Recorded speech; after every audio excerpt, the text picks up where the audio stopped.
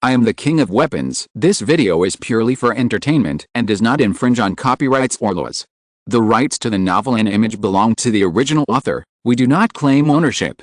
Don't like waiting and want to listen to this fanfic in full now? Subscribe to our Patreon, where you'll find the best fanfics. Chapter 201, Make the Most of Your Dreams.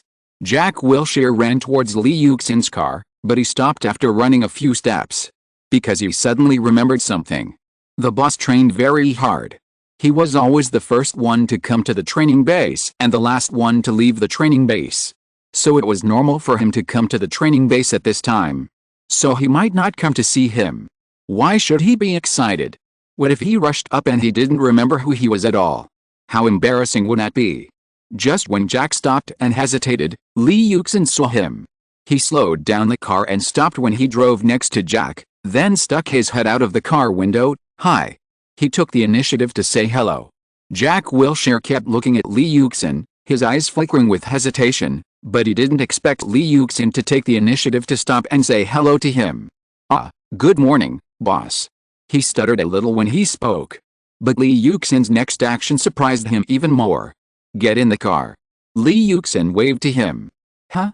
Jack Wilshere didn't expect Lee Yuxin to take the initiative to invite him to get in the car. Aren't you here to talk to me about your problem? We can't say this on the side of the road, right? Let's go inside. Get in the car. Lee Yuxin pointed to the co-pilot. They first came to the restaurant at the base. Yang Yang and the others were busy with their own things these days, so Lee Yuxin couldn't enjoy the food at home, so he had to come to eat the nutritious meals at the base. Hey, Jack, why are you here so soon? You must not have finished your meal? Oh, you are so anxious. Why are you so impatient? I told you to wait until you finish your meal before telling you. Lee Yuxin's smile looked very kind, but Wilshere didn't know why he felt a little fear from the bottom of his heart for this big brother he had known since childhood, and quickly responded, Boss, I have eaten. I really came here after I finished eating. Lee Yuxin laughed and shook his head, handed over a sandwich in his hand, and then looked at Wilshere very seriously and asked, Jack, do you want to be the captain of the team? Just this one sentence made Wilshere's heart tighten in an instant. Yes. Yes. I want to be the captain of Arsenal.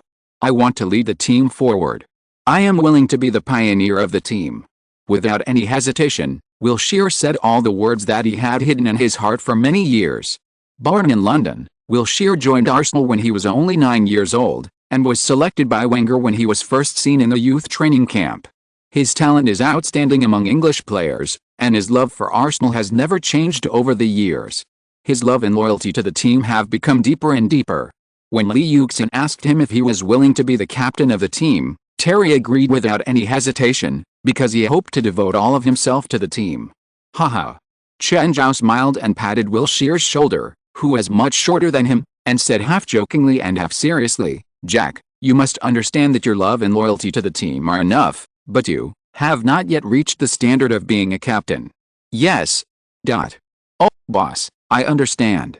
Wilshere nodded shyly, and then the two finished breakfast and changed into equipment. How is that possible? I still have to come to training, huh? Lee Yuxin smiled. Okay, tell me your problem.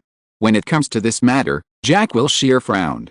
He pondered for a while, and then told what he encountered and the confusion in his heart. After listening to Lee Yuxin, he was silent for a while. His silence during this period made Jack Wilshere very uneasy, fearing that Lee Yuxin would tell him that he was powerless. But at the same time, he felt that even if Lee Yuxin did this, he had nothing to complain about. It was already very good that others were willing to listen to his confession. How many big stars can be so patient and take time out to meet an ordinary fan and listen to his troubles? He also asked him to help him with ideas, which was really too bold. But just when he was uneasy, Lee Yuxin spoke. You mean, the coach fired you because you were too thin and weak, and not suitable for the confrontation of professional football? Jack Wilshere nodded. Yes. Lee Yuxin looked at Jack Wilshere. He was almost 18 years old, about 1.7 meters tall, not as tall as himself, and weighed. I couldn't tell how many kilograms, but he looked very thin. This figure reminded him of what he looked like in his previous life. Almost the same as him. No, shorter and thinner than him. That's not a problem, Jack. Then he said. Jack Wilshere didn't expect that he would get such an answer from Lee Yuxin, and he was stunned. That's not a problem at all. Lee Yuxin shook his head and continued. Short height is not a problem, lightweight is not a problem, and weak confrontation ability is not a problem. These things can be solved. Do you know Messi? He used to be considered unsuitable for playing football because of dwarfism, but what about now? Lee Yuxin spread his hands. Look at me again. Do you think I'm strong? Anyway, much stronger than me. Jack Wilshere said. But when I first started playing football, I was shorter and lighter than you, and I would fall down if I was bumped into. So these are not the problems. The problem is whether you really want to be a professional player. Do you really want to be the captain? Do you think I'm strong? Lee Yuxin spread his hands and asked Jack Wilshere. Well, anyway, much stronger than me. Jack replied. The figures given on Manchester City's official website are that Lee Yuxin is 1.85 meters tall and weighs 73 kilograms. He is indeed much stronger than Jack Wilshere, who is 1.72 meters tall and 53 kilograms. But when I first started playing football, I was shorter and lighter than you, and I would fall down if I was bumped into. So these are not the problems. The problem is whether you really want to be a professional player. Do you really plan to be the captain of Arsenal? When Lee Yuxin asked this question, Jack Wilshere was stunned. Lee Yuxin looked at the stunned Jack Wilshere and thought of himself and Lucas Sutton.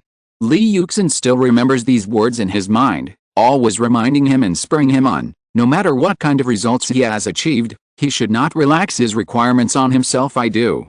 Jack Wilshere replied after he came to his senses. If I don't want to, why would I come to you? He couldn't understand why Lee Yuxin would ask such a question. He was stunned just now not because Lee Yuxin asked the question to the bottom of his heart, but because Lee Yuxin's question sounded like nonsense. He felt that Lee Yuxin should not be able to say such low-level words, right? How much do you want it? Lee Yuxin continued to ask. How much do you want it? Jack Wilshere didn't understand the meaning of Lee Yuxin's question. Yes, how much do you want it? A lot? Or just normal? Or just think about it.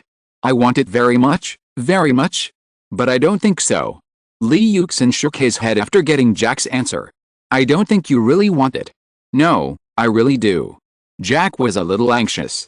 Lee Yuxin was denying him. Maybe he was unwilling to help himself? That's just what you think. In my opinion, you may just want it a little. But this little bit of thinking is only enough to support you to receive training in that team, and it can't allow you to cope with greater challenges because you are not motivated enough.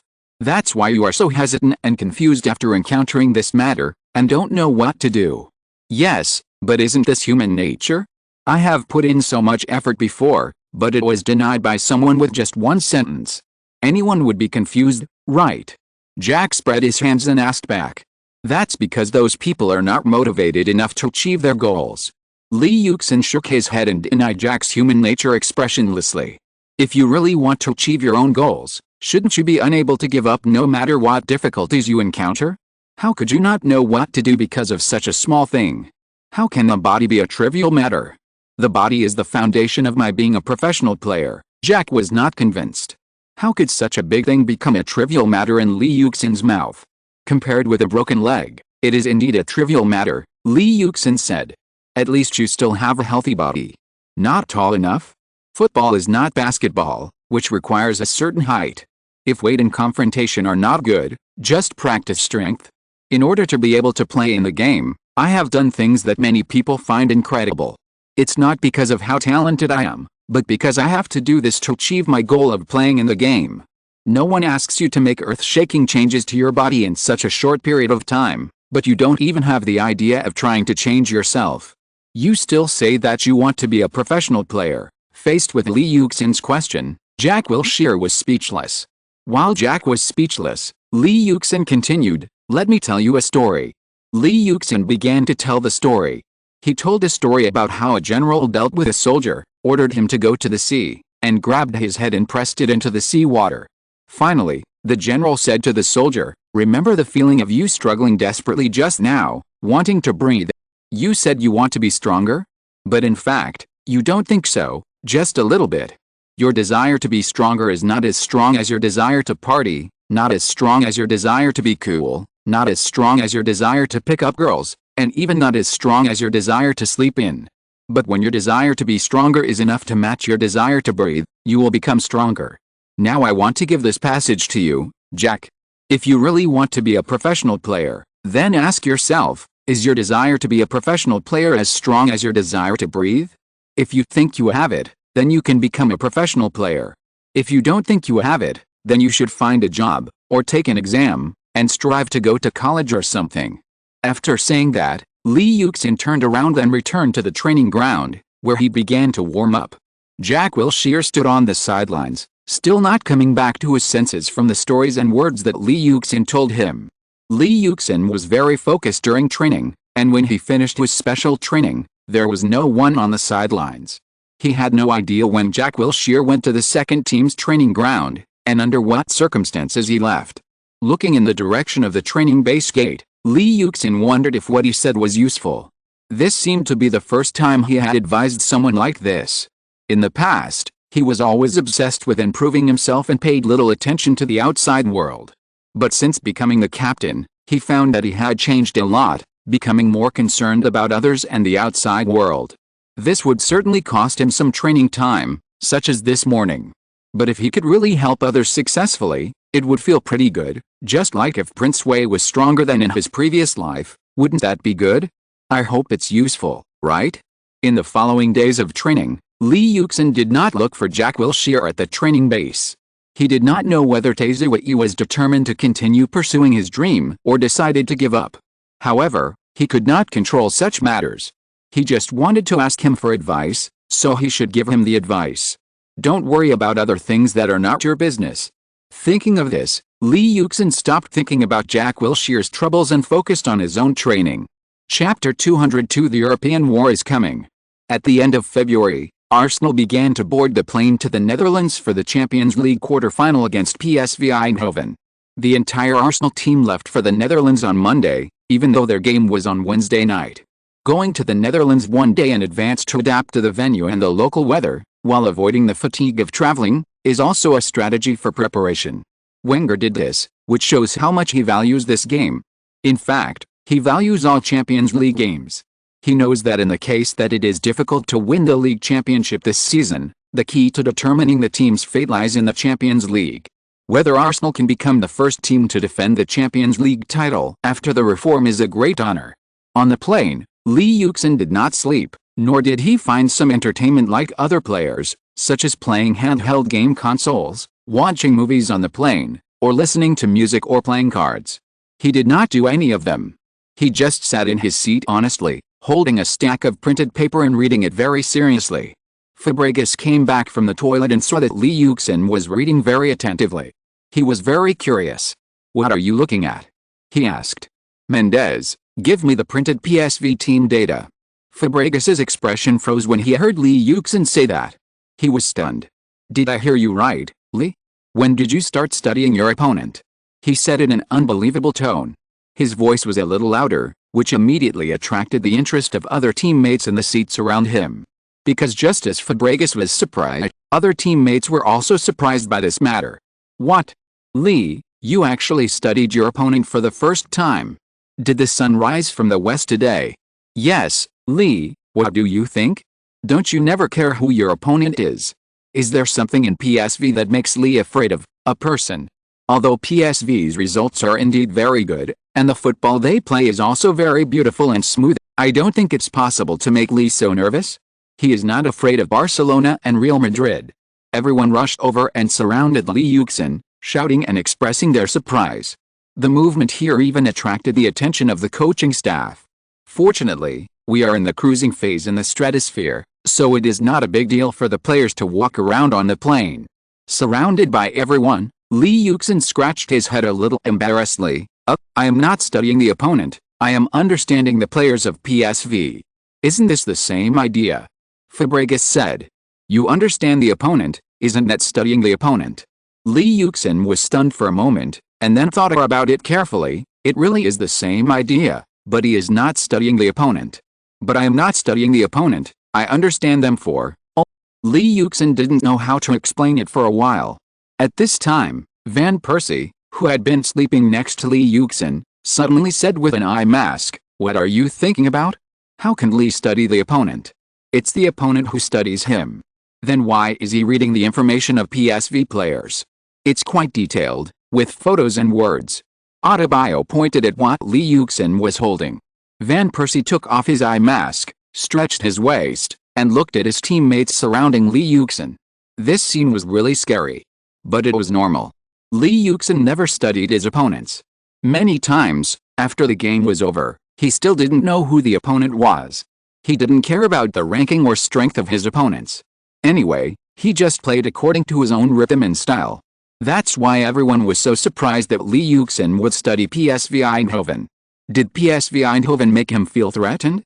But Van Persie knew very well why Lee Yuxin looked at the information of PSV Eindhoven players, because he had the same question when he got on the plane just now, and the expression on his face was similar to that of his teammates now. But now, Van Persie, who knew the truth, just wanted to roll his eyes. What? Lee didn't look at these to study his opponents, but to be able to tell who the opponent was when asked by reporters what he thought of PSV Eindhoven. Well, after all, he is the captain now, and he can't just fire at random, right? Van Persie said with a sneer. The teammates watching were stunned for a moment, and then they all turned their eyes to Lee Yuxin. Lee Yuxin scratched his head and smiled at them a little embarrassedly. When he first said this to Van Persie had already despised him. You don't even know who Koeman is. So he knew that he was indeed a little behind in this aspect. But there was no way. He really didn't have the time and interest to watch the games of other ordinary teams. The only ones that could make him pay attention were superstars like Kaká and Ronaldinho.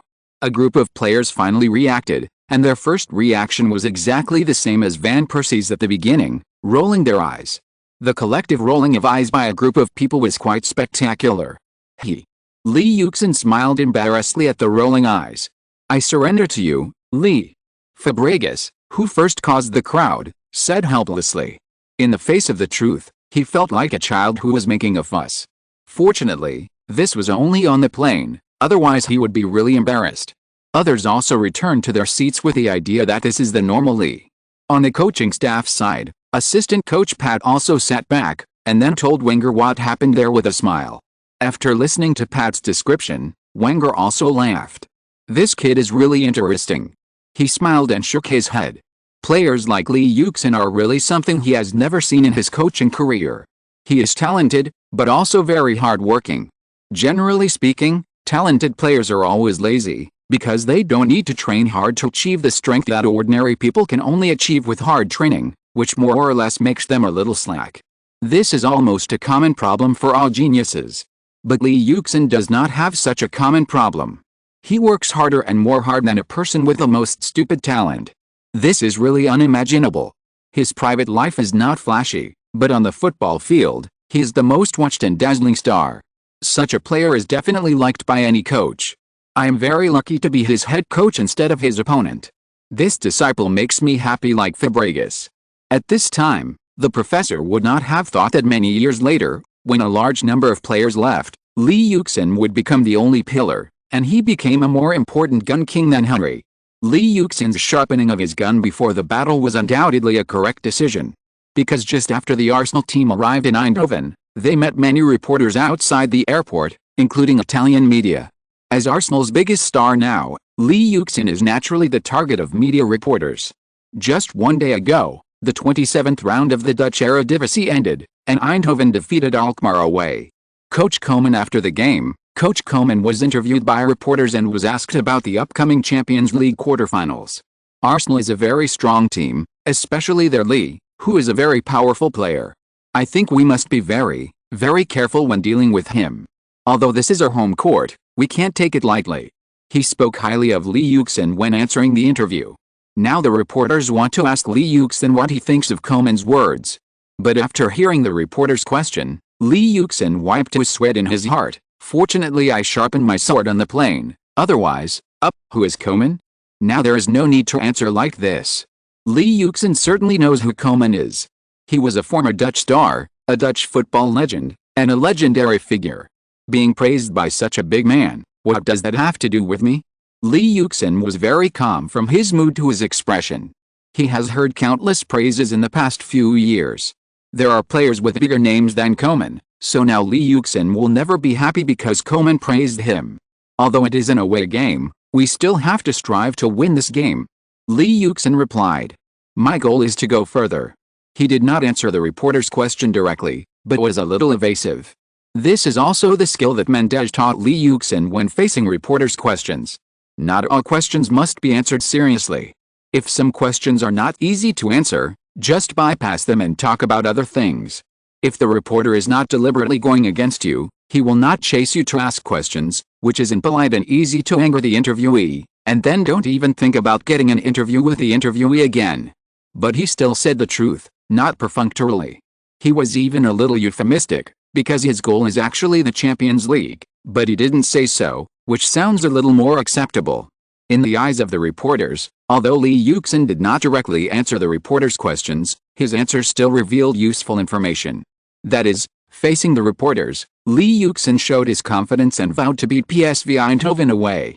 After arriving in PSV Eindhoven, Lee accepted an interview with a reporter. In the interview, he fully demonstrated his confidence. After the voiceover ended, there was a picture of Lee Yuxin standing in front of the camera to answer the reporter's questions, and his voice came out close. Although it is an away game, we still have to strive to win this game. My goal is to go further. Lee Yuxin's expression was very calm, and there was no emotional fluctuation on his face. Wrong, actually, what you said is not appropriate. Robin van Persie, who lives in the same room with Lee Yuxin, pointed at the TV screen and said, "What's wrong, Robin? Your words and attitude will easily anger the people of PSV." Van Persie said, "Anger the people of PSV? How could that happen?" Lee Yuxin felt a little unbelievable. He had said it very tactfully, and his tone and expression were very calm. How could he possibly anger the other party? As soon as he finished speaking, the screen cut back to the studio. The Dutch host said indignantly, "Lee was very arrogant when he was interviewed. Look at his expression." The screen turned into a close-up of Lee Yuxin's expression when he was speaking. Lee Yuxin's expressionless face was interpreted as arrogance. Of course, now in European football, Lee is definitely the brightest star. The Champions League group stage has just ended, and he has already scored 8 goals. Such a terrifying number of goals makes it very likely that he will defend the Champions League Golden Boot. So when facing PSV Eindhoven, he may not be very energetic. He said that he would go further, which shows that he did not take the opponent PSV Eindhoven seriously. Lee Yuxin was stunned. Van Persie pointed at the TV, "Look, what a joke, how can I be arrogant?" Lee Yuxin, who reacted, cried out in injustice, "I haven't said my goal is to win the championship yet. Fortunately you didn't say it. If you had said it, it would probably not be such a simple matter now." Van Persie said, covering his face. "Too stingy." Lee Yuxin complained to the Dutch commentator on the TV screen. He thought Mendes had prepared a special file on PSV Eindhoven players for him, so that when he was interviewed, he would not say something like "we will definitely win and it should not cause any disputes." Who would have thought that this would still cause some controversial topics? I have been careful enough, and my expressionless face can be understood as arrogance? What am I arrogant about? Just when Lee Yuxin was complaining about the Dutch people's fragile hearts, Koeman, the head coach of PSV Eindhoven at home, also saw the news. His first reaction was that the media was making a fuss again and looking for topics to hype. Lee Yuxin is now a hot star in the whole of Europe. Everyone is watching him. Anything that happens to him is big news, so it is understandable that the Dutch media picked bones from his words and hyped him up. However, media hype is hype, and it has nothing to do with him. He planned to change the channel. Such hype is meaningless to him as a head coach. But at this moment, an idea suddenly flashed through his mind. Perhaps this media hype, can he try to take advantage of it? Koeman is very clear about the advantages and disadvantages of PSV Eindhoven's tactics, because this tactic was designed by him. Now in the whole of Europe, everyone recognizes that Arsenal's football is beautiful. This is also true in European football. There are few teams that can play more beautifully than Arsenal. But Arsenal is also good at defensive counterattacks. The advantage of their own tactics is that they are very aggressive in attack, but there is also a problem at the same time, that is, the defenders are very strong, and there is a large space behind the back line. If you encounter a team that is good at counterattacks, then it will be dangerous. For example, if PSV Eindhoven meets Arsenal last season, it will be difficult for PSV Eindhoven to win. Arsenal is a team that is good at defensive counterattacks, and their team can still fight with the opponent at home. But the problem is that although the entire Arsenal team is good at defensive counterattacks, they have a player who is very suitable for defensive counterattacks, that is, Yuxin. Therefore, the key to this game is that PSV Eindhoven must score before Yuxin scores. The sooner the goal is scored, the better, and then defend after scoring. Arsenal, who are behind, can no longer play defensive counterattacks. They must press out to attack, that is, to attack PSV Eindhoven. And Koeman is very confident in the offensive strength of his team. Once the two sides attack each other, Koeman believes that PSV Eindhoven can win at home. So the focus now is how to score first when facing Arsenal's tight defense. This will test the performance of the team's offensive lineup, and also depend on the team's morale and state. If the players believe that Yuxin really looks down on them, it should be able to anger them, so that in tomorrow's game, the players may perform better than usual. In this way, the chances of scoring first at the beginning of the game can be increased. The more Koeman thought about it, the more he felt that this was a feasible solution. Sorry, one update today. If you're listening to this novel on a channel other than Fanfic World, it means they downloaded and uploaded it without effort. We cordially invite you to visit our channel, Mundo Fanfic Novelis. There you'll find the original version of this story, and you can explore many other novels of various genres. We're waiting for you to immerse yourself in a world of incredible novels. Chapter 203 Big Mouth Shut Up Expectations.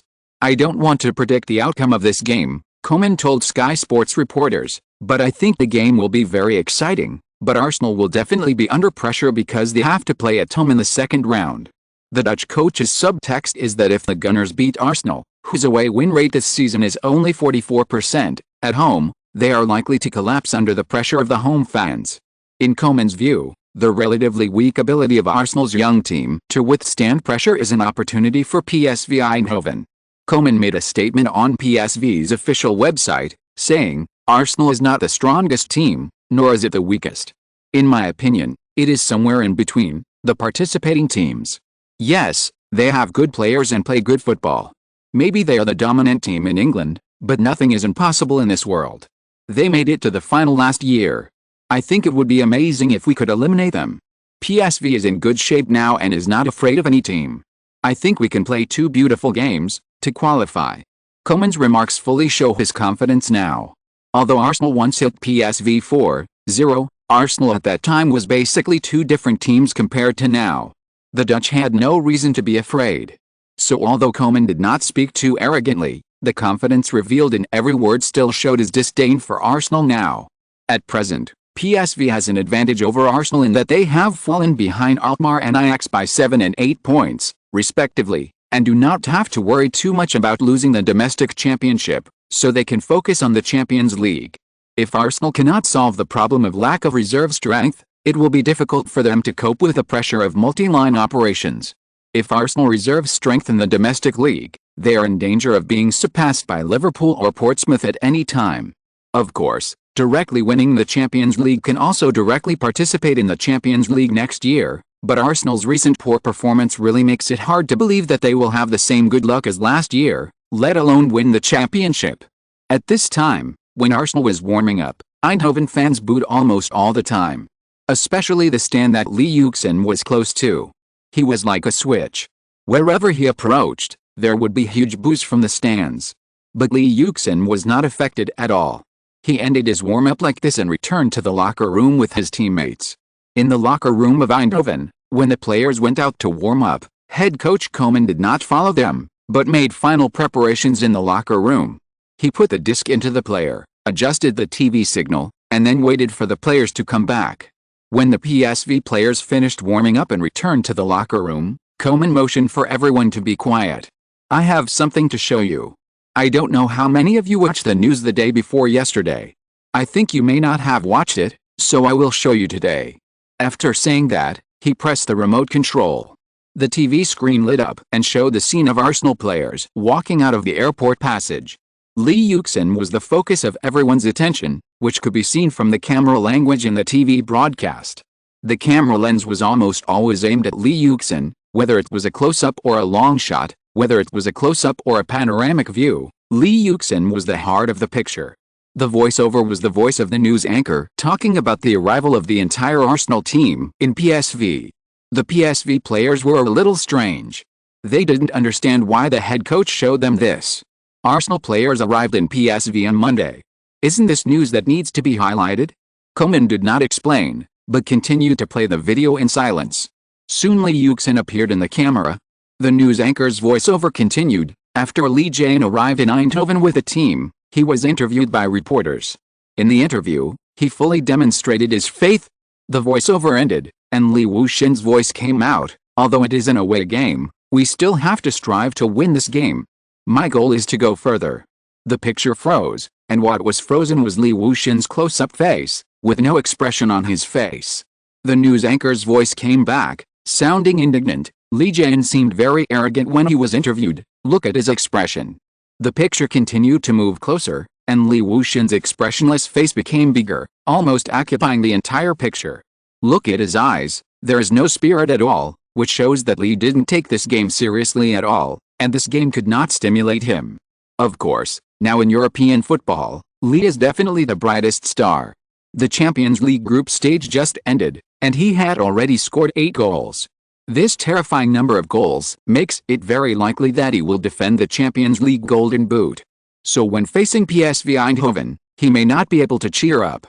All he said was to go further, which shows that he did not take the opponent PSV Eindhoven seriously. Although PSV Eindhoven ranks second in Serie A, Arsenal ranks first in the Bundesliga and has a clear advantage, so it is normal for him to have such thoughts. But, such arrogance are still annoying. Then the scene of Lee Yuxin saying those words with an expressionless face repeatedly appeared on the screen. Although it's away. But my goal is to go further. After editing and cutting out the sentence in the middle, this is the subtext of Lee Yuxin that the TV station wants everyone to know. After the video was over, Koeman said, obviously, our opponents didn't take us seriously. If the players were just a little skeptical when watching the video, thinking that the media might have distorted Lee Yuxin's words. But now, when their head coach said it in such an affirmative tone, they all believe the head coach's words. That's right, Lee Yuxin just looks down on us. Lee is very good, we have mentioned it repeatedly in training more than once, so I think you should all have a deep impression. But our repeated mentioning does not mean that we are afraid. It is necessary to let them know that PSV Eindhoven cannot be underestimated, Koeman said. This is our home court. If our opponents look down on us on our territory, then each of us will become the laughingstock of the whole of Europe.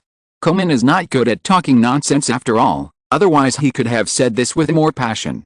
But it doesn't matter, the effect has been achieved. The emotions of the PSV Eindhoven players have changed a lot.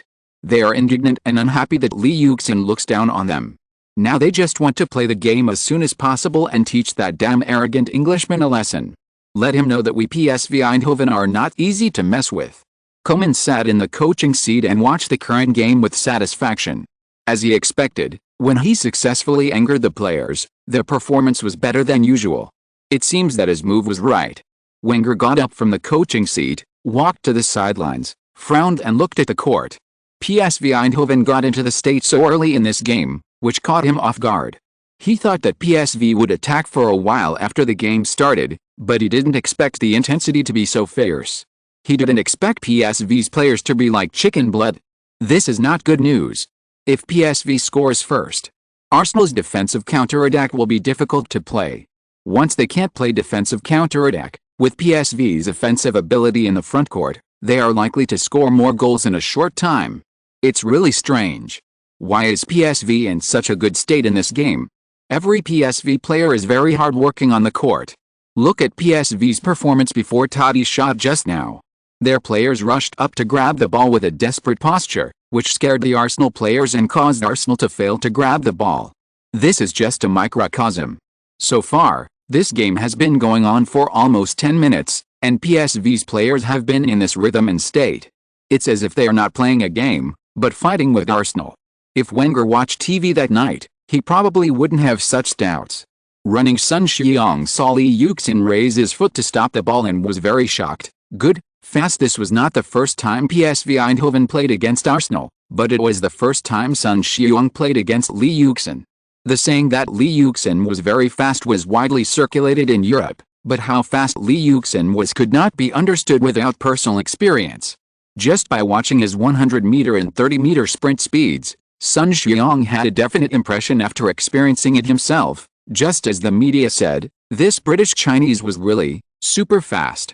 Li Yuxin did not slow down till just after stopping the ball, but took advantage of the situation to dribble the ball out again. This made Sun Xiang, who was planning to take advantage of Li Yuxin's slowdown to stop the ball and then adjust, feel desperate. He could not catch up at all. The beautiful stop was very beautiful and appropriate. It did not stop directly at the feet, but stopped forward, so there was a lead time. Wrong could rush forward without slowing down. Just like this, Wrong, David Mortensen shouted. The Dutch commentator panicked. Wrong dribbled past Sun Xiang, who was as slow as a snail in front of him. The previous relaxed and joyful tone of the commentary was gone. Li Yuxin didn't give anyone a chance to intercept him head-on. He pushed the ball forward and accelerated to overtake the defenders who were defending. The defenders hadn't even run to their designated defensive positions before they were passed by Li Yuxin. Alex and his partner became the background. The PSV fans in the stands booed loudly from the moment Li Yuxin started chasing the ball, hoping to disrupt his receiving and dribbling, but without exception, they all failed. Until now, they no longer had time to boo. Everyone was nervous and terrified as they watched Li Yuxin and the attacking goalkeeper Gomez meet at high speed in front of the goal. For Gomez, his only chance was the moment when Li Yuxin passed Alex. As long as he attacked earlier than Li Yuxin expected, he would have a chance to pull teeth out of the tiger's mouth from under Li Yuxin's feet and snatch the ball. So he didn't even consider the possibility that Alex could stop Li Yuxin, and he attacked decisively when Li Yuxin faced Alex. Sure enough, Li Yuxin dribbled the ball far and surpassed Alex. But this also made him lose control of the ball. Now both he and Li Yuxin have a chance to grab the ball, and his advantage is that he can use his hands. Thinking of this, Gomez suddenly opened his eyes in horror, because he saw that Li Yuxin, who had just dribbled past Alex, suddenly appeared in front of the ball at an unimaginable speed. How did he rush over? Because he had been focusing on football, Gomez was not mentally prepared for Li Yuxin's sudden appearance. It felt like what he saw was not a continuous 24-frame-per-second animation, but a slideshow. The previous one showed Li Yuxin just passing Alex, and the next one showed Li Yuxin swinging his right foot behind the football. Gomez made a hasty save. He was destined to not be able to grab the ball, so he could only change his mind temporarily and use his body to block Li Yuxin's shot. He stretched his body as far as he could, so that his fingertips and toes formed a very wide defensive area, trying to block the angle of Li Yuxin's shot. He was 1.91 meters tall, and with his arms, the length of the block was more than 2.2 meters, which was amazing. But when Li Yuxin kicked the football, it was not a low shot that he was best at, but a lob shot. Lob shot. The Dutch commentator's exclamation revealed his current disbelief. Li Yuxin's previous series of breakthroughs were very fast, crisp, and full of sharp and tough lines. Everyone thought he would end this attack with a powerful volley. Who would have thought that he suddenly changed his style at the end, and made a beautiful lob shot?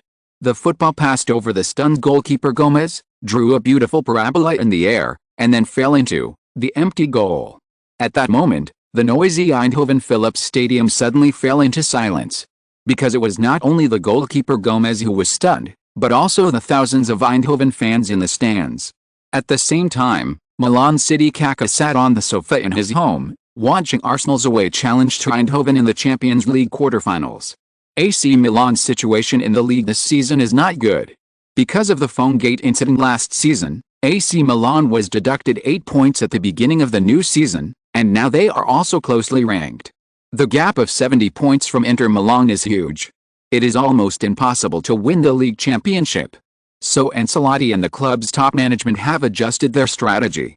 No longer pursuing the league championship, but hoping to achieve good results in the more accidental Champions League. The same is true for Kaka. His performance in the league is a bit mediocre, but he is very eye-catching in the Champions League. So far this season, Li Yuxin is the top scorer in the Champions League, and Kaka is the second. As a potential opponent, Li Yuxin is very concerned about Kaka's performance, and Kaka is also paying attention to Wang's performance. So Kaka will watch any Champions League game involving Li Yuxin. If he has time, he will occasionally watch the Premier League games. He really wants to play against Li Yuxin. It seems that the opportunity is coming. Chapter 204, Victory of Responsibility. At this time, Li Yuxin remembered the scene of that day. Shuo nodded, smiled at him and said, "Yuxin, do you know what is the greatest charm of a man?" He was stunned. He didn't expect Shuo to ask himself this. I stammered, I don't know. Shuo said, "The greatest charm of a man is neither his appearance nor his talent. In my opinion, the greatest charm of a man is his responsibility and commitment. Lin Yang, this captain will be a test and test. I hope you can pass the captain's test and become a charming man. How about it?" As he said, Shuo smiled at me again. To be honest, that smile really made me irresistible. Shuo's words are deeply imprinted in my heart. Responsibility and commitment are things I can't avoid now. I am the captain of Arsenal. Although I can't change history alone, I can use myself to lead the players of the whole team like the Prussian warriors. Change Wu Guan, not only myself, but the temperament of Arsenal. Wu Guan does not belong to Arsenal. I don't care about the Arsenal in history. I want to change this Arsenal. Seeing his teammates flocking to him, Li Yuxin was full of pride. Arsenal has changed because of me. Moreover, Li Yuxin plays an overly important role in Arsenal's offensive system. When Li Yuxin is in good physical condition, relying on such a strong striker is not a bad choice. However, after Li Yuxin was injured or in poor condition, the problem of the team's over-reliance on him was completely exposed. Especially when Walcott, Bell, Rosicki and other players were injured one after another, the Gunners' offensive ability plummeted, and scoring goals seemed to become a very difficult thing. In the first 24 rounds of the league, the Gunners scored a total of 47 goals, ranking at the top of the league, with a good result. However, all of the Gunners' 27 goals were scored in the first 22 rounds of the league. Before the end of the North London derby, the Gunners could score an average of 2.25 goals per game. Such offensive power is enough to make them rank in the top 3 of the league, only 1 goal behind Manchester United. However, since the round when he was injured and rotated, Arsenal has not scored in 3 consecutive league rounds. Isn't this too unreasonable? From the most powerful team in the league to goal drought in 3 games, the Gunners' offense has become their biggest problem. If they want to become a truly strong team, the Gunners must get rid of the Lee dependence. Through the Mirror column, the famous Arsenal fan Piers Morgan analyzed, "In the eyes of this senior media person, Arsenal's problem is that the team's offense is too dependent on Li Yuxin alone. The tactics designed by Wenger for Li Yuxin can greatly prevent Li Yuxin from being targeted, while at the same time greatly liberating the general's offensive power. Such tactics are definitely a good thing for Li Yuxin. This season, he's expected to win the Premier League Golden Boot, which is the best proof.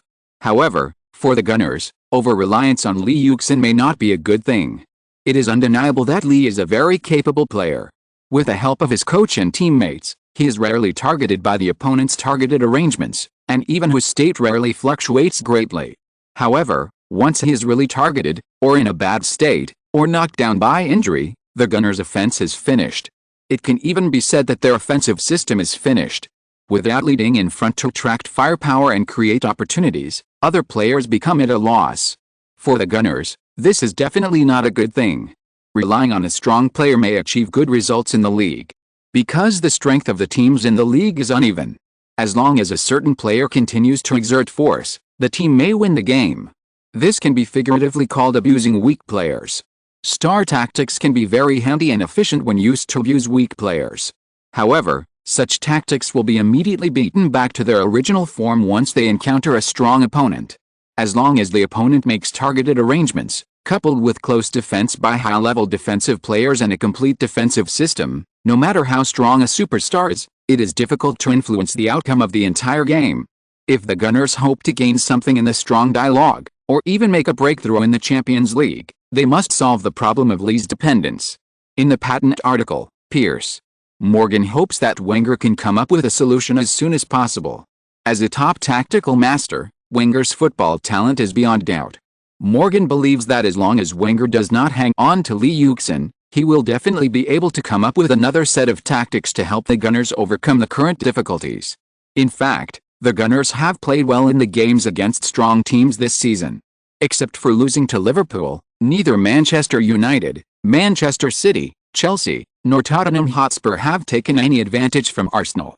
Piers Morgan analyzed that in these strong dialogues, Van Persie's performance was sometimes not good. However, Lee Yuxin's presence has diverted the attention of the opponent's defense. As long as Lee Yuxin appears in the penalty area, the opponent dare not defend. This is the value of Lee Yuxin. Lee Yuxin also understands that, admittedly, after being built according to Henry's model, he can shoot from a distance, can solve the counterattack alone, and can head the ball in the penalty area. He scored 26 goals for Arsenal in all competitions this season, becoming Arsenal's top scorer from Gascoigne's successor, and also the top scorer in the Premier League. But Arsenal is third in the league. Maybe in the league. But in the Champions League, future superstars like me are needed to play their roles and dominate in a single game. And I am the captain and the big brother of Arsenal. The game continues. PSV Eindhoven had been looking forward to this game before the game, and had many fantasies and predictions about it. But even the most pessimistic people probably didn't expect that their team would be scored 3 goals by Arsenal in the 22nd minute of the game. What does this score mean? It means that it is difficult for them to win this home game. What PSV Eindhoven can do and should do now is to narrow the gap. If they can score a goal, it will be great. In this way, there is still a chance to fight to the death in the second round. In London, Arsenal fans are cheering. 3-0 gives them hope of advancing to the quarterfinals. Now Arsenal can completely recover and play a real defensive counterattack. Even if they didn't score any more goals, they felt that they would win without much suspense. I didn't expect this away game to be so easy. Everyone thought that Arsenal had already won, and they might slow down the pace and play more easily. But what happened next was completely beyond normal expectations. In the 20th minute, Fabregas made a straight pass, Van Persie received the ball and passed it back, and Flamini followed up with a powerful long-range shot, and the ball flew into the PSV goal for the 4th time. Then in the 44th minute, just as the first half was about to end, there was another classic quick counterattack. Lee Yuxin scored his 3rd goal of the game in the counterattack and completed a hat-trick. 0-0, Arsenal scored 5 goals in a crazy first half, and Wrong completed a hat-trick in these 45 minutes. It's incredible and incredible. Even the commentator David Mosen was shocked. When Arsenal scored 2 goals, everyone thought this start was really wonderful. After Arsenal scored 3 goals, they felt that Arsenal could face the next game with a very relaxed mentality. Arsenal didn't relax, but continued to work hard and scored 2 more goals. Lee Yuxin even completed a hat-trick. Such a performance was unexpected by the opponents, not to mention their own fans. Arsenal fans in front of the TV didn't know what expression to use to face these goals one after another. Cheer? They suddenly felt pity for PSV Eindhoven. Before the game, the Dutch media made up stories and insisted that Lee Yuxin didn't take PSV Eindhoven seriously and was arrogant. But now after watching the first half of this game, I think everyone will only think that if Lee Yuxin really didn't take PSV Eindhoven seriously, then it should be.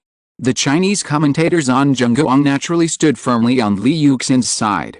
Before the game, the Dutch media criticized Lee Yuxin for being arrogant, which made him very unhappy. Now he finally got the opportunity to criticize the Dutch media in the commentary. Television stations from all over the world were crazy about Lee Yuxin's performance. The commentators and guests made hats out of all the compliments they could think of and put them on Lee Yuxin. In the end, they slaughtered PSV Eindhoven with an amazing score of 6-0 away from home. Lee Yuxin was replaced in the 75th minute. He was unable to continue scoring in the second half, and he did not tie the single-season goal record of the Champions League after the reform created by Van Nistelrooy in this game. However, everyone believed that with Lee Yuxin's current state, it would not be long before Van Nistelrooy's record would be gone. What everyone should discuss and look forward to is Lee Yuxin breaking Waltafini's record. There are only 3 goals between 11 goals and 14 goals. With Lee Yuxin's current state, 1 more hat-trick will be enough. When the game was over, the TV broadcast gave a close-up of the scoreboard on the big screen of the Olympic Stadium in Eindhoven. The score of 0-6 happened to be in red font, which looked bloody in the lens of the TV camera, silently telling people about the tragedy that had just ended in this stadium. The PSV Olympic Stadium seemed a little empty at the end of the game, because many PSV fans had already left the stadium before the game. In the 70th minute, a large number of fans began to leave. In the end, only the die-hard PSV fans in the South Stand persisted. But they also seemed a little depressed in the face of such a tragedy, and the momentum of cheering was much smaller. After Lee Yuxin got the ball, they didn't boo Lee Yuxin much, they were not in the mood at all. This game destroyed all hopes of PSV to advance. For PSV fans, especially the most die-hard PSV fans, it was too cruel. The TV broadcast captured some shots of PSV fans in the stands.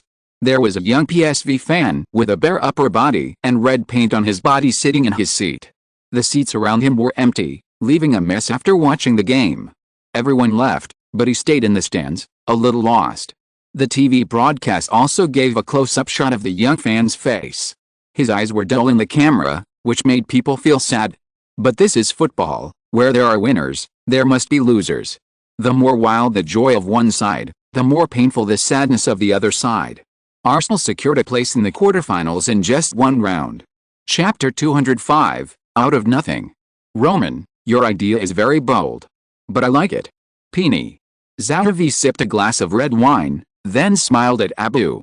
Pini. Zahavi. European football super agent. Zahavi, 60 years old this year, is a football tycoon hiding behind the media. If Florentino, Berlusconi, and Beckenbauer are all football tycoons in the open, then Zahavi is the invisible football tycoon. He is one of the invisible hands in European football. He has a wide network of contacts in the football world. He is also very capable. The two most beautiful deals recently are that Ferdinand changed two clubs within half a year. In the two transfers within half a year, Zahavi really made a lot of money. Of course, there is another beautiful transfer, which is to transfer Varane from Lazio to Manchester United, and then Manchester United to Chelsea. Varane's agent is not Zahavi. But Zahavi was the matchmaker. Ferguson was interested in Varane, but Lazio chairman Cragnotti was not an easy character to deal with. Therefore, Ferguson invited Zahavi, a super agent who was friendly with him, to come forward. It was done beautifully. Zahavi persuaded Cragnotti to let Varane join Manchester United smoothly. The money earned in the middle was no less than that of Varane's agent. In many difficult transfers, they would invite Zahavi to be the middleman. His potential energy is amazing. This Israeli Jew is a real super crocodile in European football. Even the most powerful clubs and coaches will not offend Zahavi, the super agent. Now he is sitting next to Abramovich. He is 60 years old. Except for his gray hair. Of course, this is not because he is old, but because he originally had white hair. You can't tell from his face that he is already 60 years old. The important thing is that he is very confident. This is an aura of great confidence in his own abilities. In front of Zahavi, Abramovich, the rich man, is important. Zahavi is someone who can talk directly to those football crocodiles, including Florentino and Berlusconi, who set the order of European football. Zahavi is someone who can talk to them directly. Zahavi speaks casually, but he knows how to measure things. Although he is very casual, Abramovich did not feel that Zahavi despised him. Instead, he felt that Zahavi treated him like a friend.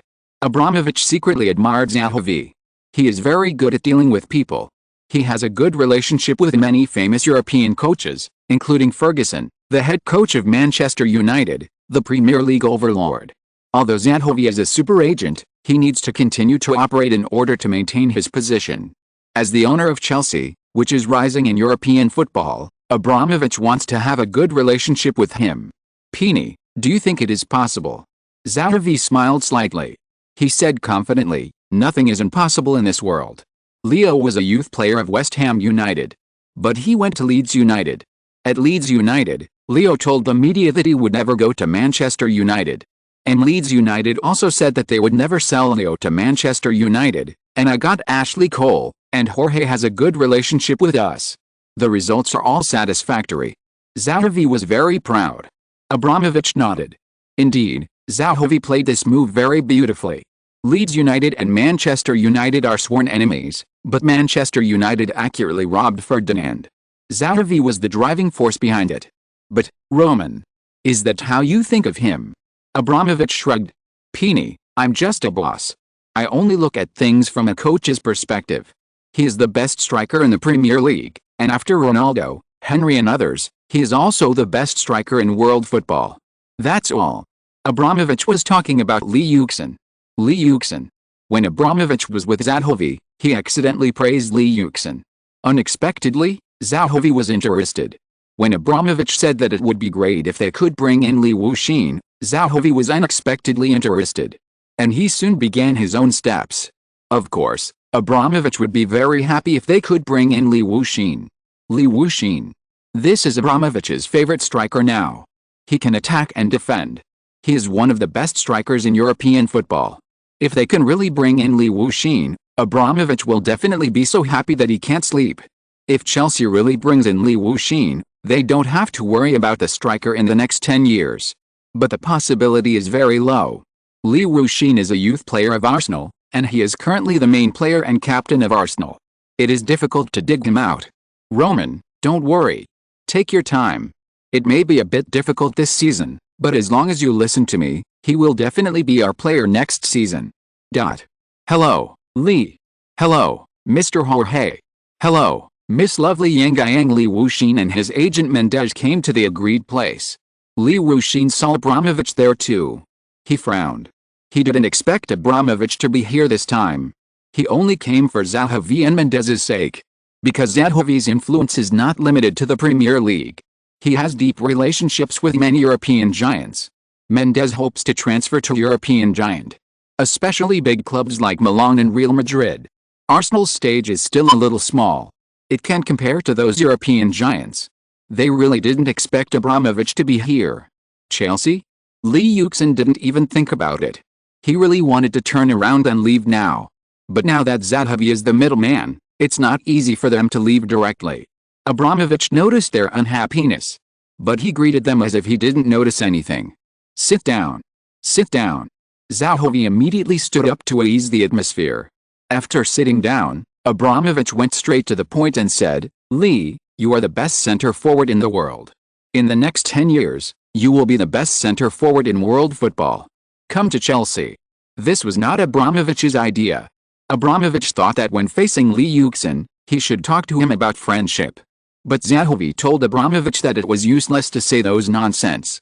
The best way was to tell him directly that you were interested in him. Lee Yuxin was stunned.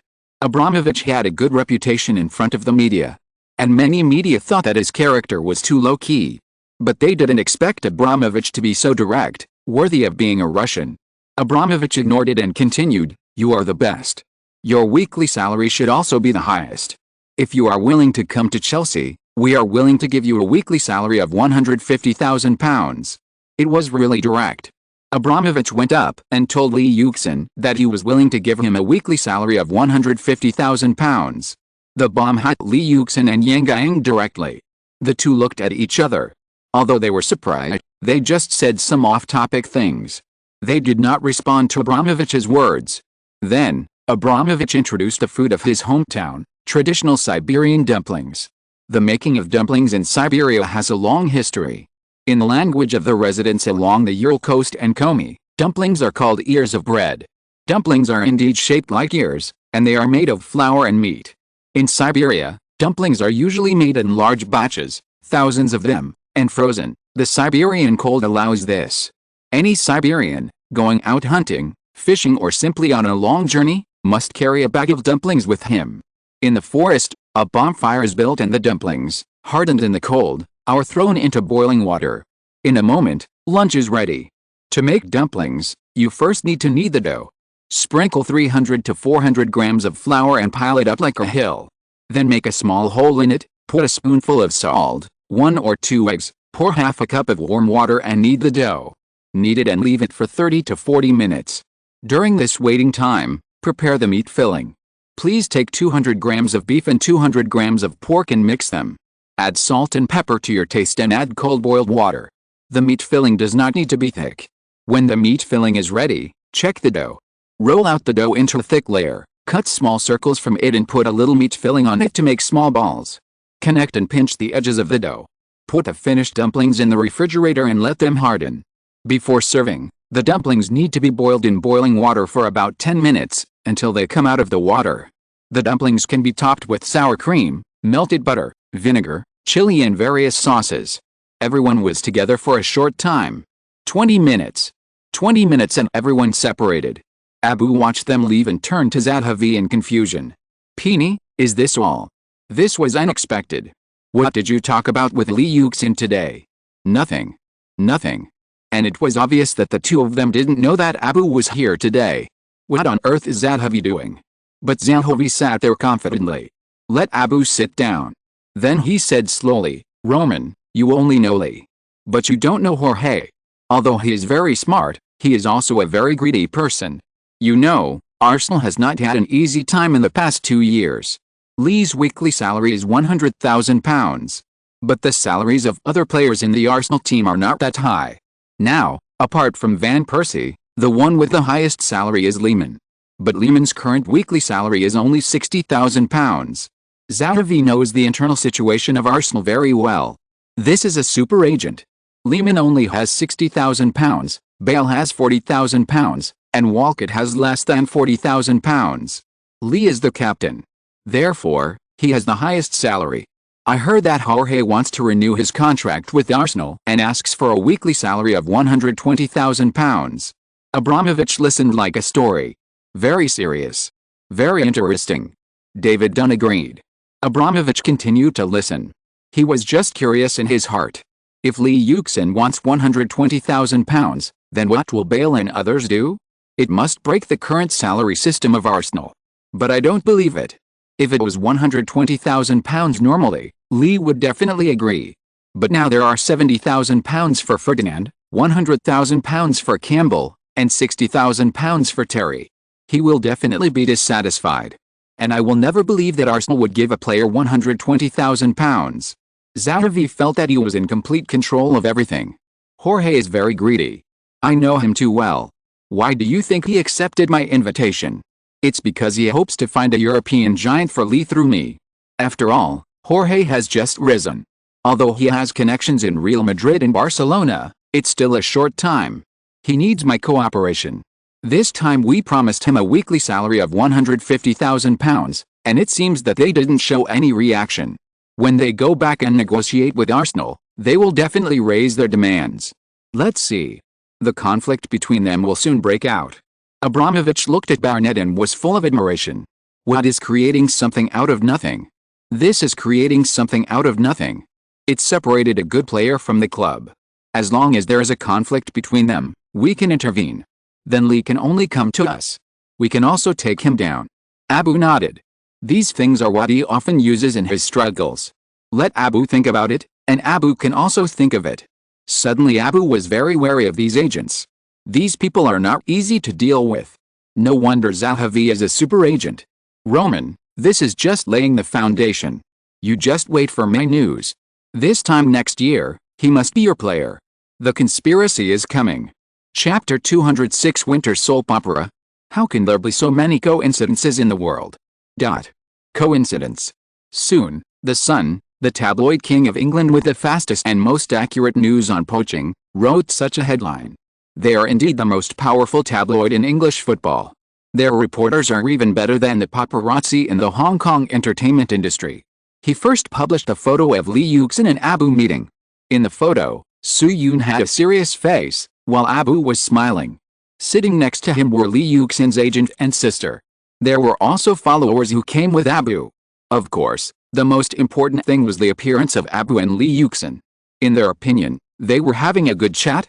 Of course, the two parties denied it, and although the reporters could say whatever they wanted, there was no conclusive evidence. But The Sun had a lot of ways. Because if you saw the next set of photos, you could guess it immediately. There was no Lee Yuxin in the next set of photos. But it made more people see it clearly. Because there was a set of photos of Abu and Lee Yuxin's agent Mendez talking and laughing there. Another group of photos is Lee Yuxin's agent Mendez, and the other person next to him is Chelsea's head coach Mourinho. This is too obvious. Most people don't know football agents. But after the explanation of The Sun, everyone knows that this person is Lee Yuxin's current agent and Mourinho and Ronaldo's agent. The player's agent frequently meets with the top management of the other club. The meaning is already obvious. Can this be called a coincidence? Only a ghost will believe it. This is what The Sun wrote in the conclusion. It can't be said that Lee has already made an agreement with Chelsea, but what happened? And only a ghost will believe what Lee said about coincidence. Yes, only a ghost will believe it. This matter is very sensational. If Lee Yuxin was still an unknown person a year ago, although he made a big splash in the league, But that's all. At that time, Lee Yuxin was regarded as a future star by many media. But now it's completely different. Although Su Yun is only 19 years old, he has scored 26 goals in various competitions. Such performance is enough to make the world football world look at him. Not only that, Lee Yuxin's handsome appearance and huge commercial value also attracted many eyes.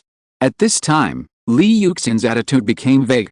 Of course, he didn't want to leave, but wanted to get more salary. After all, people die for money and birds die for food.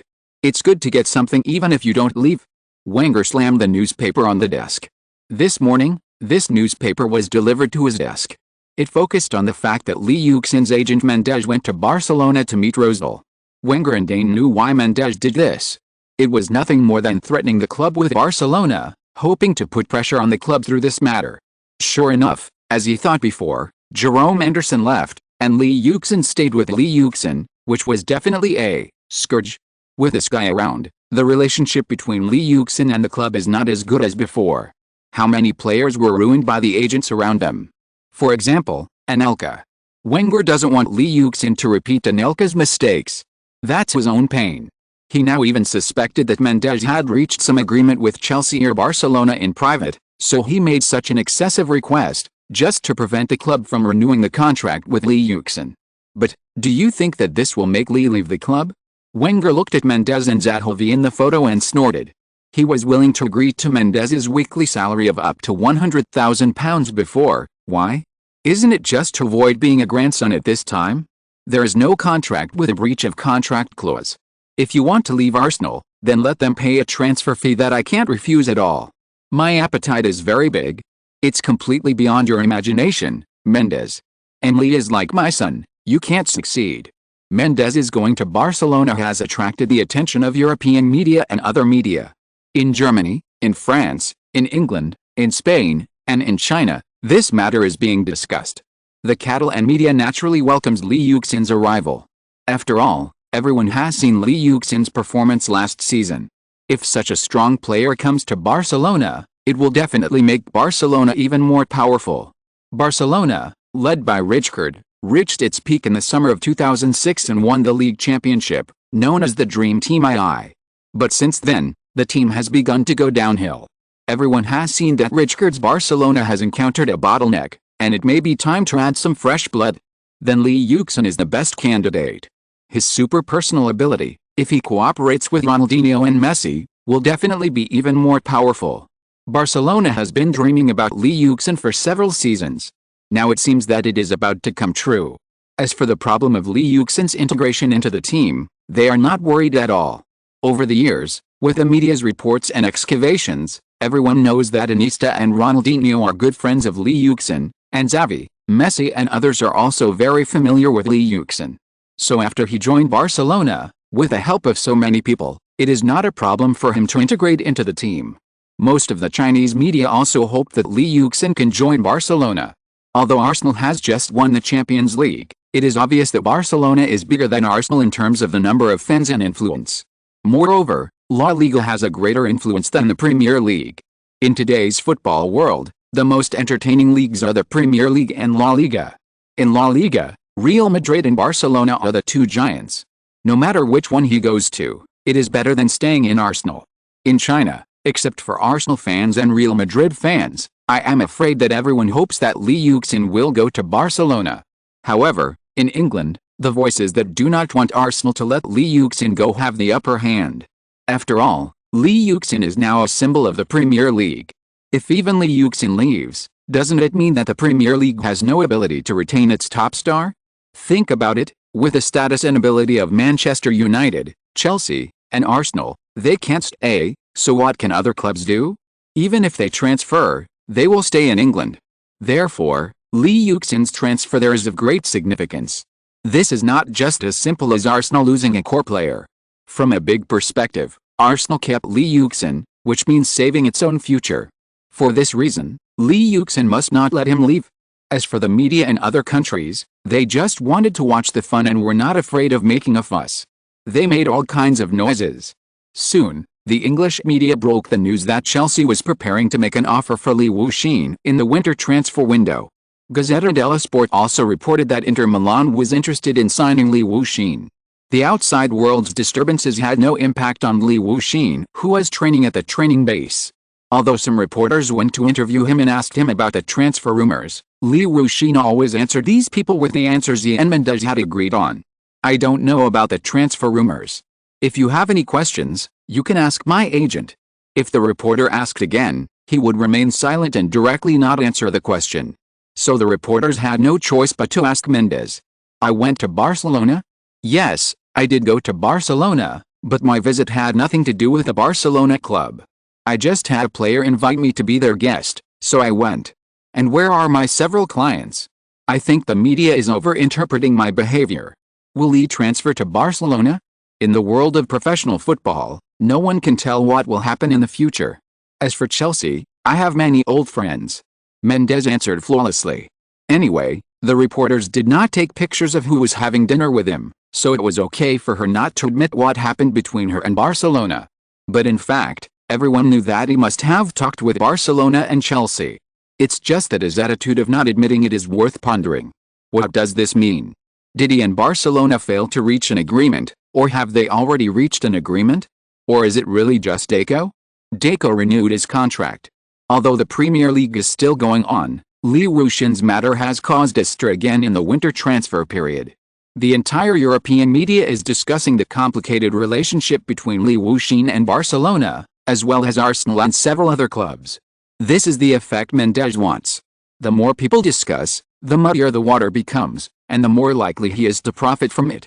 For Mendes, it doesn't matter whether Li Yuxin stays at Arsenal or joins Barcelona or Chelsea, but it must be in Li Yuxin's best interests.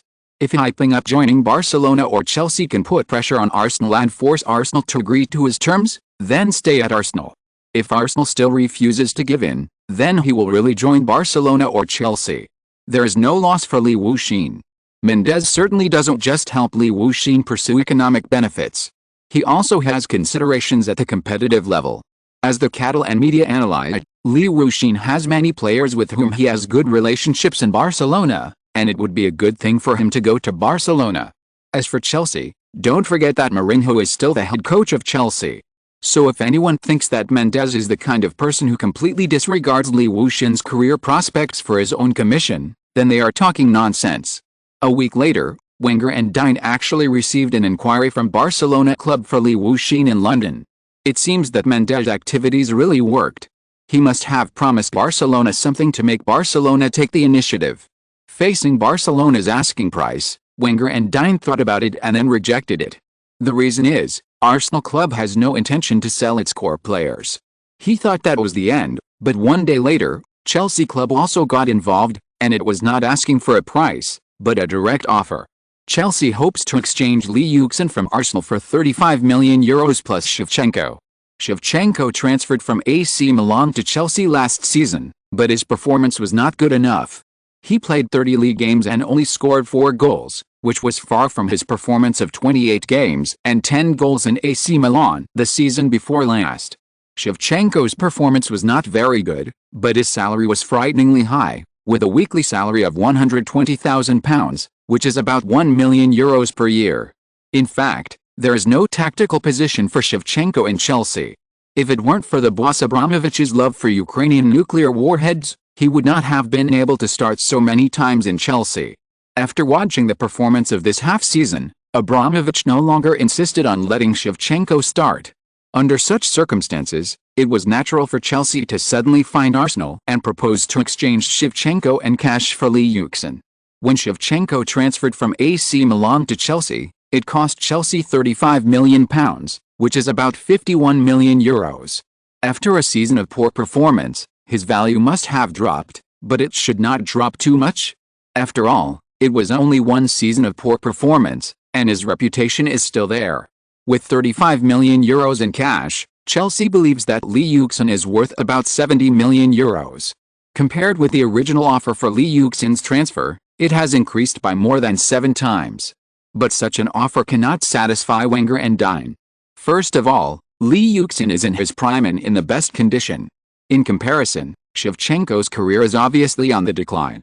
A declining Shevchenko's value will only get lower and lower, while Li Yuxin's will get higher and higher.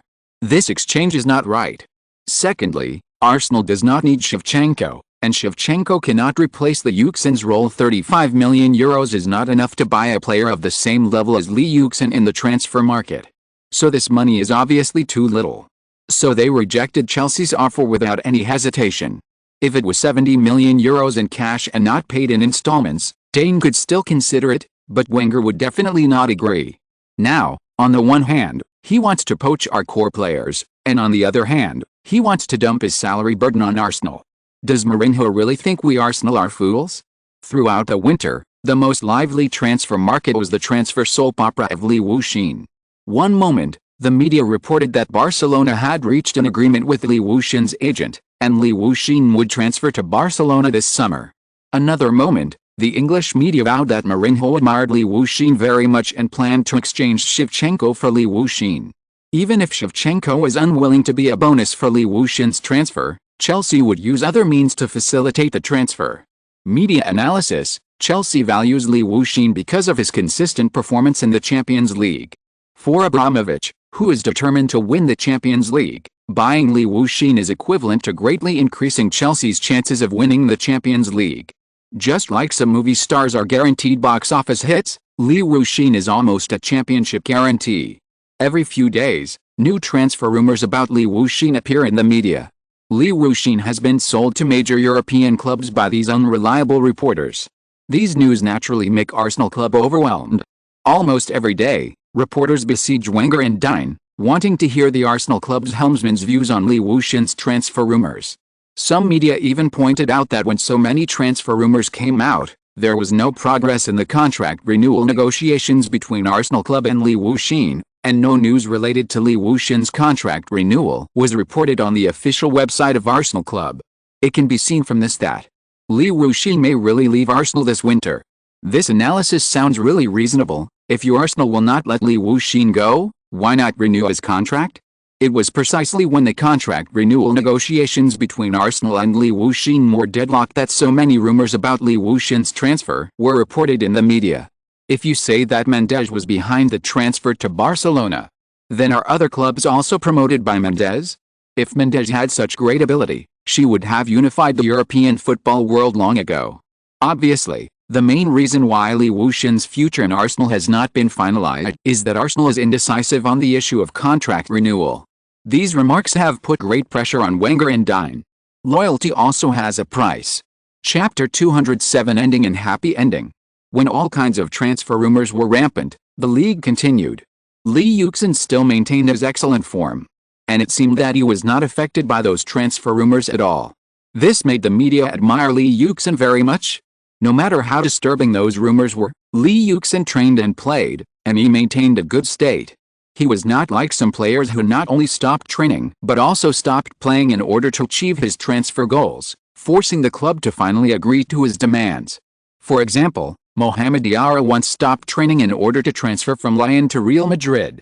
But Li Yuxin did not do so. His professional attitude is admirable.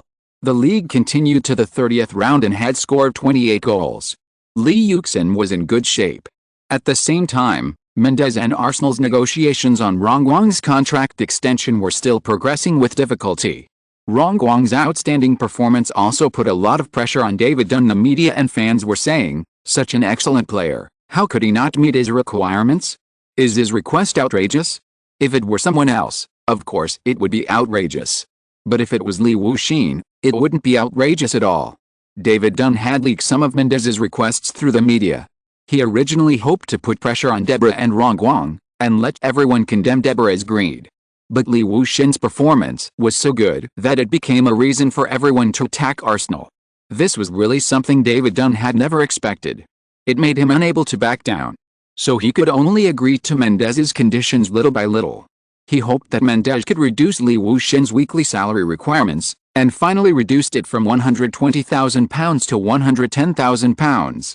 Li Yuxin successfully got Arsenal's first salary, and Arsenal also got Li Yuxin's persistence. On the second day when Li Yuxin was going to discuss with Wenger how to deal with the rumor incident, Li Yuxin drove his car to the gate of the training base on time at 8:30 as usual, and was immediately surrounded by a large crowd of reporters and fans. Seeing this situation, Li Wuxin knew that if he didn't get out of the car, it would make the rumor more real. So, he decisively pushed open the car door and got out. As soon as Li Yuxin got out of the car, the reporters around him immediately asked him questions. Li, I heard that you are going to transfer to Chelsea for £68 million, and your weekly salary is as high as £150,000. Is this true? Li, Mr. Moratti came to London again in person. Has he discussed with you about the transfer to Inter Milan? Li, I heard that you have submitted a transfer application to the club through your agent. Is this true? If the reporters' questions were polite, then the fans' reactions were more intense. Some fans held banners saying Li, please don't leave Arsenal, and cried to Li Yuxin, while some fans shouted loudly, Li, we need you. There were even more violent fans shouting behind, traitor, Judas. Some fans even threw messy things at Li Yuxin. Although Li Yuxin dodged in time, he was still hit by the things thrown by the fans. However, Li Yuxin did not care. This was just a way for the fans to release their emotions after being stimulated by the rumors. In the end, they just didn't want Li Yuxin to leave Arsenal. Gentlemen, can you let me make a phone call first? Li Yuxin had no choice but to climb onto the roof of his car and said to the reporters and fans below, you all know that Mr. Wenger has always been disgusted with late players. I have to ask him for leave. Asking for leave? Asking for leave at this time? Everyone around was confused. Since he was leaving, why did he ask the head coach for leave so seriously? What was going on? With this doubt, everyone around him immediately quieted down and watched Li Yuxin take out his mobile phone to ask Wenger for leave. Sir, I am surrounded by reporters and fans outside the base. I may not be able to get in for a while. I'll ask you for leave first. Li Yuxin deliberately spoke louder so that people around him could hear. Hearing that Li Yuxin was surrounded by reporters and fans outside the base, Wenger, who had already heard the rumor that Li Yuxin was going to transfer, immediately realized that this was a good opportunity to clarify the rumor. However, he still said worriedly, I know, Li, you must pay attention to your wording and try to calm the fans' emotions. Also, after you finish dealing with things outside, come to my office. We have to find a suitable way to eliminate the adverse effects of the rumors on the team. This rumor has made everyone panic. Okay, sir, I'll take care of it. After hanging up the phone, Li Yuxin glanced at the fans and reporters around him, and then said in a very calm tone, I know what you mean by coming here. In fact, these are just some boring people writing some boring articles, so I am here to focus on solving everyone's questions. Then he said to the reporters around who were holding microphones, Dear reporters, please forgive me. I will say a few words to my fans here first, and then accept your interview. Is that okay? After getting the consent of the reporters, Li Yuxin looked at the large crowd of fans around him and said loudly, Hello, fans who care about me, I am very happy to meet you here. Although the club has organized many activities to communicate with everyone, none of them is as casual and comfortable as it is now. Everyone can express their feelings freely on the topics they are interested in. In fact, everyone comes here for only one purpose, that is, to see whether I, the captain who has joined Arsenal for more than 8 years, will leave Arsenal and London in this year's winter transfer window as the newspapers and media say. So I will give you a clear answer here, that is, at this point, Li Yuxin paused for a moment, and seeing the nervous expressions of the fans around him, he continued, No. I will not leave Arsenal. This is my home. And you are my dearest family. Wow, that's great, I knew Li would not leave us. Li, we love you forever. Thank God, Li will not leave Arsenal, and will not leave London.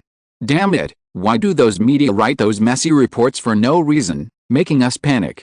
Haha, I said Li would not transfer. What do you think? I was right, wasn't I? Really? Why did I just hear you say who is the traitor and who is Judas? I didn't say Li, I said someone else. Damn it, why do you keep entangled with me? When Li Yuxin said that he would not leave Arsenal, the fans around him immediately became excited and expressed their support for Li Yuxin's words. Reporters also used cameras to record this touching scene.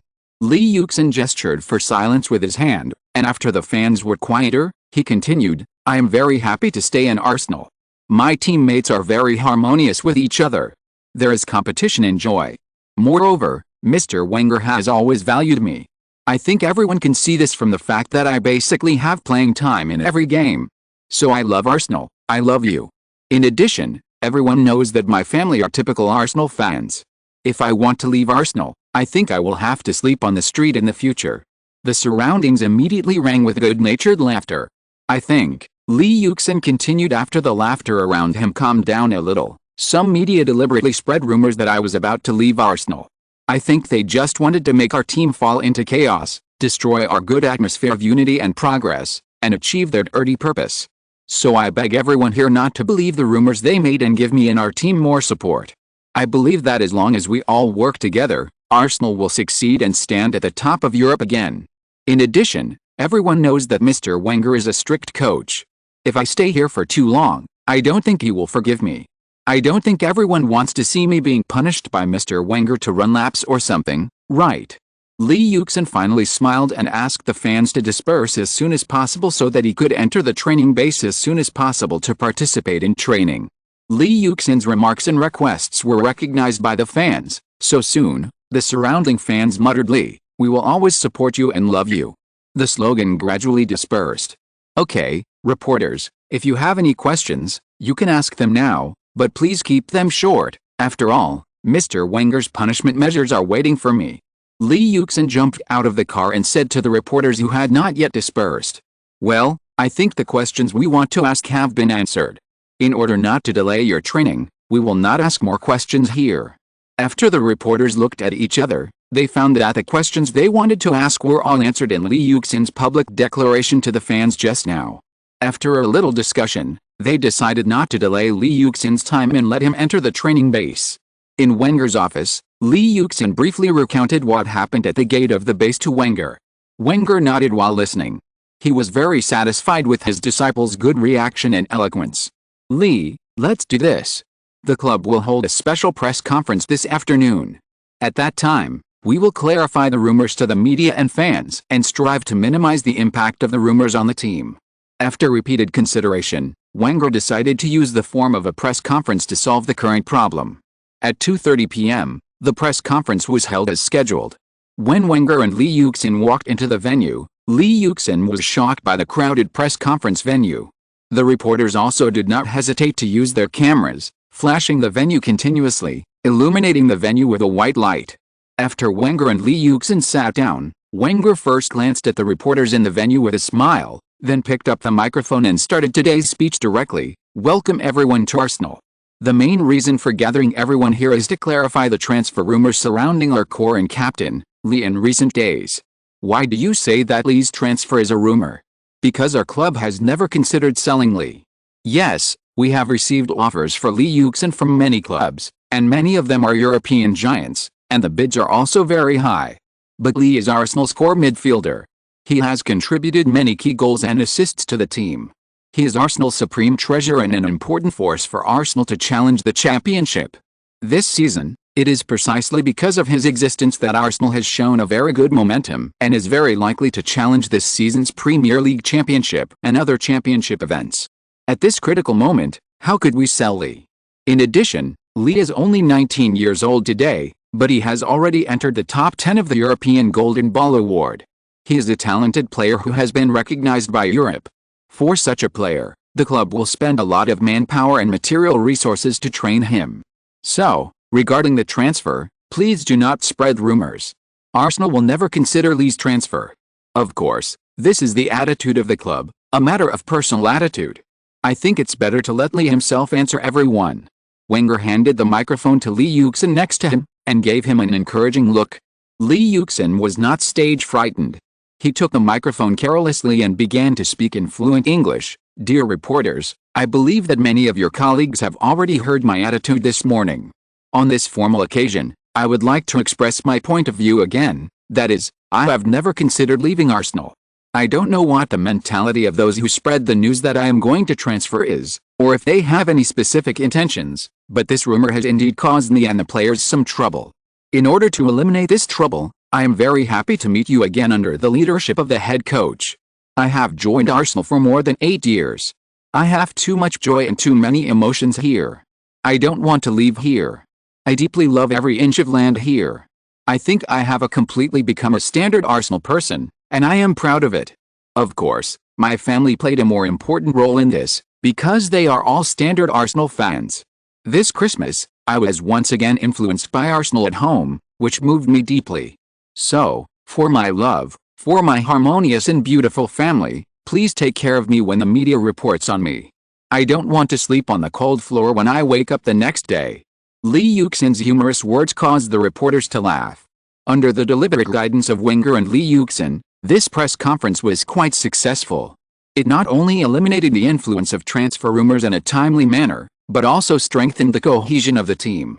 At the same time, the support of the fans for the team also increased significantly. It seems that there are always some people who don't want Arsenal to be peaceful.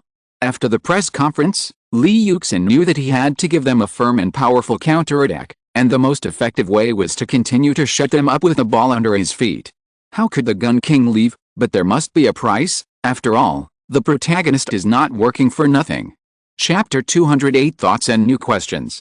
In addition to preparing for the league and the Champions League in April, Lee Yuxin also did ideological work. Because he was unable to play due to injury in the League Cup final, Arsenal lost to Chelsea as in history, and Diaby also knocked Terry unconscious, leaving a huge trauma in his heart. Lee Yuxin had a special conversation with Diaby and called Terry in person. After comforting Diaby, Lee Yuxin just parked the car and entered the house when he received a call from head coach Wenger. "Lee, you are online on your computer at home, right?" "Yes, coach, what's the matter?" Lee Yuxin was a little curious.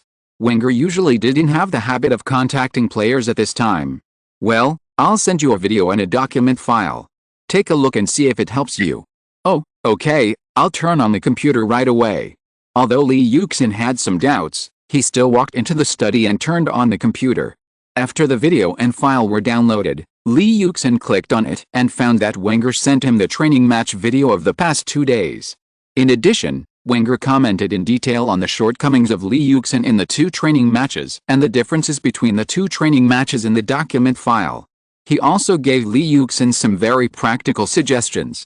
Although Wenger was not very clear about what Lee Yuxin's feelings were, he only judged Lee Yuxin's problems based on his understanding of football, but many places were still very insightful and very inspiring to Lee Yuxin. Looking at such a targeted and eloquent document, Lee Yuxin was full of gratitude to Wenger. Wenger must have spent a lot of thought, energy and time to make such a video and write a document. This is not an easy thing for a busy head coach. It is enough to see how much Wenger values him, although it is not the first time.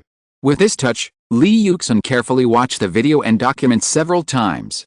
After watching it, he finally had a preliminary understanding of the big difference in his performance for 2 consecutive days. It was not that what he felt could not be integrated into football, but that he was too deliberate, which had a counterproductive effect. After finding the crux of the problem, Lee Yuxin finally let go of the heavy stone that weighed on his heart. In the training for the next few days, Lee Yuxin, who had solved the ideological problem, became more and more proficient in using his perception. Of course, this was also closely related to the videos and documents that Wenger sent to him every night. Wenger carefully analyzed and commented on Lee Yuxin's situation in training every day. All of this played a very important role in the gradual formation of Lee Yuxin's special tactical system. The next opponent was the Red Army Liverpool. Now Arsenal is 3rd and Liverpool is 4th. As soon as the game started, Lee Yuxin knew how powerful Benitez was. Liverpool's defense of Lee Yuxin was not much different from the previous teams, except that they used foul tactics and strictly guarded against death. Lee Yuxin was never given the opportunity to hold the ball for a long time. As long as the ball stayed at his feet for a few more seconds, Liverpool's players would surround him and separate him from the other players. As for the other Arsenal players, they were all at a normal level and they were still able to cope with it. Only Lee Yuxin was difficult to deal with and needed special treatment. So although Lee Yuxin got some chances in this game, he was disturbed by Liverpool players. In the words of CCTV commentator He Ping, Liverpool defenders are almost everywhere. The long shot just now that made Reina lose his grip was the best chance for Lee Yuxin. Because everyone thought he was going to break through resolutely, but Lee Yuxin just received the ball and shot directly without a run-up, so Liverpool players have not reacted yet. This is a change in rhythm. Lee Yuxin got some inspiration from this goal. Perhaps adding some changes in rhythm will make it more difficult for the opponent to defend, because they don't know what they will do next. Liverpool is leading in the score, but they are at a disadvantage on the field. Their possession rate is only 30%, almost done, and you know, this is Liverpool's home court. We can't believe this is Liverpool's home court, said Mortensen. What's the matter? I still can't believe Arsenal hasn't scored a goal. Alan Hansen continued to complain. Mortensen smiled. As he was talking, Lee Yuxin received the ball from Fabregas. Before receiving the ball, he leaned forward, making the two Liverpool players defending him, Mascherano and Alonso, think that he was going to break through, so they both took a step back at the same time. As a result, Lee Yuxin's body stopped, and the football stopped under his feet, and he did not sprint with the ball. Alonso reacted a little faster, and seemed to know what Lee Yuxin was going to do. Now the distance between them and Lee Yuxin was pulled away. If Lee Yuxin broke through in other directions at this time, they could only watch helplessly. So Alonso quickly stepped forward, intending to approach Lee Yuxin again and stick to him. But just as he rushed up, Lee Yuxin suddenly started on the spot, flicked the ball to the left, and then blocked the ball forward with his left foot, while he passed by Alonso. Just when everyone thought that Lee Yuxin would rely on his signature move to get rid of the two Liverpool players defending him, Lee Yuxin was knocked down from the side by Mascherano. The cheers that had just sounded in the stands came to an abrupt end, and then, paused for a second, and turned into boos. Arsenal fans booed Mascherano, who committed a foul. The referee's whistle also sounded. Mascherano committed a foul. There was nothing to say. "Oh, foul, foul," Mortensen shouted. Alan Hansen said from the side, "It's this trick that has been proven to be very effective against Lee in the past few games. Although it has been criticized and not very glorious, the effect is really good." Lee was trapped in the opponent's muscle jungle, falling down endlessly or having his rhythm disrupted. It was also very uncomfortable for him to kick. Lee Yuxin was knocked to the ground, and he did not get up immediately like he did before when he was violated. Mascherano just hit his left ribs, which was a little painful, but this was not the reason why he lay on the ground and did not get up. At the moment when Mascherano hit him, he had to dodge, but of course he did not dodge in the end. So he was hit hard. Mascherano's foul did not get a yellow card, he was just verbally warned by the referee. Such physical collisions are very common in the Premier League, and there is no need to give a yellow card. But if it was in other leagues, Mascherano would definitely not be able to escape. This is also a feature of the Premier League. Because of the tough style, many physical contacts are allowed, unlike other leagues where the penalty standards are so strict. This also provides the basic conditions for Premier League teams to use foul tactics to curb Lee Yuxin. Unexpectedly, now in English football, it has been carried forward because of Lee Yuxin. The game continued. Although Lee Yuxin won a free kick for Arsenal in the front court, Arsenal did not use this free kick to score. After the attack and defense changed hands, Liverpool attacked. In terms of personnel configuration and tactics, Liverpool may not be stronger than Arsenal. But the only player in Arsenal who can really suppress Liverpool is Lee Yuxin. Others are no better than those Liverpool players.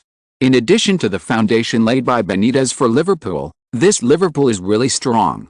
They can even suppress Arsenal away from home. A one-goal lead is not safe, they have to expand the score.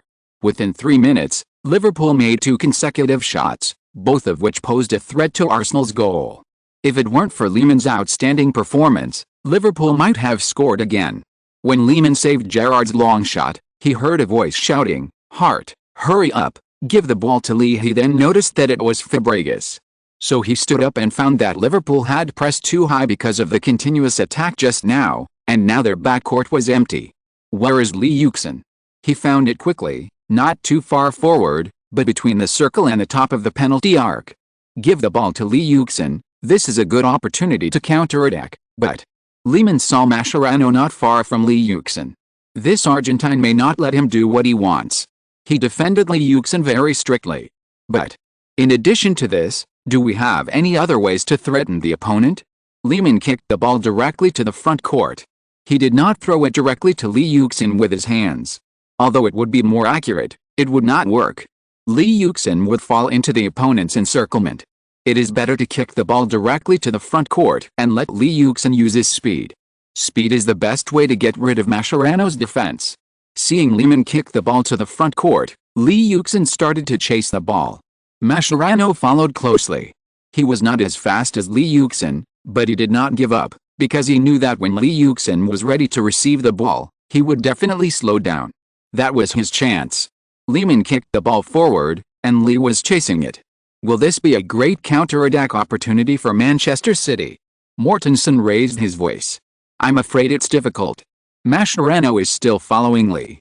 Alan Hansen jumped out again to pour cold water on Manchester City fans. Then the two of them didn't say anything, just staring at the stadium. The ball flew in the air, flew straight across the field, chasing Liverpool's half. In Liverpool's backcourt, because of the series of bombardments just now, it seemed a bit empty. Most of the players rushed up to participate in the attack. Now Liverpool's players are running back with the ball, trying to stop Li Yuxin. They also realized that this is indeed a good opportunity for Arsenal. No, for Li Yuxin. Mascherano has been following Li Yuxin's S. Although he can feel that the distance between him and him is being pulled away, fortunately this sprint distance, which is purely a competition of speed, will not be too long. The ball has begun to fall. Two Liverpool defenders Carragher and Hypia also blocked Li Yuxin in front. This trot is really fast. Although they are opponents, Mascherano can't help but admire Li Yuxin's explosive power. This is not the first time Mascherano has played against Li Yuxin. But now Mascherano is full of confidence in himself. He is confident that he will no longer be a foil in the game. He gritted his teeth and chased Li Yuxin, waiting for Li Yuxin to stop the ball and slow down, and then he would stick to him, even if it was a foul. Anyway, there are two Liverpool defenders, Carragher and Hypia, in front of Li Yuxin, so his foul will not be considered a serious foul.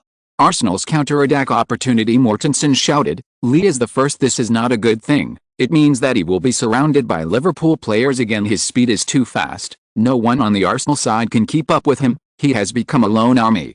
Gareth's injuries have caused Arsenal to lose speed. Alan Hansen analyzed.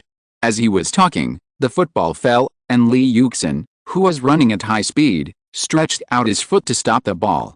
At the same time, his speed also slowed down compared to the previous sprint. Mascherano seized this opportunity and accelerated to catch up. This was a great opportunity to close the distance between himself and Li Yuxin. Li Yuxin's first stop was not very stable. After he stopped the ball, it continued to jump forward, so he accelerated to chase the ball. As a result, Mascherano just got a little closer, and was pulled away again. Damn it! He cursed in his heart and continued to speed up. At the same time, he hoped that Carragher and Hypia in front could create some resistance for Li Yuxin. Carragher was blocking the front, and he also saw this. Li Yuxin did not stop the ball well in the first time, and this was his chance to steal the ball. So he gave up the plan of fighting and retreating, and rushed up directly. Who would have thought that Li Yuxin's rhythm would be faster than Carragher expected? Li Yuxin caught up with the football in one leap, then stretched his right foot forward as far as he could and flicked the football to the right. This was completely opposite to the direction Carragher had predicted. Carragher slipped and shoveled the ball, but his foot seemed to be a little shorter than Li Yuxin's, so he couldn't touch the football, and the football was pushed away from Li Yuxin's feet.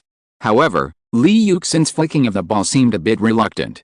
He stretched his right foot forward as far as he could to reach the football, and his left leg was compressed behind him, and the center of gravity of his whole body leaned back, so it was difficult to exert force again. Seeing this, Hypia also rushed up, and he planned to stop Li Yuxin directly here. In order to ensure the success rate, he shoveled the football head-on, intending to use his body to block the football and Li Yuxin from continuing to move forward. Mascherano also planned to take this opportunity to get close to Li Yuxin and attack Hypia from the front and back.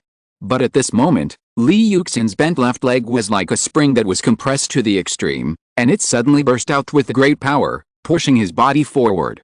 At the same time, Li Yuxin pushed the ground with his right foot, then stretched it forward as far as possible and poked the ball out before Hypia. The ball still went between Hypia's feet and went through the crotch.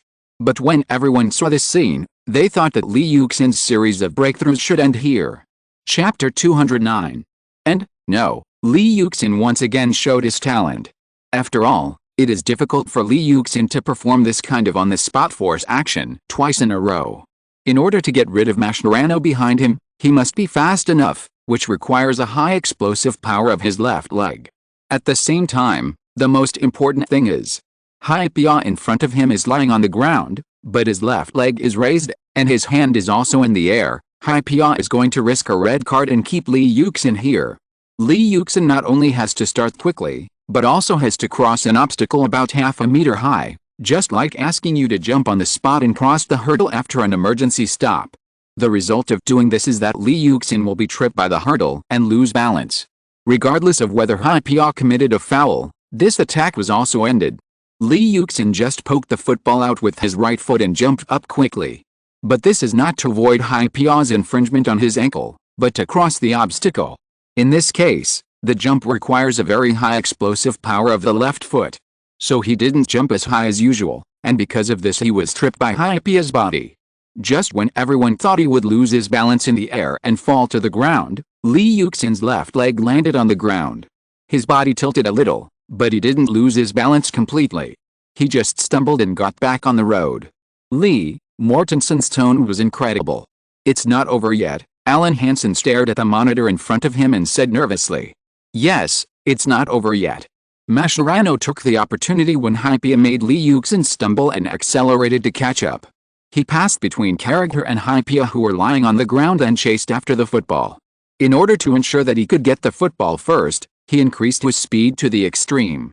When he caught up with the football, he would definitely kick it out with a big foot. He didn't consider anything else at all. But he missed the kick. Just as he swung his foot, Lee Yuxin stretched out his foot, and stretched his right foot forward as far as possible, and buckled his ankle back, and dribbled the ball to the left. Mascherano rushed over and kicked the ball in the air, and also brushed past Lee Yuxin. He could only turn his head in surprise and watch Lee Yuxin, who stopped suddenly, rush out again with the force of his left leg. This monster. This was Mascherano's only thought at the time. 3 consecutive sudden stops and starts, all 3 of which were done with the left leg, and the left leg was bent very much, making it very difficult to exert force. If this is not a monster, what is it? You know, the human knee is like a spring. If you want the knee joint to exert enough force, you have to give the knee joint enough travel. Try squatting down from a standing position and then jumping up, or jumping directly from a squatting position. Which one will jump higher? Obviously the former. This is the same as a lever. The farther you apply force, the greater the force you apply. For example, the torque of a 3 Newton force acting on a lever 2 meters away from the fulcrum is equal to the torque of a 1 Newton force acting on a lever meters away from the fulcrum. This is a good example of how the shorter the distance of your force, the greater the force required, and the higher the force required of the person who applies the force. Lee Yuxin performed 3 very difficult bursts of starting from the spot in a row with a very short force application distance. He relied entirely on the strength of his own muscles and joints. In addition to requiring his muscles to have super explosive power, he also had the ability to recover quickly. Otherwise, if he succeeded in the first attempt, he would probably not be able to continue. He was truly willing but unable to do so. No wonder Mascherano was amazed. "Beautiful," he Ping of CCTV shouted in a long voice when he saw Lee Yuxin dunk the football and avoid Mascherano's defense. As he shouted, Lee Yuxin started from the spot again, catching up with the football with big strides. Reina had just attacked near the penalty spot at this time. Lee Yuxin twisted his body, turned his hips and raised his feet, and kicked the ball. The football drew a very obvious arc in the air, bypassed the attacking Reina, and flew into the back of the goal. "The ball is in, the ball is in, this goal is so beautiful," he Ping shouted loudly, waving his fist. Although the audience in front of the TV could not see his action, the strength when he waved his fist and spoke was completely different. When Lee Yuxin dribbled past Mascherano, the stadium had already sounded a huge shout, as if a storm had been set off above the stadium. And when the ball flew into the goal, the cheers here were so loud that people could not hear anything. Mortensen had to press his headphones with his hands and yelled at the top of his voice, "Huang, Even so, his voice was not particularly clear to everyone in front of the TV. Not only was the sound unclear, but even the screen was shaking constantly, as if the stadium was experiencing a major earthquake. All Arsenal fans, all those who had been silent because of worry before, jumped up, raised their arms and shouted, and hugged the people around them. Sure enough, the most trustworthy person is still Lee, and it will always be Lee. Alan Hansen was also very excited. Although Lee Yuxin once again made him say it wrong. But what's the big deal? Being slapped in the face is the price that must be paid to see such a wonderful goal. Haha. Arsenal, with morale boosted, began to have a crazy midfield confrontation with Liverpool, and there were many wonderful moments. Then Fabregas took a corner kick from the right side, and Adebayor headed the ball from 8 yards in front of the goal, but it was slightly higher than the crossbar. In the 21st minute, Diaby tackled Gerrard from behind and was given a yellow card warning. Then the free kick was sent into the penalty area and was barely cleared by Touré. Ajer and Marc Gonzalez headed the ball continuously, and Crouch's hook shot from 10 yards lacked power and Lehmann took it off. In the 25th minute, Marc Gonzalez made a cross from the left. Gallas almost scored an own goal with a shovel from 6 yards. The ball hit the left post and went wide. Then Pennant took a corner kick from the left. Carragher, who was unguarded, headed the ball from 8 yards away and missed the goal. In the 27th minute, Pennant made a long pass. Crouch stopped the ball and got rid of Touré, then shot from a small angle on the right side of the penalty area and missed the far corner. Arsenal missed the opportunity in the 32nd minute. Fabregas intercepted the ball in the midfield and passed it directly to Adebayor on the left. The Togolese broke through and made a low pass to the middle, but unfortunately Lee Yuxin's shot from the edge of the penalty area missed. Liverpool expanded the score in the 35th minute. Aurelio made a cross from the left. Crouch jumped high from 10 yards and scored a header to score his second goal, which was his 14th goal this season, including 8 goals in the league. In the last 10 minutes of the first half, Liverpool's solid defense did not leave any chance for the Gunners. The Reds made 22 successful tackles in the first half, which repeatedly hindered the opponent's attack and made Arsenal's attack weak. In the 50th minute, Fabregas was given a yellow card for a tackle on Alonso. In the 54th minute, Fabregas was intercepted. Marc Gonzalez made a cross from the left, and Gerrard's left-footed shot from the edge of the penalty area was blocked by Lehmann. Then Arsenal made a quick counter-attack. Ebou passed the ball, and Adebayor's left-footed shot from 20 yards hit the right post and bounced out. In the 55th minute, Alonso tackled Haleb from behind and was also given a yellow card. In the 56th minute, Count replaced Gerrard. In the 58th minute, Aurelio made a cross from the left, and Gallas made a mistake in clearing the ball and was broken through by Crouch, but the latter's shot from the edge of the penalty area was blocked by Clichy. Then Ebou pushed Marc Gonzalez down while dribbling the ball, and Arsenal players continued to play, which caused dissatisfaction. Liverpool continued to score in the 61st minute. Aurelio made a cross from the right free kick, and Ajer headed the ball into the far corner before Baptista from 8 yards in front of the goal. When the game time reached the 84th minute, there was less time left for Arsenal. Wenger had used up all 3 substitutions, and Adebayor was also replaced. Now Arsenal has almost no centre forward, only Lee Yuxin is in the front. This is even worse. But Wenger has no better way. He can only watch the time pass by. He sighed in his heart and felt that this might be his fate. At this time, Lee Yuxin was once again pushed to the ground by Mascherano 28 meters away from the goal. There was a huge booing in the stands. This booing was from Mascherano and also put pressure on the referee. Because Mascherano had already received a yellow card before, if he received another card, he would be sent off. But the referee did not mean to give a card. He just verbally warned Mascherano and then signaled Arsenal to take a free kick. The boos in the stands were even louder, and they were very dissatisfied with the referee's behavior. However, they could only vent their anger through booing, and could not affect the referee's decision. Arsenal got a direct free kick at a distance of 28 meters from the goal, slightly to the right. Lee Yuxin stood in front of the ball again, ready to take the free kick. In football matches, free kicks are a scoring method with a relatively high success rate. However, if the hit rate is about 30%, an average of 1 goal can be scored in 3 free kicks, which is already very amazing. The reason why Lee Yuxin has such a high free kick hit rate is that on the one hand, he only takes free kicks in a good position. If the free kick is too far, he will give the free kick opportunity to his teammates. On the other hand, it is entirely due to his outstanding free kick skills. Through previous games, Lee Yuxin himself concluded that in the same game, if the free kick position is okay, the success rate is only about 30%. In other words, Lee Yuxin was not very sure about this free kick. If he took the penalty, he would face the risk of missing the free kick. To take the penalty or not, this became a dilemma for Lee Yuxin.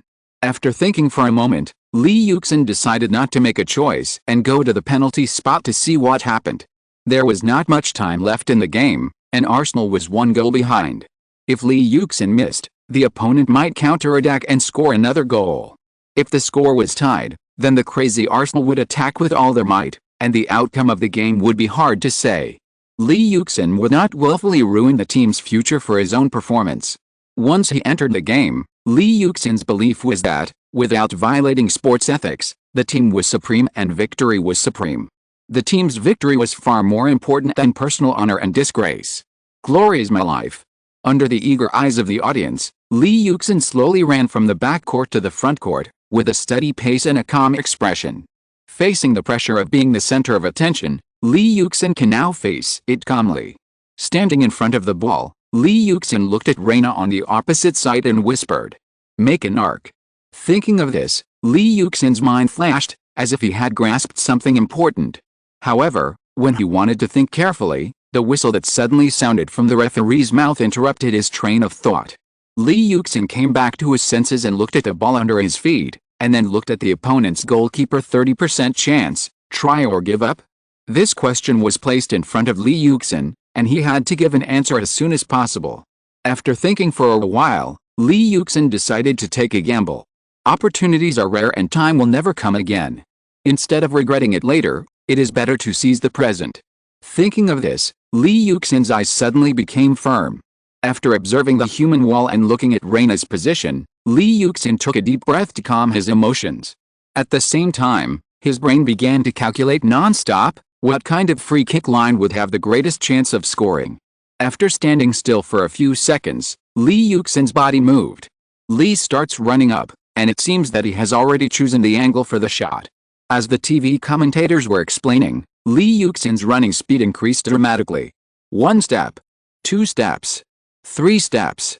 Lee Yuxin raised his hands, swayed his waist and abdomen, supported his left foot on the ground, and raised his right leg high, like a rock spreading its wings and ready to fly.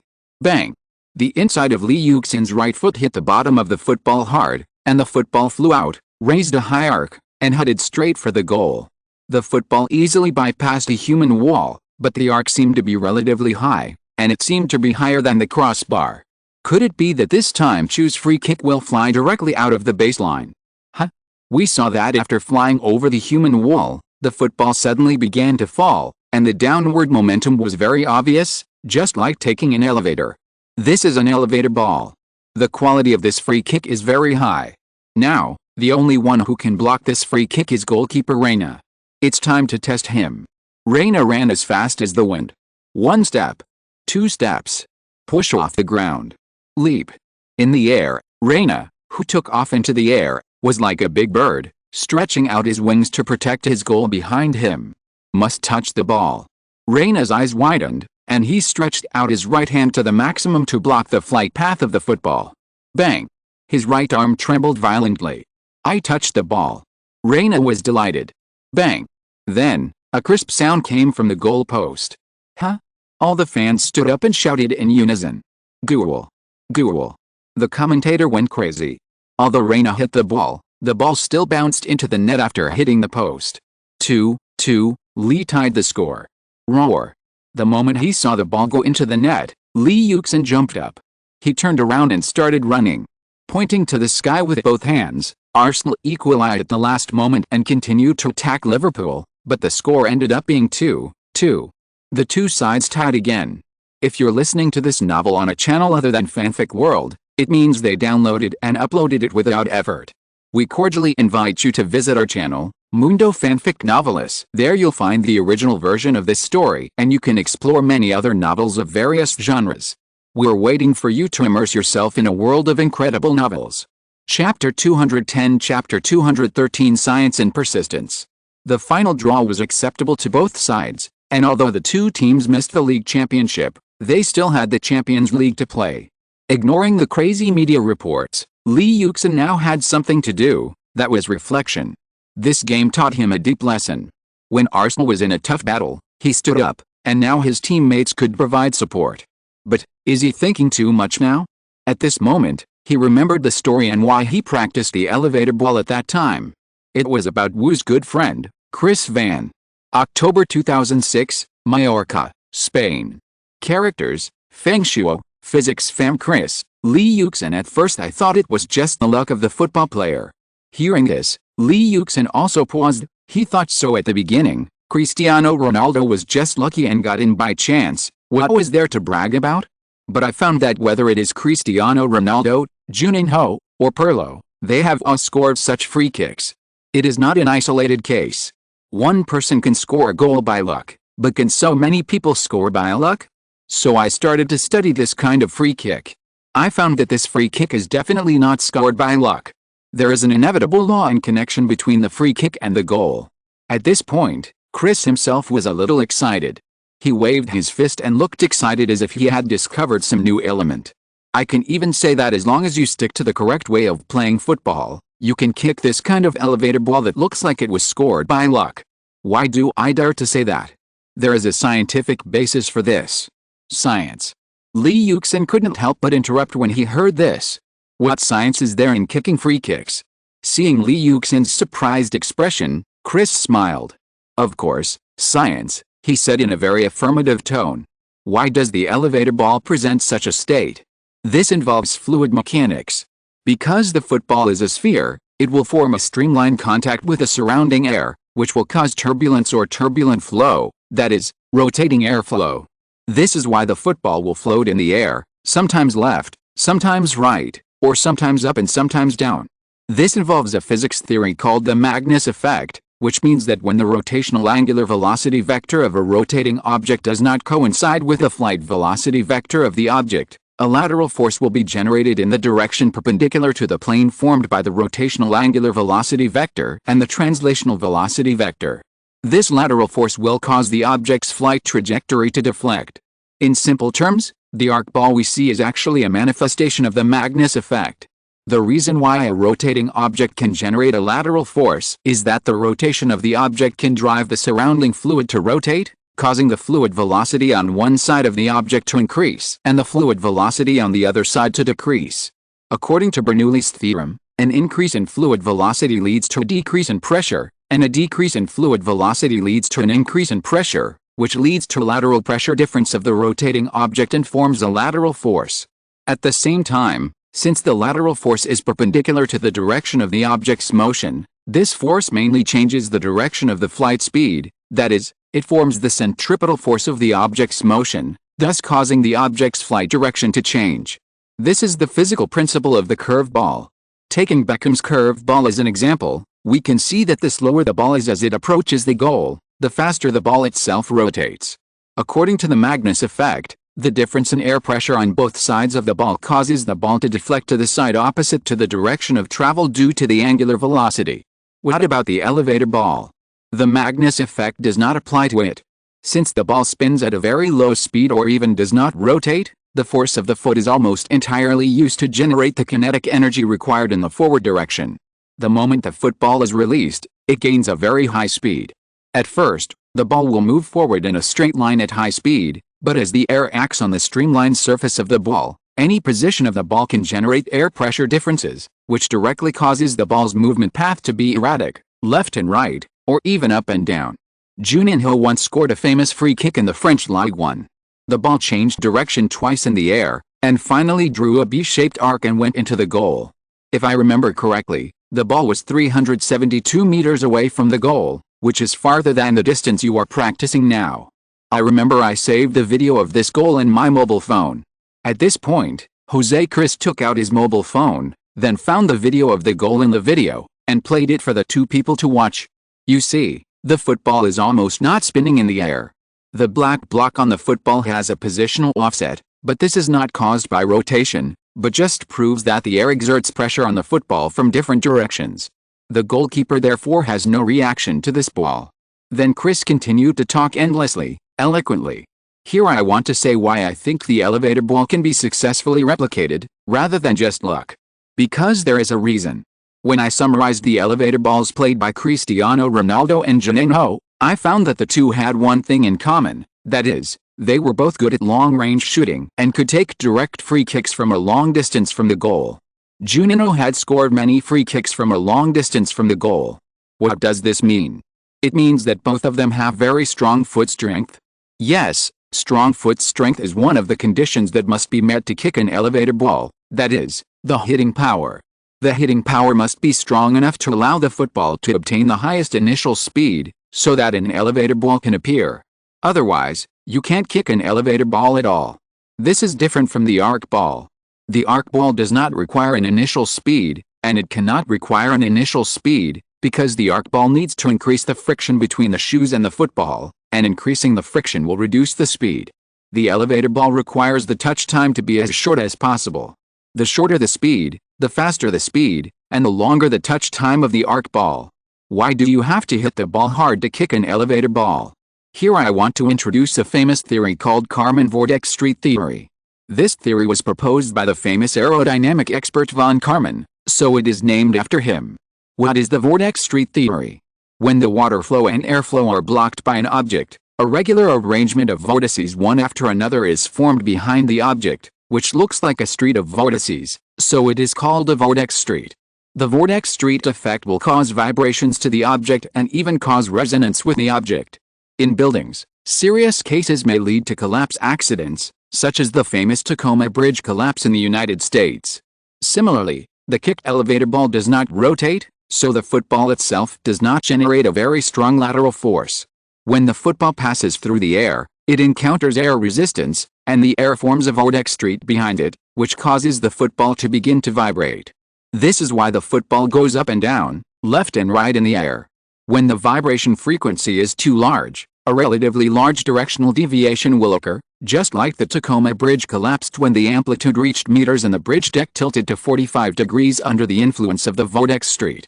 The basic formula of the vortex street theory is very simple, that is, F equals kV divided by B0. V can be regarded as the running speed of the sphere, B is the diameter of the sphere, and K is the Strouhal number, which is related to the medium of the sphere and the properties of the fluid, and is the frequency of shaking. From this formula, we can see that the faster the ball speed and the smaller the diameter of the sphere, the higher the frequency of the football shaking. The diameter of a soccer ball is fixed, and the Strouhal number is relatively fixed, so the only thing that can play a role is the speed of the ball, which depends on the force you apply to the soccer ball, that is, the force of your shot. The greater the force of the shot, the higher the frequency of the soccer ball's shaking in the air after being affected by the vortex street theory. This is why you must have enough force to kick the elevator ball. If the force is not strong enough and the ball's speed is not fast, it will not be successful. This phenomenon can be calculated in theory. It is related to a ratio called the Reynolds number. The Reynolds number is the ratio of the force you give to a ball when you kick it to the viscosity of the air on the ball. This number is called the Reynolds number. The elevator ball is related to the Reynolds number. Through calculations and research, I found that for a non-rotating sphere, when the initial velocity is less than the terminal velocity, the sphere will move in a parabola, and when the initial velocity is much greater than the terminal velocity, the ball will fall sharply when it falls. That is, it forms an elevator ball. The basic formula for calculation is Newton's second law. At this point, Chris suddenly stopped his eloquent speech, and then asked Feng Shuo, who was already stunned next to him, "Excuse me, do you have paper and pen?" Feng Shuo didn't react at all, and just mechanically handed him the paper and pen in his hand. Chris took it, didn't even look at it, and started writing directly. He wrote down the formula of Newton's second law on the paper, and at the same time, he kept talking and his hands didn't stop. After writing down the formula for Newton's second law, he wrote down the second formula, dot. Because it is an elevator ball, the sphere does not rotate, so the lateral force can be ignored. When only considering air resistance and a large Reynolds number, that is, when the initial velocity is very fast, the formula can be simplified too. From this formula, we can finally get a final velocity hc. Please note that the final velocity I am talking about is not the final velocity in our usual sense, but the velocity when the acceleration is zero, that is, the velocity will not change anymore. It is in the form of a square root, which is related to the radius of the ball, the damping coefficient, and the air density. In short, we can calculate a final velocity. The relationship between this final velocity and the initial starting velocity determines the shape of the ball's trajectory. That is, according to the formula just now, we can calculate the change of velocity over time. If we integrate the velocity over time, we can get the change of distance over time, which gives the trajectory of the football. He began to draw an XY-axis graph on paper. Look at this arc. The initial speed is about 37 meters per second, and the angle is 38 degrees. The calculated arc should be like this. Did you see it? This is the typical route of an elevator ball. It starts with a gentle slope, and then it goes down very steeply. So, there are rules for kicking an elevator ball. As long as you follow these rules, your chances of success will be greater than if you don't follow the rules. I don't know how I should put it. Did I explain it clearly? Speaking of this with great interest, Chris raised his head from his calculation formula, looked at Li Yuxin and Feng Shuo who were already petrified, and said, Chapter 211 Future Challenges. That day, Li Yuxin started to practice the elevator ball, but when it comes to how to kick it, Chris was about to continue, but Feng Shuo interrupted him. Can we not talk about Newton's second law, Magnus effect and vortex street theory this time? He was really afraid of this, Chris, afraid that he would go further and further on the path of theoretical research. Chris was a little embarrassed by what he said, and he waved his hands repeatedly. Not this time, not this time. I will just talk about the specific way to kick the ball. After my repeated observation and research, I found that there are several things to pay attention to in order to kick the elevator ball well. The first is the placement of the ball, which is very important. You see that Cristiano Ronaldo and Juninho will place the ball very carefully before playing the elevator ball, instead of simply placing the ball at the penalty spot. Why? They are trying to make the valve core of the ball exactly in the middle of the ball. Why do you put it like this? Because the elevator ball is to maximize the speed of the ball after it goes out, which requires the kicking force to be as large as possible. How to make the kicking force as large as possible? Under the same force conditions, you have to kick the hardest part of the football to minimize the deformation of the ball, minimize the contact area between the instep and the football, and keep the contact time as short as possible. The valve core is the hardest part of the football. Chris held the football and pointed at the valve core to show the two people. He pressed it hard. Look, this is the hardest part. Li Yuxin and Feng Shuo both nodded. Chris was right. This was indeed the hardest part. The second is the position of kicking the ball and the part of the foot that touches the football. Unlike kicking an arc ball, kicking an elevator ball requires kicking the middle and lower part of the football, not to the left or right. If you want a good elevator ball, you must make sure to kick it in the middle and lower part. Chris used his hand to draw central axis on the football along the valve core. And the part that touches the football is not the arch of the foot or the outside of the foot, but the instep or the toes. Next is the way of kicking the ball. Kicking an elevator ball is different from kicking a curved ball. In order to create an arc when kicking a curved ball, you must increase the rotation of the football. This requires more friction with the football when kicking and increased contact time with the ball. Kicking an elevator ball requires a continuous contact time with a ball. Therefore, it is different from the way the thigh drives the calf to exert force in kicking a curved ball. Kicking an elevator ball uses the knee to drive the calf, and mainly the calf to exert force, just like a whip. The tip of the whip hits the football and then quickly leaps. This is the only way to ensure that the football does not rotate. Otherwise, as long as you increase the friction a little bit, the football will rotate. In that case, even if the football falls, it will not be an elevator ball, but a falling leaf ball. The last is the way of running up. When kicking a curved ball, the running up distance is not too strict, and the standing position will be at a relatively large inclination angle to the football. A powerful free kick requires a very long running up distance. Kicking a dribbling ball is different from these two. The run-up distance should be neither too far nor too close. If it is too close, you cannot use the run-up to increase your power. If it is too far, you will lose the accuracy of the final kick. Therefore, when kicking a dribbling ball, you should start the run-up about 4 or 5 steps away from the ball, and ensure that you can run to the front of the ball in 4 steps. At the same time, your position should basically be in a straight line with the ball and the goal. You can deviate a little bit, but not too much, otherwise it will become a curved kick. Next is the run-up action, which is different from when you scored the second goal in the FA Cup final. You used a typical run-up method for a powerful volley. The run-up for kicking a dribbling ball does not require too fast speed. Too fast speed will affect the accuracy of the final shot. When kicking a dribbling ball, you should run on the front of your foot when running up. It doesn't need to be too fast, but it should be steady, with a good sense of rhythm, and the running action should be flexible. In order to enhance the stability of the final shot, you can even pause before kicking the ball. The supporting foot does not need to be too far away from the football, like when kicking a curved ball. You can get a little closer, and then kick the ball, that's it. Chris finally finished explaining the requirements of the technical movements. Lee Yuxin nodded repeatedly after listening. This is much easier to understand than the professional terms in the previous chapter. However, after the explanation, shouldn't I demonstrate it myself? Lee Yuxin made such a request to Chris. But Chris scratched his head embarrassedly. Oh, I am a pure theoretical researcher. Don't think that I can talk about it very well, but I don't know how to play the elevator ball, and the theory and movement essentials of the elevator ball are very simple to talk about, but it is difficult to kick it out, and it is even more difficult to kick it well. This is why there are not many masters of the elevator ball in the world of football. Juninho is one, but he likes, or is better at, playing the falling leaf ball. Cristiano Ronaldo can barely be counted as one, but he is not stable enough. I have a collection of goals scored with the elevator ball. You can take a look and learn from the video. Okay, Lee Yuxin was not convinced when he heard that Cristiano Ronaldo was better than him in the elevator ball. Defeated opponent, I can now surpass you. Just like that, since the official practice began on June 16th, Lee Yuxin has kicked 13,681 balls, an average of nearly 1,500 balls a day. In the first week, the speed was not fast because Lee Yuxin was not very familiar with it.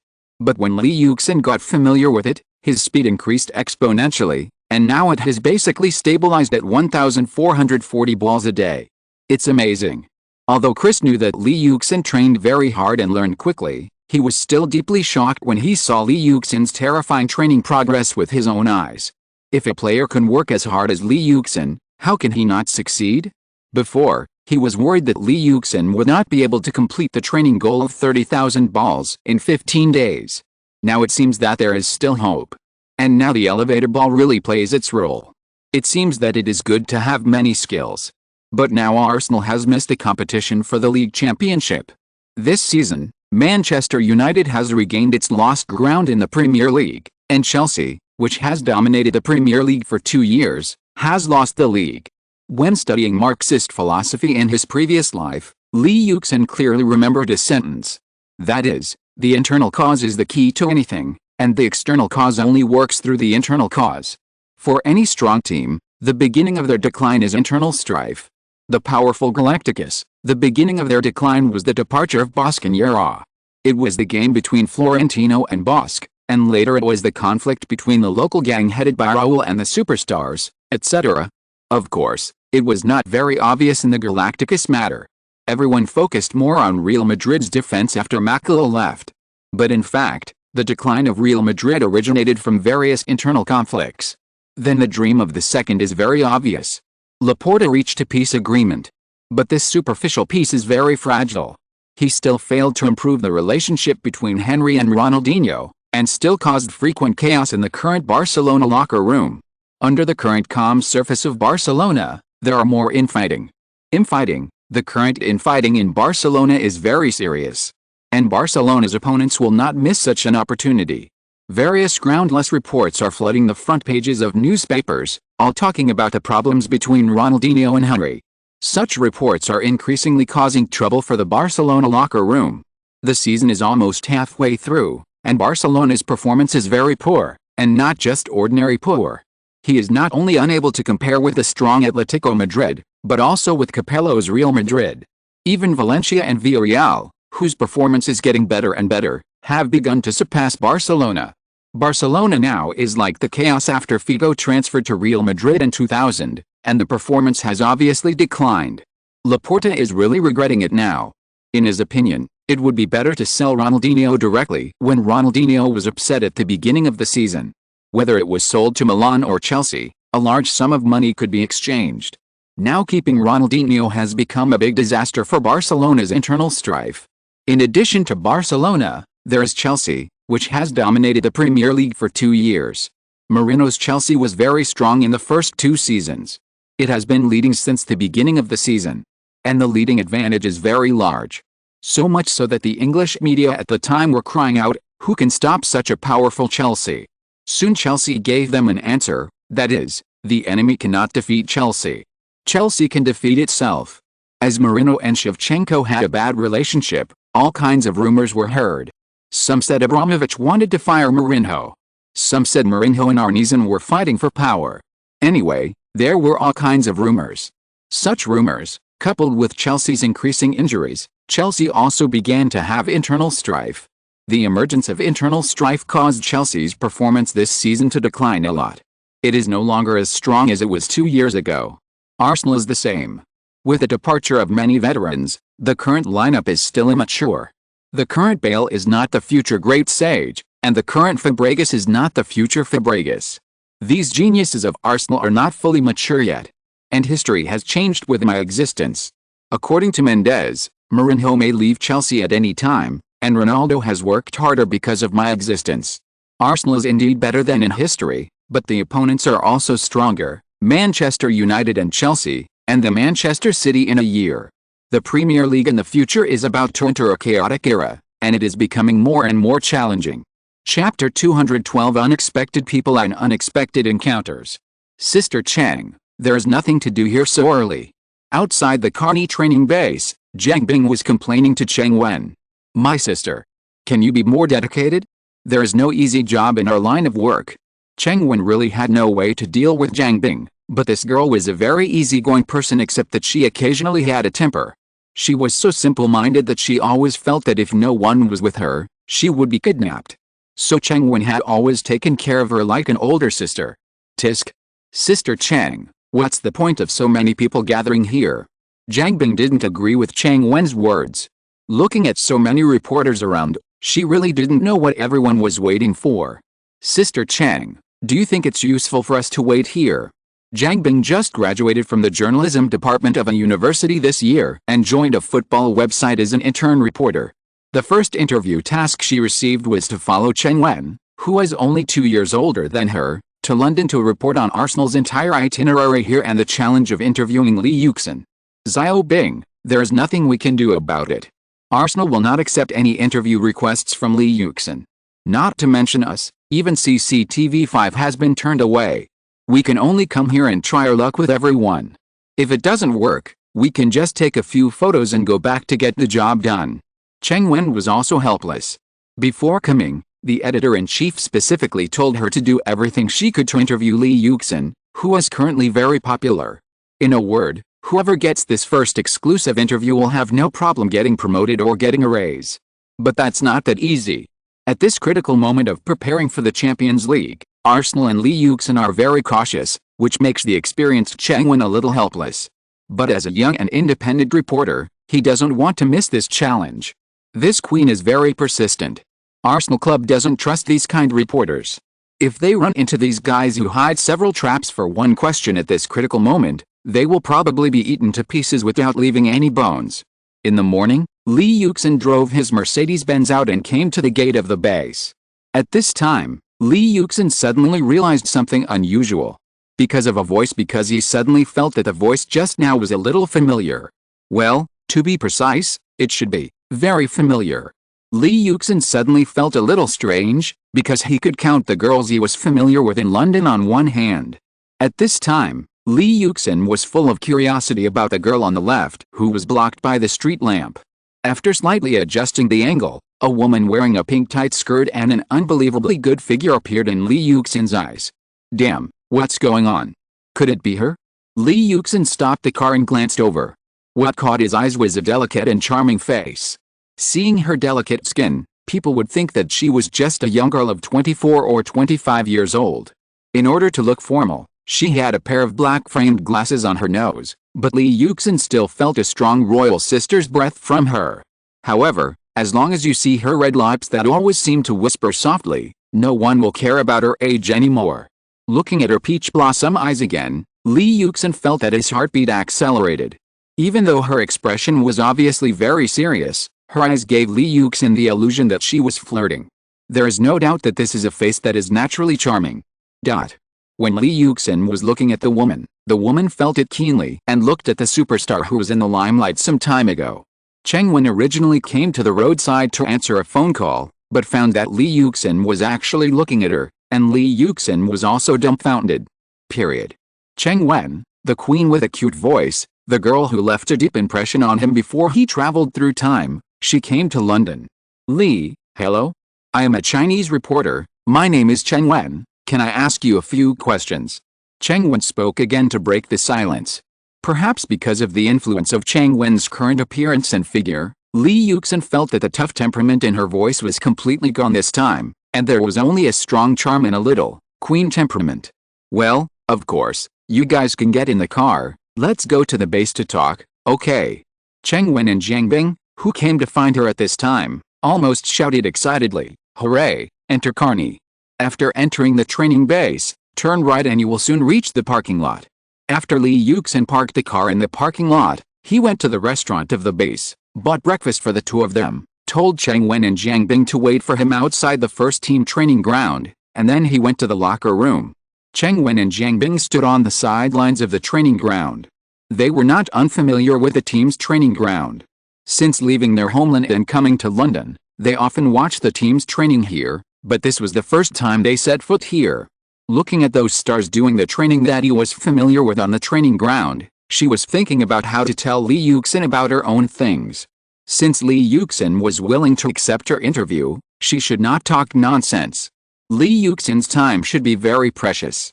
He still has to train, and she can't let herself delay him for too long. Thinking about it, there was a clattering sound behind her. Cheng Wen and Jiang Bing were not unfamiliar with this. This was the sound made when the studs of the sneakers hit the hard concrete road. He turned around and saw that Li Yuxin had come. Unexpectedly, they and Li Yuxin were now on the Arsenal first team training ground together. However, Li Yuxin told them that they had to finish the training before they could be interviewed, but the two of them could film their training before Wenger came.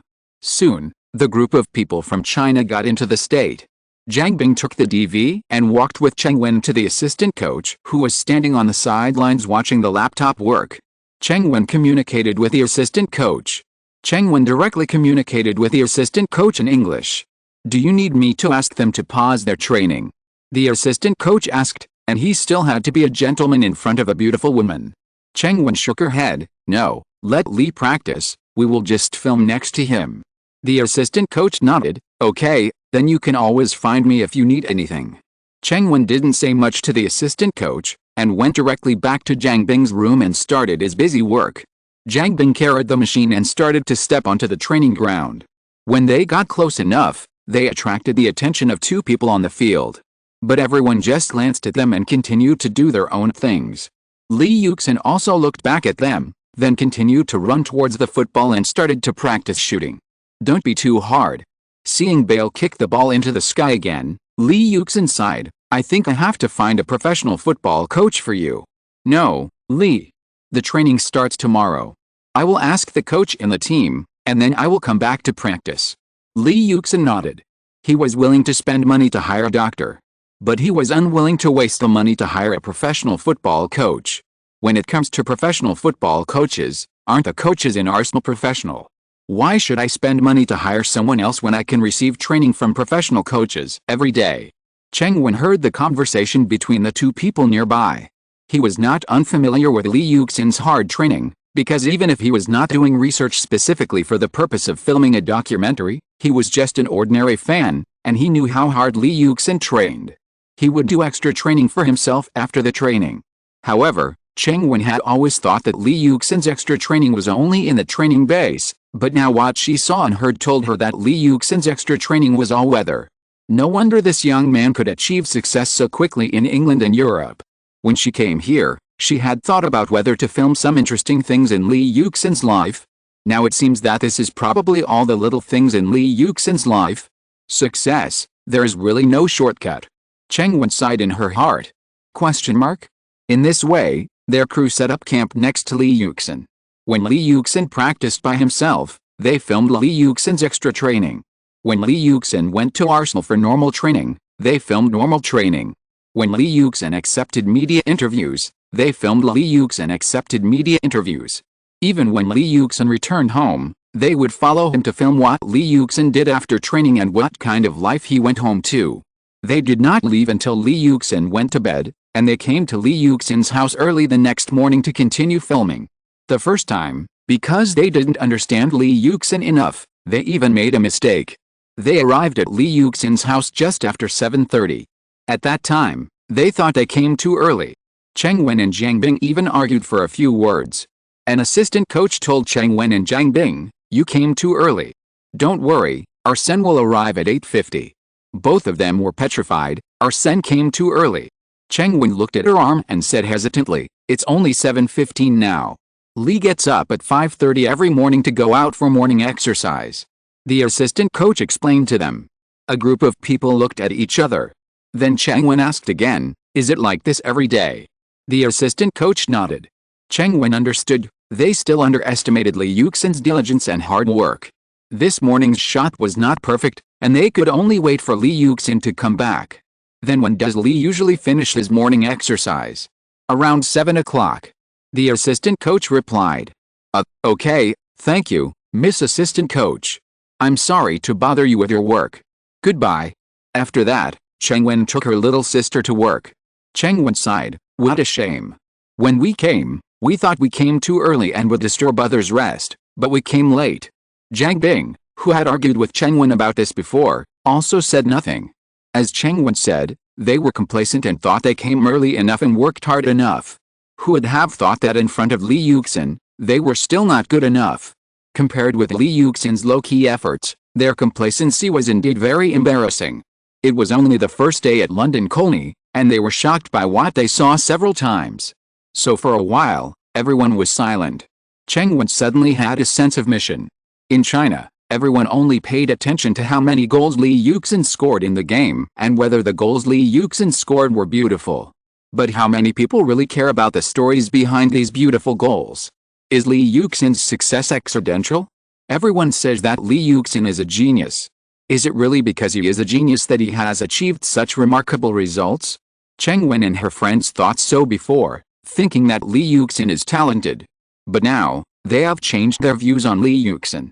Cheng Wen wants to tell the story behind his talent and glory to people in China through the camera, showing a comprehensive and real Li Yuxin. Not only to the fans, but also to those Chinese professional players and football people, so that they know that the so-called genius is just someone who is more willing to work harder than ordinary people. At this moment, the theme of this documentary in Cheng Wen's mind suddenly became extremely clear. She even thought of the name of the documentary, which is called Morning of Genius. I hope to follow up with a perfect record every morning. Every morning, Cheng Wen's crew followed Li Yuxin in the morning light and went to the nearby park to shoot Li Yuxin's training. After the morning exercise, they returned home together. After eating the breakfast made by Yang Gang, Li Yuxin would rest for a while and then drive to the training base. This is not the time for team training.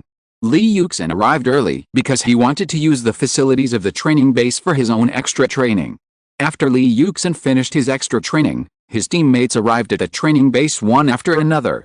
Then Li Yuxin would return to the locker room, take a shower, change clothes, and have a good rest. When he was almost done resting, everyone else was almost there. He went out again and started formal training. After the morning training, Li Yuxin would not do extra training for himself, but would go to the restaurant with some teammates for lunch. After the meal, Li Yuxin had a half-hour lunch break. He would not arrange training in this half hour, because strenuous exercise after a full stomach is harmful to the body. If there is a media interview, he will go to accept the interview. If there is no interview, he will rest in the club's lounge, where he and his teammates learn to play the video game Pro Evolution Soccer. After the lunch break, other players will continue to take a lunch break, while Li Yuxin will return to the training ground and start his extra training. After the extra training is almost done, he will return to the locker room again, take a shower, change clothes, and rest. Repeat the previous process and wait for teammates to come to training in the afternoon. After the afternoon training, he will practice shooting for another half an hour.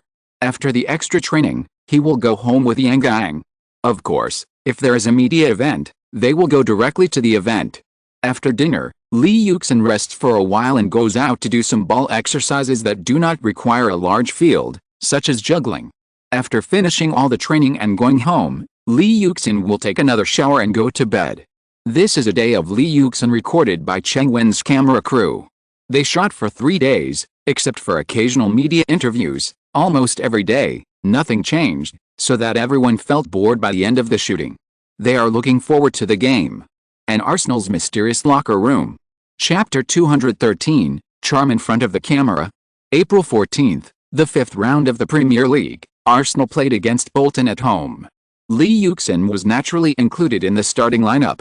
On the day of the game, Cheng Wen and his crew were allowed to enter the locker room.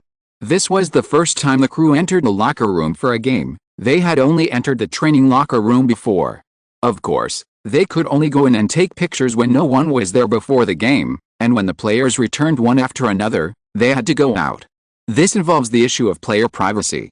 After all, not everyone likes the picture of running around in the locker room with their bare buttocks to be spread out. Focus on Lee Yuxin's wardrobe, close up, push in. Cheng Wen directed photographer Jiang Bing to take a close-up of Lee Yuxin's jersey. Because the number 9 jersey was vacant after the transfer to Arsenal, Lee Yuxin wore the number 9 jersey in the new season. This is a center number, but in modern football, people are less and less concerned about the distinction between numbers and positions, so any number is fine as long as you like it. Lee Yuxin has no particular preference for numbers. Since his debut, he has changed his number almost every season. In the first season, he wore number 95, in the second season he changed to number 90, and finally in this season he wore number 9. This season he changed to number 9. So when the club asked Lee Yuxin if he was willing to wear number 9, Lee Yuxin had no objection and nodded in agreement. Of course, in the eyes of many people, number 9 is the number that Lee Yuxin has worn before, which looks most like a main player. Although he has always been a main player, it is also the number that best reflects his status. After giving close-ups of almost everything about Lee Yuxin, the crew withdrew. Another group filmed Lee Yuxin's warm-up on the sidelines. Soon, the two groups met up, and they set up the camera on the sidelines to first film the Arsenal fans in the stands. Cheng Wen noticed that there were team flags fluttering in the stands, so she pointed the camera at the stands. At this time, the players who were warming up on the field had returned to the locker room one after another, and the field became empty, while the stands were almost full. Arsenal fans were very enthusiastic because they had just eliminated Bayern Munich, the Bundesliga giant, at home a few days ago. So even though this Premier League match was a very ordinary one, many people still came. What a touching atmosphere. Photographer Jiang Bing said in a moment of leisure. It's worth coming here to play a game in a stadium like this. What a prospect, Cheng Wen hummed. I have to watch another Champions League game anyway. Then the two of them laughed. After laughing, Jiang Bing pointed at the 5-star red flags in the stands and said, I noticed through the close-up of the camera just now that the people waving the Arsenal flags are not all blonde foreigners, but also black and Chinese faces. This is really amazing, such a fanatical atmosphere. Cheng Wen sighed and said, how many domestic players can enjoy this kind of atmosphere? This is respect. Why do you get respect? It's just that you have no strength. Who the hell cares about you? I want to let domestic TV viewers and fans take a good look at why Lee Yuxin can get such respect. Although Arsenal had won 2 consecutive league games before, after the match against Bayern, no one doubted that they would win 3 consecutive league games. In this game, Van Persie, who rested in the last Champions League game, also returned to the game, but Adebayor entered the rotation lineup and rested on the bench. Arsenal still played 442. After the rest, Van Persie was in good shape, which could be seen from the beginning of the game. His running was more powerful and his attitude towards the game was more positive. It seemed that he was too tired before, but the more eye-catching one was Lee Yuxin. Jiang Bing's camera lens was always facing Lee Yuxin. From the beginning of the game, they only had Lee Yuxin in their eyes. The other people were watching the game attentively beside him. They became the fans closest to Lee Yuxin. When the game reached the 32nd minute, Lee Yuxin dribbled the ball on the wing and suddenly cut inside. Here comes Lee, the commentator Senk shouted. It was not only him who was excited, but also the fans at the scene. Because everyone still clearly remembered how he opened the scoring in the game against Porto. Is it going to happen again? Everyone looked at Lee Yuxin with expectation. The Bolton players stared at Lee Yuxin nervously, and they also moved to the far end in defense, ready to block Lee Yuxin's shot, including goalkeeper Jaskleinen. As a result, Lee Yuxin dribbled horizontally to the top of the penalty arc, but he didn't shoot yet. At the same time, Van Persie cut in from the other side and made a cross-position swap with Lee Yuxin. Just as the two of them passed by a Bolton player, Lee Yuxin suddenly passed the ball with his left foot to the opposite direction of his own movement, that is, in front of Van Persie's running. No one expected that Lee Yuxin would pass such a ball, and the defensive players following him were caught off guard by Lee Yuxin. Van Persie easily broke out of the encirclement, received a pass from Lee Yuxin, and turned to shoot. Dazzling rushed back, but it was too late. Van Persie shot into the near corner successfully. Arsenal leads 1-0. The goal was scored by Miroslav Van Persie. He finally found the state of scoring. But he probably has to thank Lee for this ball. Lee's horizontal breakthrough attracted almost all Bolton's defensive players, and then he passed a ball to Van Persie, who was running in the gap. Van Persie scored with almost no one defending. That's right, after scoring the goal, Van Persie did not run wildly to celebrate, but turned and ran to Lee Yuxin and hugged Lee Yuxin. Arsenal won 2 games in a row before, but his own form was not good, so he received a lot of criticism before. There was already pressure, and the pressure was even greater if the performance was not good. And now Lee Yuxin's assist helped him solve this problem. As a striker, only scoring a goal is the best way to release pressure. Of course, he has to thank Lee Yuxin. Although it was Van Persie who scored the goal, the CCTV crew members on the sidelines were also cheering. First of all, Arsenal was ahead, and secondly, the ball was passed by Lee Yuxin. 10% of the credit for Van Persie's goal should be attributed to Lee Yuxin. If Lee Yuxin had not dribbled and cut inside before, and if he had not pretended to shoot, would Bolton's defenders and goalkeeper have been attracted by him, giving Van Persie such an easy opportunity to run into the empty space? Watching Lee Yuxin swaying freely on the court, easily passing the opponent's defenders one by one, and being able to remain calm in the face of the opponent's pursuit and interception, and accurately send the ball to the empty space. This is completely the style of a world-class star, isn't it? In terms of psychological quality alone, Lee Yuxin must have surpassed those national players in China. Of course, playing in high-level competitions for a long time will naturally improve quickly. How can our country's players endure the hardships when they go abroad? How good it is to be a boss in China. Well, if there are players like Lee Yuxin in the Asian Cup, how can we not let the little Japanese be arrogant at our doorstep? The topic was ended, and everyone suddenly stopped talking. The Football Association is a bunch of pigs, someone cursed indignantly. Don't insult pigs, Cheng Wen shouted. Van Persie's goal helped Arsenal take a 1-0 lead in the first half. After taking the lead, Arsenal played more steadily and did not press forward immediately, hoping to score. They played very steadily. This score remained until the end of the first half. When the players returned to the locker room, Cheng Wen and her colleagues were watching the footage from the first half. They were watching Lee Yuxin's first half highlights.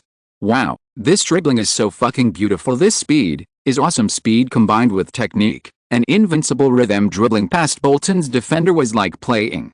I think if Lee Yuxin keeps playing like this, the Bundesliga will soon be unable to keep him.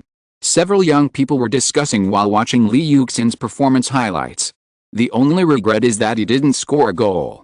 After watching all the highlights, Cheng Wen announced, "If Lee Yuxin can score a goal in the second half, then our filming will be perfect this time." "Don't worry, Sister Cheng, it's only a matter of time," Jiang Bing said. Jiang Bing was right, it was only a matter of time for Lee Yuxin to score a goal. After the start of the second half, Hanover, who was only 1 goal behind, was unwilling to admit defeat on the road. They took advantage of the time when the second half just started and launched a fierce attack on Arsenal's goal. According to Bolton's head coach Asdale, he hoped to use the first 5 minutes of the game to attack Arsenal. Maybe Arsenal will relax after taking the lead at home? Taking advantage of the fact that they have not yet entered the game state, they may be able to score a goal. This is a very routine arrangement. Because the first 5 minutes of a football game and the last 5 minutes before the end are the time when the team is most likely to be distracted. This is also the time when it is easiest to score a goal. Of course, Asdale also fully considered that Arsenal's counterattack was very sharp, so he did not expect to use all 5 minutes. He only wanted one attack. If this attack did not score, he would immediately shrink back and slowly deal with Arsenal. That's what he thought. But the game does not always go according to his idea. After Bolton attacked, Senderos intercepted the ball before he even attacked in front of Arsenal's goal. Then Senderos kicked the ball to the right side of the field. On the flight path of the ball, a red and white figure ran wildly on the field. "Lee, this is Arsenal's counterattack, we counterattacked," Senk shouted. "Damn it." When Asdale saw this scene, he couldn't help but mutter a curse word. The situation he was worried about still happened. The opponent counterattacked before the attack was completed. Zhang Bing's camera was facing Li Yuxin. He was about to give Li Yuxin a close-up, but he saw that Li Yuxin suddenly disappeared from the camera. Damn, what's going on? He couldn't help but swear in surprise. Then he quickly zoomed out and saw Li Yuxin sprinting to the front field at the edge of the camera. He quickly moved the camera, chased after him, and locked Li Yuxin firmly in the center of the camera screen. Oh, come on, Cheng Wen and the others shouted with great enthusiasm. Everyone knows that Li Yuxin is fast, and extreme speed is Li Yuxin's signature, so from the moment they arrived at the scene, they were looking forward to being able to feel Li Yuxin's speed at the closest distance. In the second half, they happened to be close to Li Yuxin. So they turned their heads and watched Li Yuxin running towards them, with a rather anticipated posture. It was like a group of spectators seeing an F1 car for the first time. When the F1 car turned out over there, they waited by the railway, stretched their necks and looked out.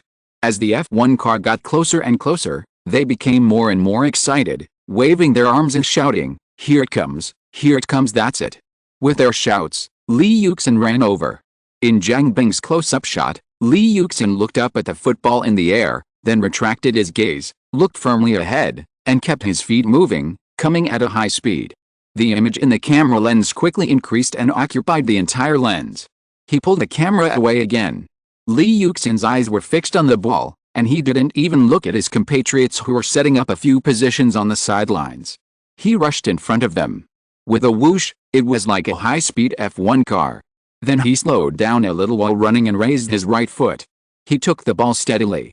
Beautiful Cheng Wen couldn't help but exclaimed. This stop was simply a master's level. After stopping the ball, Li Yuxin did not continue to slow down, but pushed the ball forward again.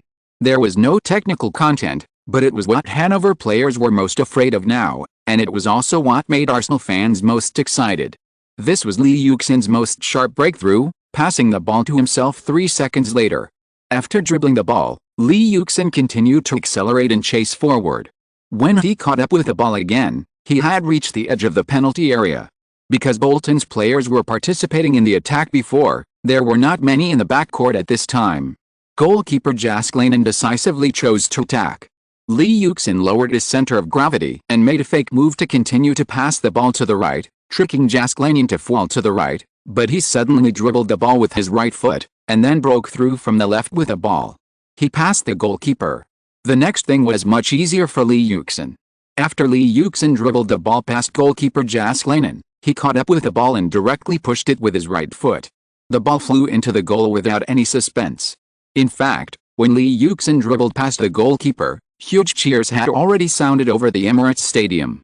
Arsenal fans had already begun to celebrate the goal in advance. They didn't believe that Li Yuxin would miss in such a situation. Sure enough, Li Yuxin did not disappoint them. The ball flew steadily into the goal. Li scored. This is his 32nd goal of the season. 34 rounds have been opened, 32 goals and 10 assists are perfect data. The shouts over the Emirates Stadium reached a peak. Cheng Wen and the others were also cheering, but when they opened their mouths, they didn't hear their own voices. Their voices had been completely drowned out by the cheers from the outside world. Zhang Bing did not raise her arms and cheer at this time, but faithfully performed her duties. Her camera followed Li Yuxin closely and captured the whole process of Li Yuxin's goal and his celebration. At this moment, they began to look forward to the Champions League semi-final on April 25. Chapter 214, Prosperity and Unexpected Invitation. This Champions League is the golden age of the Premier League. Manchester United, Arsenal, Liverpool and Chelsea will meet in the Champions League semi-finals. The strength of the Premier League has become the focus of European football. The Champions League final is the first time that the Premier League will have a civil war. Chelsea versus Liverpool, Arsenal versus Manchester United. It is not that enemies will not meet. Chelsea and Liverpool are both arguing, and as the most famous pair of enemies in the Premier League, Wenger and Ferguson certainly cannot escape. Ferguson, wearing a pair of glasses, said in an interview with the Daily Mail, "I am eager to win this round, but this game will be difficult. As I said before, Arthur and I are already familiar with each other's style and formation, so this game is not as good as the outside world thinks. It may be a dull game, and the result of the game itself is difficult to predict. No one is absolutely sure to win. It may even depend on some amazing performances of one or two star players. When the reporter asked what kind of players it would be, Ferguson touched the tip of his nose, paused and said, "Well, any player. In such a game, any player's outbreak is enough to change the scene of the game. Their talent is unquestionable, and I value those young players more. They have drive, ambition, desire to be heroes, and potential. I believe my team has such players. Cristiano is such a player. I believe he can perform better, even not inferior to Lee's ability. As for Rooney, I am not worried about him. As long as he performs as well as before in this game, it will be enough. You must know that Arsenal was defeated by him alone at that time. Then, Alexander, what do you think of Lee's performance now?" Ferguson paused for a moment, then continued, "Although I don't want to mention him, I have to say that Lee is an amazing player and an opponent worthy of our attention. I think Lee Yuxin will cause us a lot of trouble in this game. Not only do we think so, but if Lee himself reads the reports from the outside world, he will know how good he is. After Thierry left, Lee is definitely the most important attacker of Arsenal now, and his performance will directly affect Arsenal. Maybe he has never noticed it, and we have also felt the power of Lee this season." After saying this, Ferguson's interest seemed to decrease a lot. He simply answered a few unimportant questions and never answered questions about the game. Ferguson's words caused a sensation in the whole of England. Ferguson changed his cautious character again and again, and praised the young players lavishly.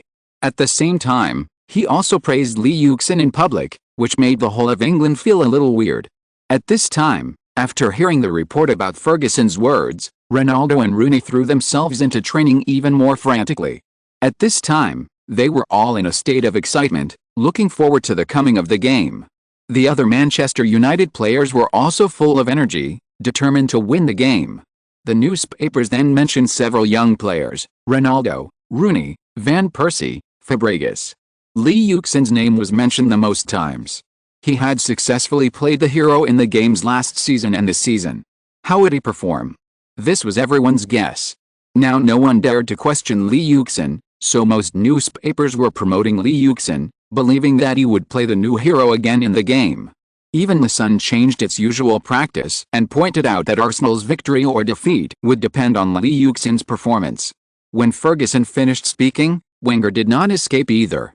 The next morning, reporters from Sky Sports were waiting for him in the press room. "Arthur, can you talk about the upcoming game?" "Well, this game is just as Alex said. I don't think our team's offense will be as smooth as the previous rounds against those teams. Since Manchester United is very familiar with us, this may be more difficult than playing against any opponent, but we will not give up our way of scoring. We must insist on attacking.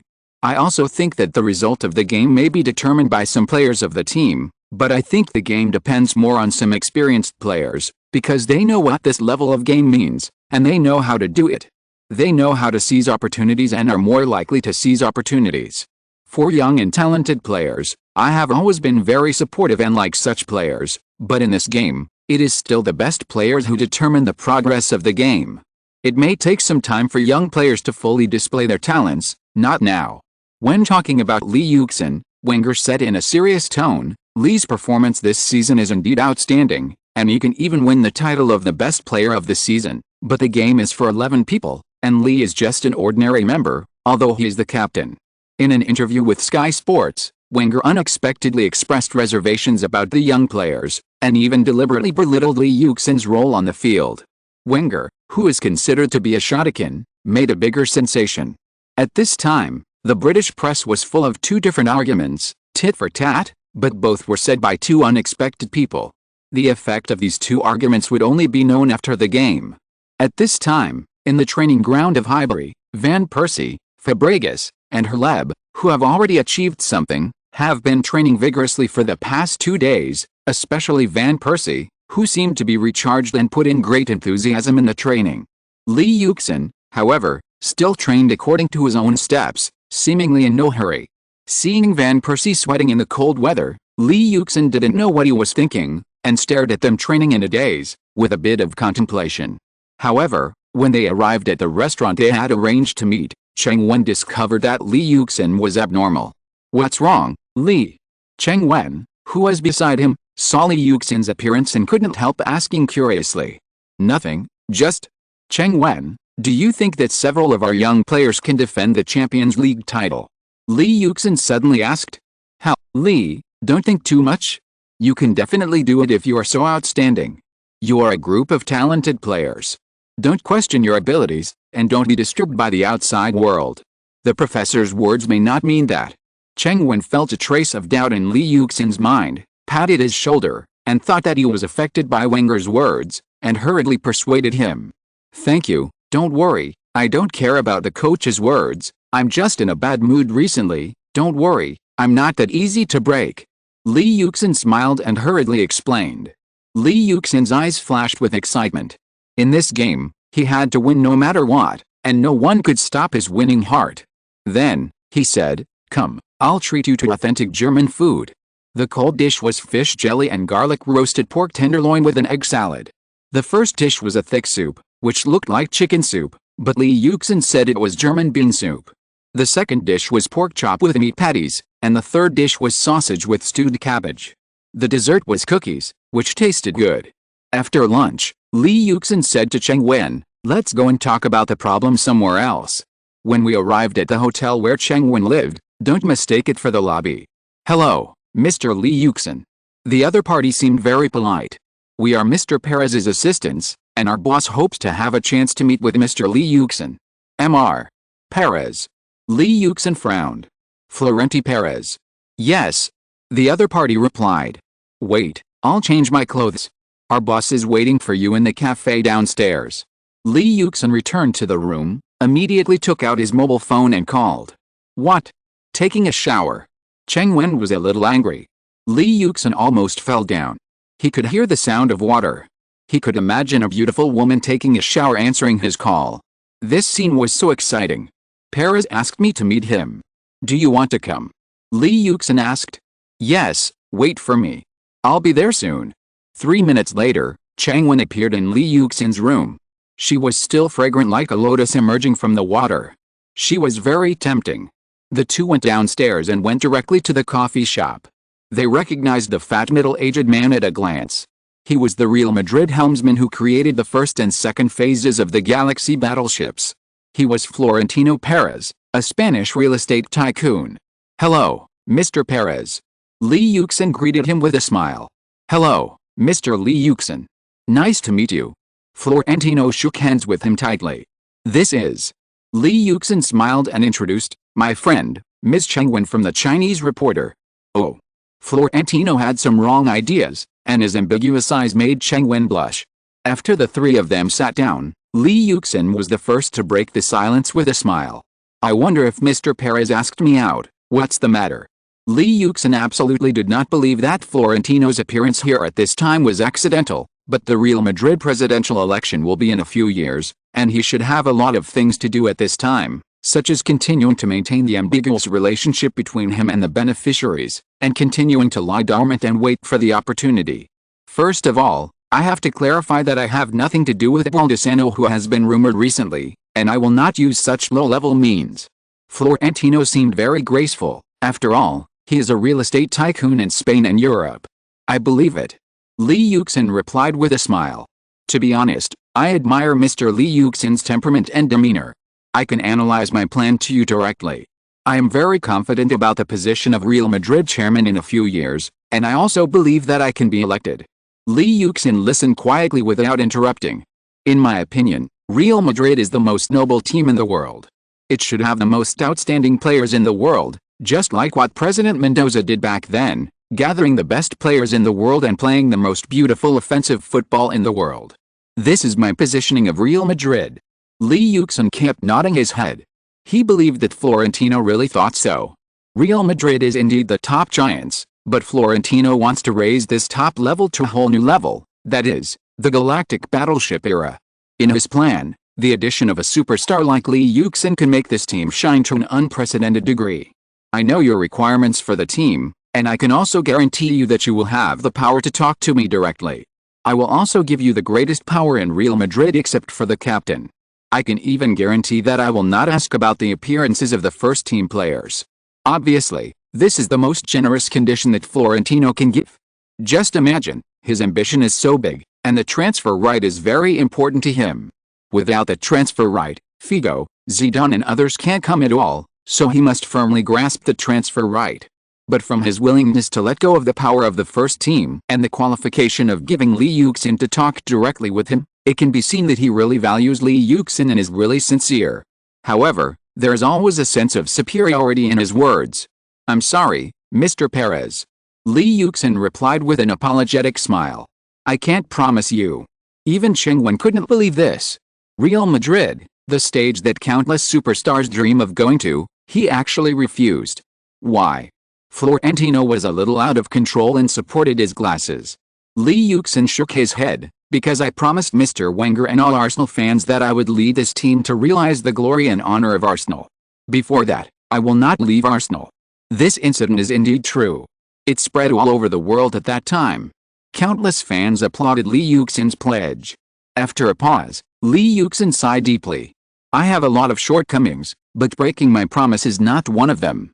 I will do what I promised, unless Mr. Wenger thinks that I am no longer suitable to be the captain of Arsenal and fires me. Otherwise, I will fulfill my promise." Real Madrid is indeed a rare opportunity, and Mr. Perez's grand plan is indeed enough to attract all the head coaches, but in my opinion, there are some things that are more important than fame and status. So, I can only say sorry. Florentino did not expect Lee Yuxin to answer so straightforwardly. "Will you not think about it again? I can give you a few days." "No, thank you," Lee Yuxin said with a smile. Florentino is also a person who is used to doing big business and seeing big scenes. Of course, he will not be angry or do anything because of Lee Yuxin's refusal.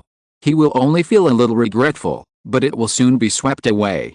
If he is the kind of petty-minded person, his real estate group would never be so big, right?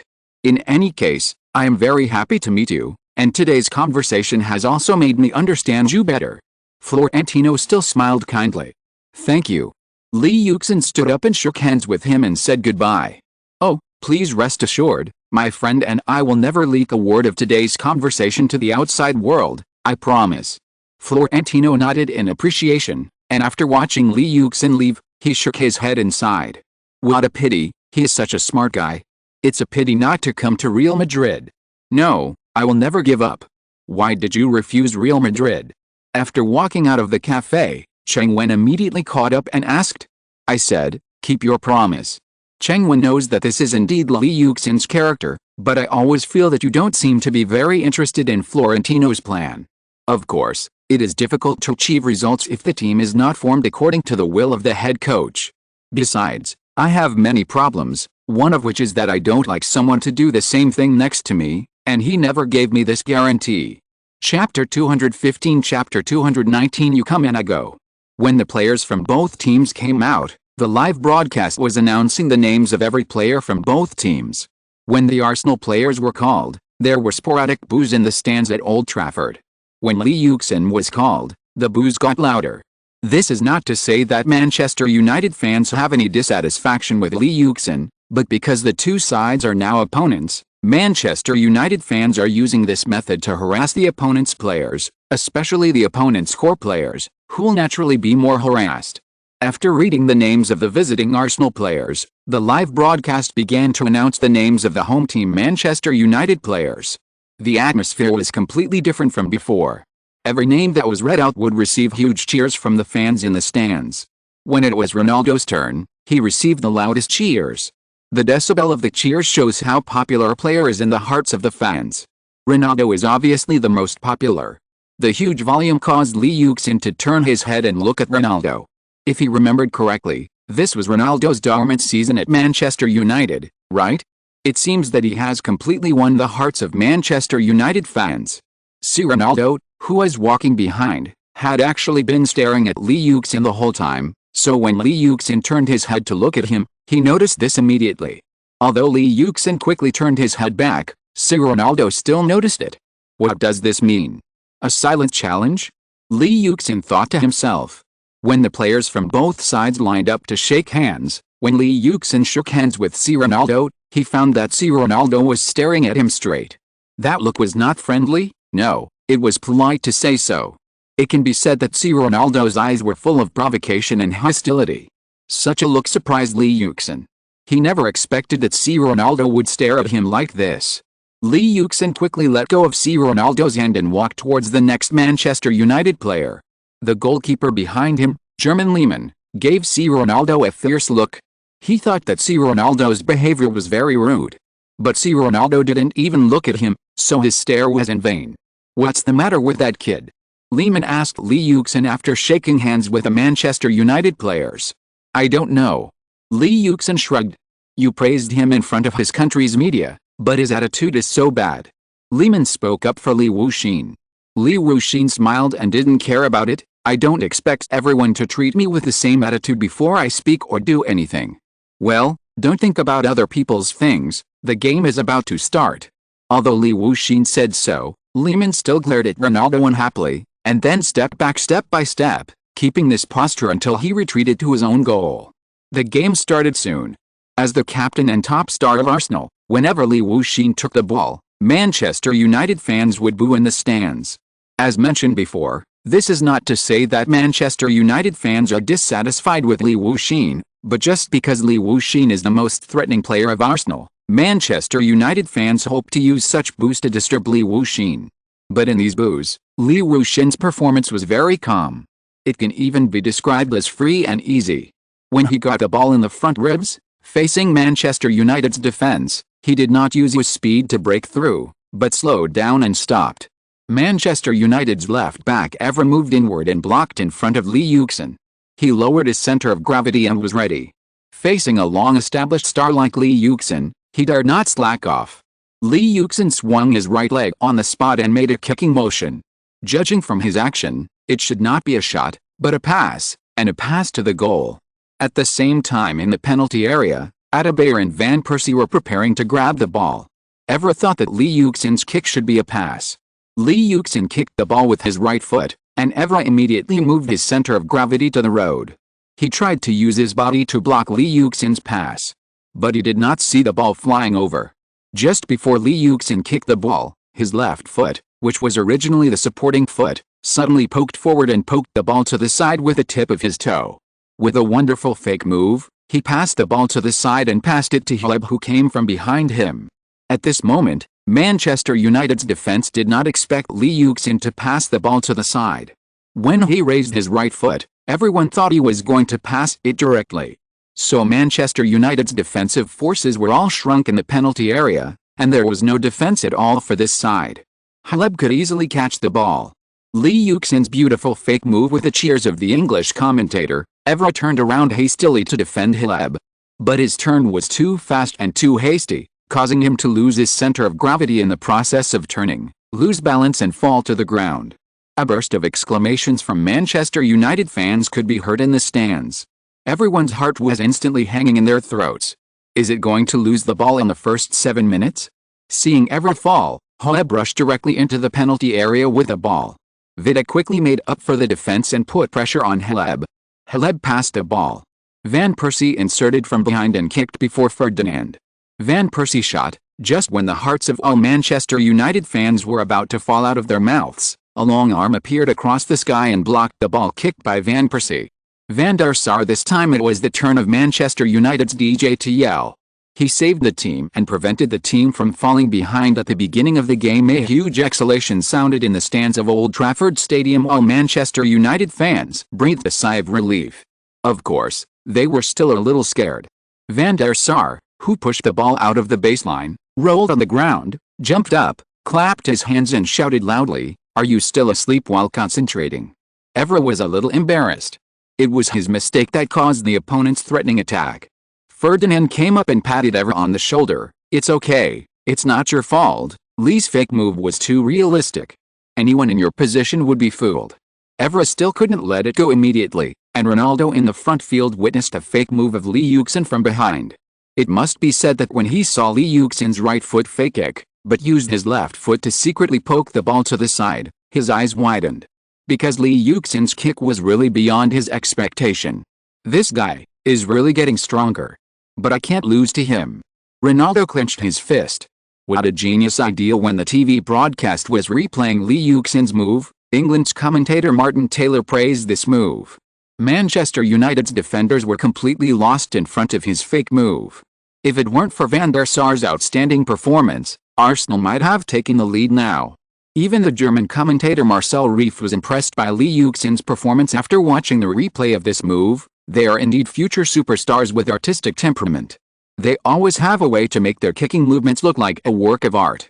He received a lot of boos at Old Trafford, but just now, the boos disappeared. It's really amazing. It is really amazing to be praised by a neutral commentator. European commentators are not required to be objective like Chinese commentators. If there is a game between the team they support, they will definitely be biased towards the team they support without hesitation in the commentary, so they often attract criticism and attacks from the opposing fans. But at the same time, they will also attract the fanatical love and support of the fans of the team they support. When the German team and the English team are playing, the German commentator will naturally support the German team unconditionally. The grievances between British and German football make this moment not the time to show their fairness and objectivity. So Marcel Reif was able to praise Lee Yuxin so much, it was really because of Lee Yuxin's performance that he had to sincerely admire him.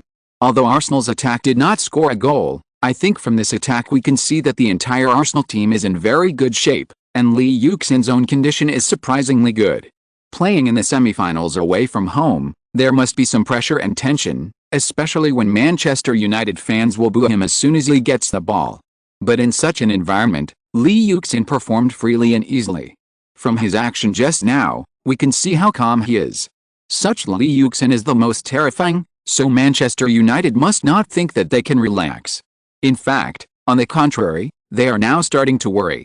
Chinese commentator Zhang Zhengguang has his own unique insights on this. Manchester United fans may not like to hear his words, but Zhang Zhengguang believes that what he said is right. For Manchester United, the real test is coming now. In this game, Lee Yuxin continued his previous excellent form. Can Manchester United's defense hold up for 10 minutes? At the same time, Ronaldo appeared on the TV broadcast. Zhang Zhengguang thought, facing such an outstanding Lee Yuxin, what kind of performance will Ronaldo show? Of course, he did not say this sentence. He just looked forward to it silently in his heart. He did not commentate many games of Ronaldo, only the Champions League games, and the rest of the time he commented on Premier League games. But from his limited understanding of Ronaldo, Ronaldo is the kind of player who performs better when the opponent is stronger. Lee Yuxin is in good shape, which may stimulate Ronaldo's state. Indeed, Ronaldo now is no longer the Ronaldo of last season. Chapter 216 Chapter 218 Preparation and Beginning. Manchester United regarded Lee Yuxin as a very strong and difficult opponent. Similarly, Arsenal also regarded Ronaldo as a difficult enemy. 80% of Arsenal's defensive arrangements were aimed at Ronaldo. In order to strive for realism and achieve the desired results of the coaching staff and training, Wenger simply asked Lee Yuxin to play Ronaldo in training. I play Cristiano. Lee Yuxin pointed at himself and asked back. Yes, you are very fast and good at breaking through, which is very similar to Cristiano. Wenger handed a Yuxin disc to Lee Yuxin. You can also understand his playing style by watching this disc, which can help you better play the role of Ronaldo in training. Lee Yuxin took the disc handed to him by Wenger and looked down at the Cristiano Ronaldo written in marker on the front of the Yuxin disc. I have a question, coach. Lee Yuxin said. Is Cristiano this season very good? This was the first time that Lee Yuxin saw Wenger asking him to play an enemy in training, just to let the team practice defense. Arsenal had met many teams and many opponents before, but they had never done this, so he was very curious. He is very good, Lee. Wenger nodded and said in a very affirmative tone. This season's golden boot belongs to you, but Cristiano is the third in the scorer list, second only to Drogba and you. And in this season's Champions League, he continued his excellent scoring feeling, and so far he is still the third in the Premier League scorer list and the third in the Champions League. His gun is in hot form. We must be careful and go all out to deal with him. Yang Guiyang and Shuashuo saw that Lee Yuxin was always absent-minded after coming back, as if he had something on his mind, and couldn't help asking, what's wrong? The head coach asked me to watch Ronaldo's video, and then asked me to imitate him in training to help the team practice defending Ronaldo. Lee Yuxin said. Wenger really values Ronaldo. Yang Guiyang and Shuashuo said with emotion after hearing what Lee Yuxin said. I asked the coach if Ronaldo was very good, and he said yes. I just wanted to see how good he is. Li Yuxin took out the Yuxin disc. Yang Guiyang and Shuo took it and put the disc in the DVD player for him, and then turned on the TV. The disc was a collection of Ronaldo's goals last season and this season up to the last round of the Premier League. Li Yuxin saw many goals scored by riding alone, where one person faced several defensive players of the opponent, used his speed and skills, and rhythm to shake off the opponent one by one, and then shot the ball into the goal. In some ways, your way of playing football is indeed similar to his, Yang Guiyang and Shuo said beside him. Li Yuxin didn't say anything about this. After watching the entire disc of Ronaldo's goal highlights, he sighed. He is really good. As a striker, and a speed striker, Li Yuxin has a preference for riding alone. Seeing that Ronaldo has scored so many goals by passing several people, he naturally thinks he is very good.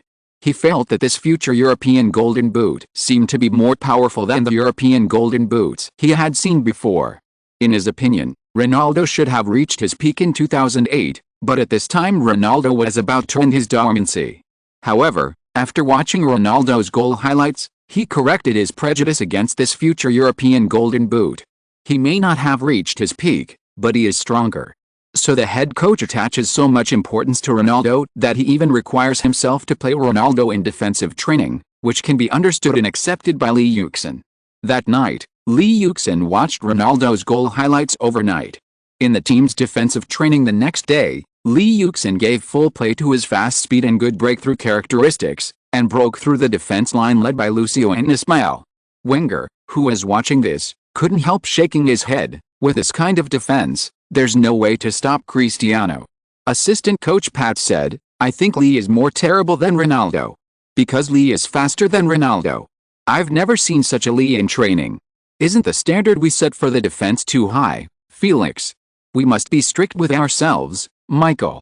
Wenger corrected Pat's thoughts. Pat secretly made a face behind Wenger. Anyway, in this training session, our defense exposed a lot of problems. We must make up for these loopholes before the game starts. Wenger said. Thanks to Li, if it weren't for him, we might only find out what problems our defense would have when facing extreme speed during the game. Pat said, I don't think he's our opponent, so I will always thank him. See, Ronaldo is also very good, Michael. Of course, I didn't say he's not good. So I am now particularly curious about how these two people will perform when they clash. Because of Li Yuxin, Arsenal's defenders have been unlucky. Wenger is very dissatisfied with their performance in training, so their training plan was temporarily adjusted, the training volume increased, and the training requirements became more stringent. Then they have to suffer from Li Yuxin's abuse every day. It stands to reason that the training content on the day before the game is often not arranged too tightly, nor is there any training with too much exercise, usually set-piece drills.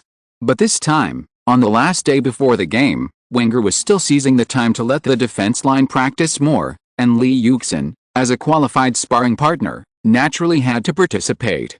In fact, this kind of training is two-way. Li Yuxin helped Arsenal's defenders practice defending Ronaldo, while Manchester United's defenders also helped Ronaldo practice how to break Arsenal's defense. So Li Yuxin was not just a supporting role for others, he also had benefits. In this way, the two sides competed until the start of the game. By the way, this time Li Yuxin did not stay at his home on the eve of the game, but stayed in the hotel with the team. The Champions League semi-final is something that can attract the attention of the whole of Europe. There are more than 100 media outlets that rush to the scene to report on this game. In addition to reporting on the game between Arsenal and Manchester United, they also wanted to see the competition between Li Yuxin and Ronaldo. They are both the future top stars of their respective teams. In terms of age, Ronaldo is older than Li Yuxin. One of them is young and successful, and the other is about to reach the peak. Physical fitness has not yet reached the peak, but consciousness and experience are about to reach the peak. So at this time, Ronaldo should also show results. He won the World Championship and the European Championship in the French national team before, but at that time the captain of the French team was Zidane, and Ronaldo was just a soy sauce. Now, as Ronaldo matures in all aspects, he naturally hopes to replace Zidane in the French national team. But whether it is the 2014 World Cup or the 2016 European Cup, Ronaldo, who is in good shape, has failed with the French team. He turned his hope to the club. Last season, Manchester United's league championship was snatched away by Mourinho's Chelsea, and only won one FA Cup championship. This season, Chelsea is still strong, and it is a bit difficult for Manchester United to win the championship, so they focus on the Champions League, hoping to achieve a breakthrough in the Champions League. In terms of motivation, Ronaldo is absolutely full value. He has the ability and motivation. It is time for him and this Manchester United to achieve results. Lee Yuxin is much younger than Ronaldo. He is only 19 years old now, 3 years younger than Ronaldo. Youth is his biggest asset. He became the top scorer of the Champions League in his first Champions League last season, and his achievements have impressed the whole of Europe. However, in terms of experience and awareness, everyone thinks that he is on par with Ronaldo. His biggest weapon is youth. The English media also compared the speed of Lee Yuxin and Cristiano Ronaldo. Neither of them had their actual 100-meter or 30-meter speeds, but the media could use the sprint speeds of the two to calculate their instantaneous maximum speeds. The calculated speed was that Lee Yuxin was faster than Cristiano Ronaldo. Cristiano Ronaldo was known for his speed in the world of football, and Lee Yuxin was even faster, which surprised the English. Manchester United fans simply did not believe this data. Instantaneous sprint speed has no reference value at all. Everyone has the luck to run at a very high speed, but football matches are about stable performance. Even if Lee's speed is faster than Cristiano, so what? Under the webpage of this news, most of the comments came from Manchester United fans. Before the game against Arsenal, of course, such news could not destroy their morale. Amid all the hype and controversy, the first round of the Champions League semi-finals finally arrived. Arsenal and Manchester United both came to the Allianz Arena to make final preparations for the game. "This is our home court, we have to lock in the victory here," Wenger encouraged the players. Pay special attention to Ronaldo in defense. On the other side, Ferguson was also reminding his players, still the same as before, be careful of Lee's speed and long shots. The other players of Arsenal will do everything they can to create opportunities for Lee. He is a player who can decide the outcome with one goal. Don't give him any chances in the game. Bale, who is not included in the starting lineup for this game, automatically replaced Lee with his name in his mind. He felt good to be valued so much. However, when his teammates stood up and prepared to play, he came back to his senses from his fantasy and realized that he had not even become a stable starter in Arsenal. "Well, I want to see how good you are, Cristiano. One day I will knock you down," Bale said in his heart as he walked to the bench. If you're listening to this novel on a channel other than Fanfic World, it means they downloaded and uploaded it without effort. We cordially invite you to visit our channel, Mundo Fanfic Novelis. There you'll find the original version of this story, and you can explore many other novels of various genres. We're waiting for you to immerse yourself in a world of incredible novels. Chapter 217, Leading an Outburst of Ronaldo. Unfortunately, Zanjan's words came true. When the game resumed, it seemed that Arsenal was encouraged and stimulated by this attack. In the next game, they suddenly turned the tables and played an effective attack. Although Wenger formulated a defensive counter-attack tactic for the team, he would not dogmatically require the team to retreat to defend when the team was in an advantageous position. After all, Arsenal is still a team that advocates offense from the bottom of their hearts. They are better at playing offensive football, so when the team is in good shape, they should encourage the team to attack. If they can score an away goal and take the lead, it will be more beneficial for the team. Arsenal's players did play more freely in the offense, like a fish in water. Their continuous attacks threatened the goal guarded by Van der Sar at odd times. And they really scored a goal. In the 28th minute, Manchester United's attack failed. Misimovic's pass was intercepted by Flamini. Then Flamini passed a ball to Van Persie. Van Persie quickly passed a ball to Lee Yuxin, who was running forward at high speed. He was very careful about the lead time when passing the ball. He did not pass the ball directly to Lee Yuxin's feet, but passed it in front of Lee Yuxin, so that Lee Yuxin could give full play to his speed advantage. Sure enough, at the moment when Van Persie passed the ball, Lee Yuxin, who was still jogging slowly, suddenly accelerated and jumped out like a cheetah, throwing Ferdinand, who was following him, away. Ferdinand was caught off guard and wanted to speed up again, but he was already more than 2 meters away from Lee Yuxin. When he picked up speed, he could only sigh at Lee Yuxin's back. The speed was too fast, he couldn't catch up. Ferguson, who saw this scene off the court, slapped his thigh hard. After so many pre-match trainings, Ferdinand still couldn't keep up. Next, It depends on others. After Lee Yuxin accelerated to catch up with the ball, Vidic was already in front of him. He did not use his speed to continue sprinting, but suddenly stopped, then gently pushed the ball inward with the outside of his right foot, making a move to cut inward. Vidic turned around and rushed to the road. Lee Yuxin's right foot, like a whip, dunked the ball to the outside. Then he twisted his body and accelerated past Vidic. At this time, Vidic had already turned around. He was powerless to stop Lee Yuxin from passing by him. He didn't even have time to turn around. Lee, he went in. He broke into the penalty area with a clean and neat breakthrough. Martin Taylor shouted excitedly. Everyone knew what it meant to let Lee Yuxin enter the penalty area like this. So Marcel Reef's voice was also full of fear. Lee Yuxin, he went in. Lee Yuxin, who broke through Vidic's defense, was not facing the goal. His position was a little off. Oliver van der Sar quickly attacked and tried to block Lee Yuxin's shooting angle. Goalkeepers like van der Sar attack with momentum. Facing those forwards with poor skills, he only needs this momentum to make the opponent surrender. But today he was facing Lee Yuxin. Facing the attacking van der Sar, Lee Yuxin adjusted his body, swung his right foot towards the goal and shot. Van der Sar's legs were almost kneeling on the ground, sliding on the grass, his hands hanging on both sides of his body, his upper body straight, trying to expand his defensive range. This was a great move to save the single-handed ball. But he couldn't touch the ball, not even the skin of the ball. Lee Yuxin's right foot swung up and down, kicking the ball, but the ball did not fly to the goal from the left or right, in which case it would almost certainly be saved by van der Sar, who had perfectly blocked the angle. The football was rubbed up by him, rising in front of van der Sar, passing over his upright upper body, flying over his head, and then began to fall, drawing a parabola, and falling into the goal behind van der Sar.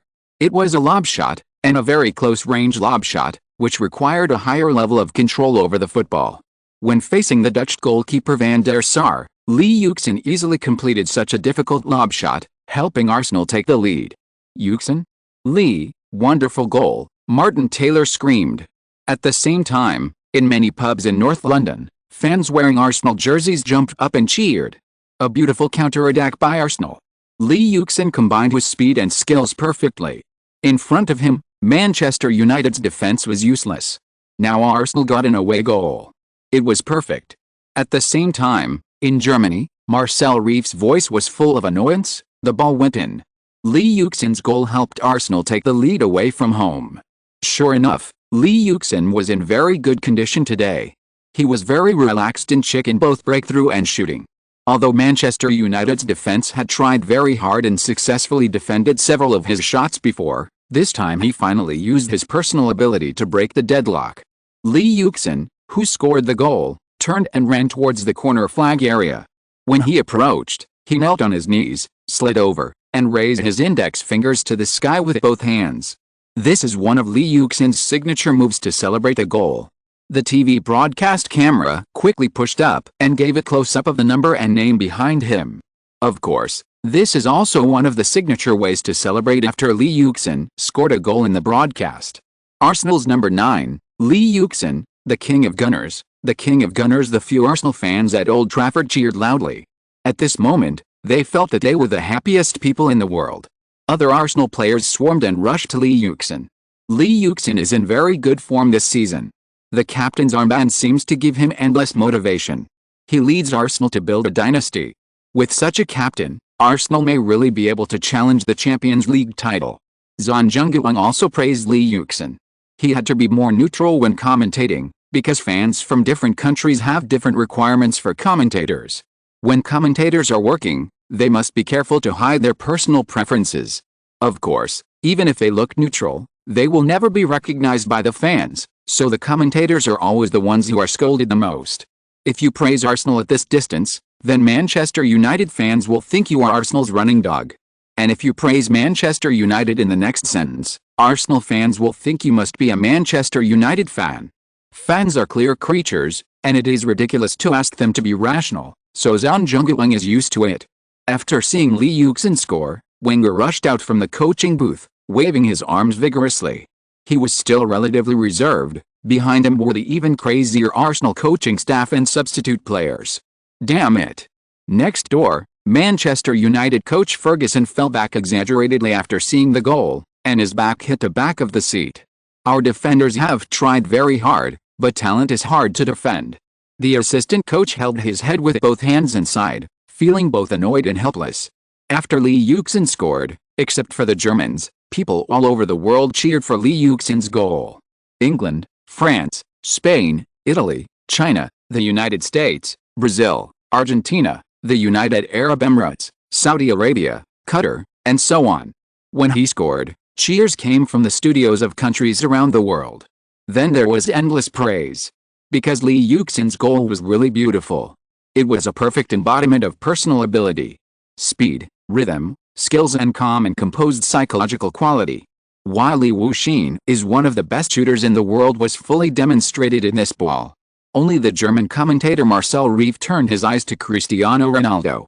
We also have a player like Lee Yuxin, he said. The Manchester United fans in front of the TV knew who he was talking about.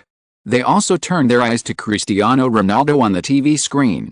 Not only them, in the stands of Old Trafford, when the Arsenal fans were cheering, the Manchester United fans put their hands down from their heads and turned their eyes to Cristiano Ronaldo. If there is anyone who can compete with Lee Yuxin, it is only Cristiano Ronaldo in this Manchester United team. Cristiano Ronaldo is their hope, and they are eager to see how Cristiano Ronaldo will respond to Lee Yuxin. If even Cristiano Ronaldo can't do anything, Manchester United may be in trouble in this game. All the Arsenal players ran back to their own half and returned to their positions. Manchester United had been waiting for this for a long time. The referee blew the whistle and the game resumed. Manchester United seemed a little flustered after losing the ball, because they fell behind and let the opponent score an away goal. This cast a shadow on their prospects of advancing to the final. The players of any team will have some emotional fluctuations after just losing the ball, and they will not be able to concentrate on the next game. So after scoring the goal, Arsenal did not quickly retreat to defend, but continued to attack, hoping to score another goal in a very short time, expand the lead, and completely defeat Manchester United. Manchester United's defense has not performed well during this period. After losing the ball, they made 2 consecutive mistakes, both of which almost caused the loss of the ball. It seems that Lee Yuxin's goal has created huge pressure on Manchester United's defenders.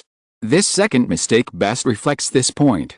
When Lee Yuxin broke through with the ball, Ferdinand could have intercepted the ball, but he was not crisp enough when clearing the ball, and the intercepted ball was snatched back by Lee Yuxin, forming a shot. If it weren't for Van der Sar, Ferdinand might have become a sinner. Van der Sar got up from the ground and roared at Ferdinand, "What's going on? Did Cristiano train with you for nothing? Be serious." Ferdinand panted and looked at the front court, and he saw Cristiano Ronaldo. "Yes, I was training with Cristiano. Is all the sweat I put in during training meaningless? No, if I practiced with Cristiano for so long and ended up with this result, I won't accept it." Seeing Van der Sar yelling at Ferdinand, Cristiano Ronaldo also frowned. Arsenal's offensive during this period was too strong, completely suppressing his teammates, so that Manchester United didn't have much energy to attack, and the offense could only rely on him to fight alone. The opportunities that could be obtained were pitiful, and Manchester United was even more embarrassed by Arsenal's suppression during this period. He was also very anxious. Chapter 218 Ronaldo's response. After Lee Yuxin scored, in addition to Chinese fans, people all over the world cheered for Lee Yuxin's goal. England, France, Spain, Italy, China, the United States, Brazil, Argentina, the United Arab Emirates, Saudi Arabia, Qatar, and so on. When he scored, cheers came from the studios of all countries in the world. Then there was endless praise. Because Lee Yuxin's goal was really beautiful. It was a perfect embodiment of personal ability, speed, rhythm, skills and calm and composed psychological quality. While Lee Yuxin is one of the top shooters of the young generation in the world was fully demonstrated in this ball. Only the Manchester United commentator turned his eyes to Cristiano Ronaldo. We also have a player like Lee, he said. The Manchester United fans in front of the TV knew who he was talking about. They also turned their eyes to Cristiano Ronaldo on the TV screen. Not only them, in the stands of Old Trafford, when Arsenal fans were cheering, Manchester United fans lowered their hands from their heads and cast their eyes on Cristiano Ronaldo. If there is anyone who can compete with Lee Yuxin, This Manchester United team has only Cristiano Ronaldo. Cristiano Ronaldo is their hope. They are eager to see how Cristiano Ronaldo will respond to Lee Yuxin. If even Cristiano Ronaldo is powerless, Manchester United may be in trouble in this game. All Arsenal players ran back to their own half and returned to their positions. Manchester United has been waiting for a long time. The referee blew the whistle and the game resumed. Manchester United seemed a little flustered after losing the ball because they fell behind and let the opponent score an away goal. This cast a shadow on their prospects of advancing to the final. Any team will have some emotional fluctuations after just losing the ball, and they will not be able to concentrate on the next game. So after scoring, Arsenal did not retreat quickly to defend, but continued to attack, hoping to score another goal in a very short time, expand the lead, and completely defeat Manchester United. Manchester United's defense has not performed well during this period. After losing the ball, they made 2 consecutive mistakes, both of which almost resulted in a goal. It seems that Lee Yuxin's goal created huge pressure on Manchester United's defenders. This second mistake best reflects this point. When Lee Yuxin broke through with the ball, Ferdinand and Vidic could have intercepted the ball, but he was not crisp enough when clearing the ball, and the intercepted ball was snatched back by Lee Yuxin, resulting in a shot. If it weren't for Van der Sar, Ferdinand and Vidic might have become sinners. Van der Sar, who got up from the ground, roared at Ferdinand and Vidic, "What's going on? Did Cristiano train with you in vain? Be serious." Ferdinand and Vidic panted and looked at the front court, and he saw Cristiano Ronaldo. "Yes, I was training with Cristiano. Is all the sweat I put in during the training meaningless? No, I can't accept this result after training with Cristiano for so long." Seeing Van der Sar yelling at Ferdinand and Vidic, Cristiano Ronaldo also frowned. Arsenal's offensive during this period was too strong, completely suppressing his teammates, so that Manchester United didn't have much energy to attack, and could only rely on him to fight alone. The chances they could get were pitiful, and Manchester United was even more embarrassed by Arsenal during this period. He was also very anxious.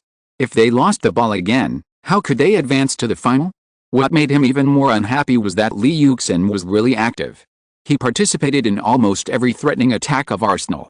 Manchester United fans booed him very enthusiastically at the beginning, but now the boos have gradually subsided. Why?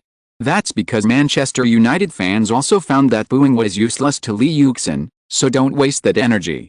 Damn, whose territory is this? Cristiano Ronaldo was full of strength at the moment. He wanted to let Lee know that he was not easy to mess with. Seeing Van der Sar roaring at Ferdinand and Vidic, Wenger sat on the coaching bench with his legs crossed, looking very calm. After the goal, everything changed, and the situation was gradually developing in a direction that was favorable to Arsenal. As long as it continued like this, the second goal would come soon. If they could get 2 away goals and finally beat Manchester United 2-0, then Arsenal could really be considered to have entered the finals in advance. However, Wenger was still a little worried. So far, Lee Yuxin's performance has been very good, almost overshadowing the brilliance of another person. But Wenger did not dare to underestimate that person at all. Because no one knows when this person will explode and in what way. Now Wenger is like a person who lives upstairs and returns late at night. He has a pair of heavy boots. When he takes off the first boot and throws it on the floor, Wenger downstairs begins to look forward to him throwing down the second pair of boots so that he can sleep peacefully. If he doesn't wait for the second boot, he won't be able to fall asleep. Lee Yuxin has already scored, and the first boot has been thrown down. Will Cristiano Ronaldo be willing to let Lee Yuxin have the best performance in his home court? Wenger is waiting for the second boot to be thrown down. This second boot is either thrown by Lee Yuxin or Cristiano Ronaldo. Before it is thrown down, his heart is always hanging in the air. After Van der Sar spoke, Manchester United's defenders finally woke up, and the performance gradually returned to normal. Seeing that there were no good opportunities, Arsenal also made adjustments quickly. Since it is impossible to score another goal in a short time, don't continue to attack. If Manchester United seizes the opportunity to counterattack, it will be all over. Now Arsenal has officially entered the rhythm of defensive counterattack. After Arsenal contracted its defense, Manchester United got more offensive opportunities. They could pass back and forth outside the 30-meter area of Arsenal, but they lacked effective methods to be directly fatal. Manchester United chose to go to the wing more often. Cristiano Ronaldo also tried to pass the ball to the wing, but Rooney and Saha were surrounded by Arsenal defenders in front of the goal. Moreover, he was a little thin and weak, and was no match for the Premier League defenders in physical confrontation. The effect of blindly kicking high balls was not good. Cristiano Ronaldo also found that a team like Arsenal was quite good at defending high balls, and passing from the wing did not work. He was not under much pressure to break through the wing now, but he would face huge pressure to go inside. He also saw that Arsenal had put a lot of effort into defending him. They were determined not to let him in. They let him pass the ball casually from the wing, as if they had figured out that Cristiano Ronaldo's pass was very ordinary and had a low threat. They focused on defending Cristiano Ronaldo from cutting inside after breaking through the wing, or cutting inside at the edge of the penalty area and shooting from a distance. In addition, when Cristiano Ronaldo passed the ball from the wing, the defense of the Arsenal players was almost symbolic. Cristiano Ronaldo suddenly thought, can I shoot directly where they think I'm going to pass? As soon as this idea popped up, it couldn't be suppressed. Cristiano Ronaldo decided to give it a try. He raised his arm to ask his teammates for the ball. Giggs saw Cristiano Ronaldo's request and passed the ball to him without hesitation. Although he had a chance to shoot from a distance, he always felt that giving the ball to Cristiano Ronaldo would give him a better chance than shooting from a distance himself. Although Cristiano Ronaldo only passed a ball to Rooney and Saha before. After Cristiano Ronaldo received the ball on the wing, he dribbled forward along the sideline. The one who came up to defend him was Flamini, the starting left back in this game. Although Flamini was a field player, he mainly played as a defensive midfielder, but he was arranged on the left side in this game. Because Clichy was injured this season and Bale changed to a winger, Flamini had to play as a left back. Flamini felt like he was facing a great enemy when facing Cristiano Ronaldo. Although Cristiano Ronaldo has not scored a goal so far, he dare not neglect it at all. Those who were just watching from the sidelines might think that Cristiano Ronaldo didn't perform at a decent level. But only Flamini, who had competed with Cristiano Ronaldo in person, knew how much pressure Cristiano Ronaldo had brought to him. He now lowered his center of gravity and stared at the football under Cristiano Ronaldo's feet, with his muscles tensed, as if he was a spring compressed to the extreme. As long as Cristiano Ronaldo made a move, his spring would suddenly pop out, burst out with huge tension, and quickly keep up with Cristiano Ronaldo's movements. Facing such a Cristiano Ronaldo, Flamini was very tired. Before the first half was over, he had already started to breathe heavily. He now urgently hoped that the first half could end early, so that he could take advantage of the break to have a good rest.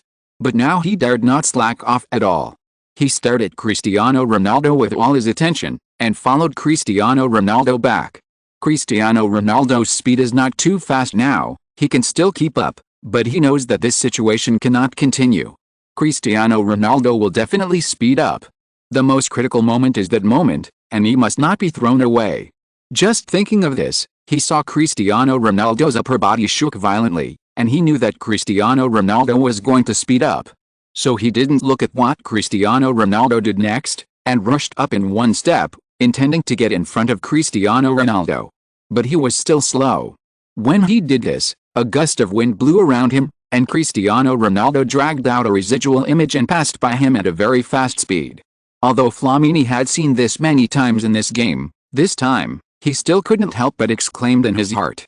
Unlike some people think, Cristiano Ronaldo's upper body shaking would be a fake move to deceive Flamini.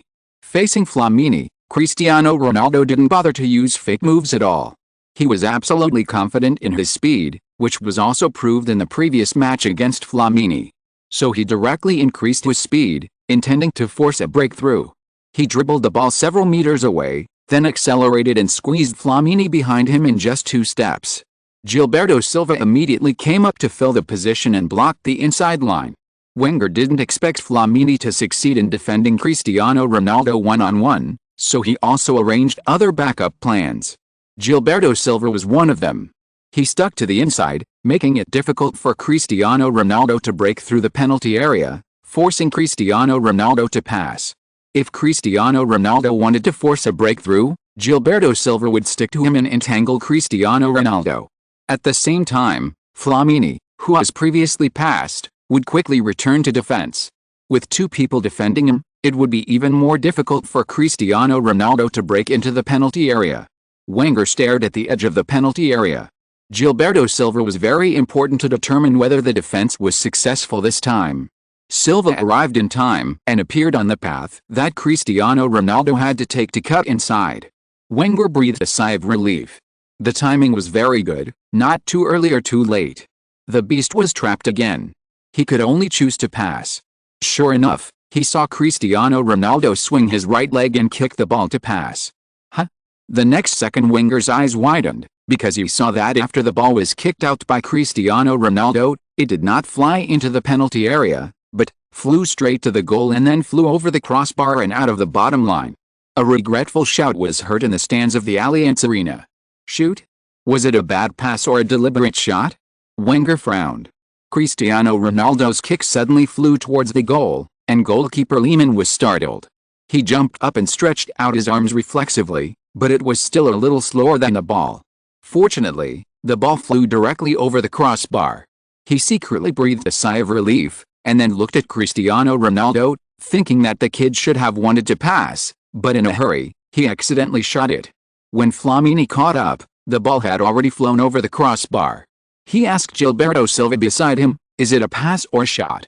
I didn't see it clearly, but I think it should be a pass, but it was too hasty and didn't hit the right spot," said the Brazilian national team's defensive midfielder. Not only Arsenal's players thought that Cristiano Ronaldo's kick was a bad pass, but even the commentators thought so. Cristiano's pass. It went wrong and turned into a shot. It was such an accident, and Arsenal's goalkeeper Lehmann broke out in a cold sweat. This ball was really close. Neither Lehmann nor Gilberto Silva were prepared. Not to mention them, even Cristiano was not ready. Although it was an accident, it was indeed a very threatening attack. It's a pity that there was no goal. It seems that luck is not on Manchester United's side in this game. Manchester United really doesn't have any good way to attack. Even Cristiano looked embarrassed under Arsenal's defense. His pass turned into a shot that went over the crossbar. If this continues, I think Arsenal will definitely take the opportunity to sneak in and score a goal. After all, there is a lot of space behind Manchester United when they attack like this, and Arsenal also has Ali who is fast and has excellent individual combat ability. Like Cristiano, he is good at counterattacks.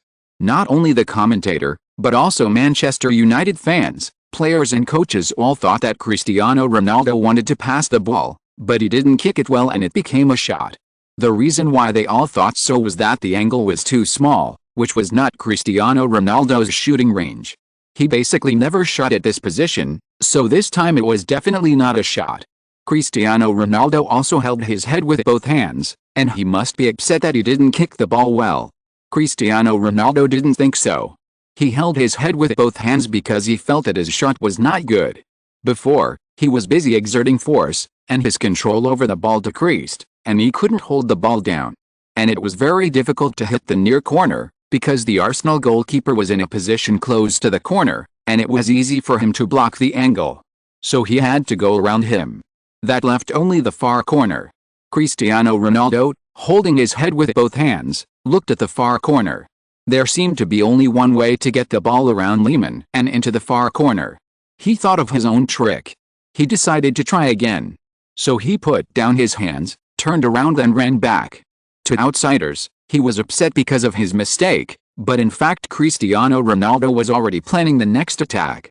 Seeing Cristiano Ronaldo break through Flamini as before, even though Gilberto Silva appeared in front of him, Wenger's brows did not relax, but continued to frown. Although Cristiano Ronaldo's pass was indeed not very good, it was not so bad, right?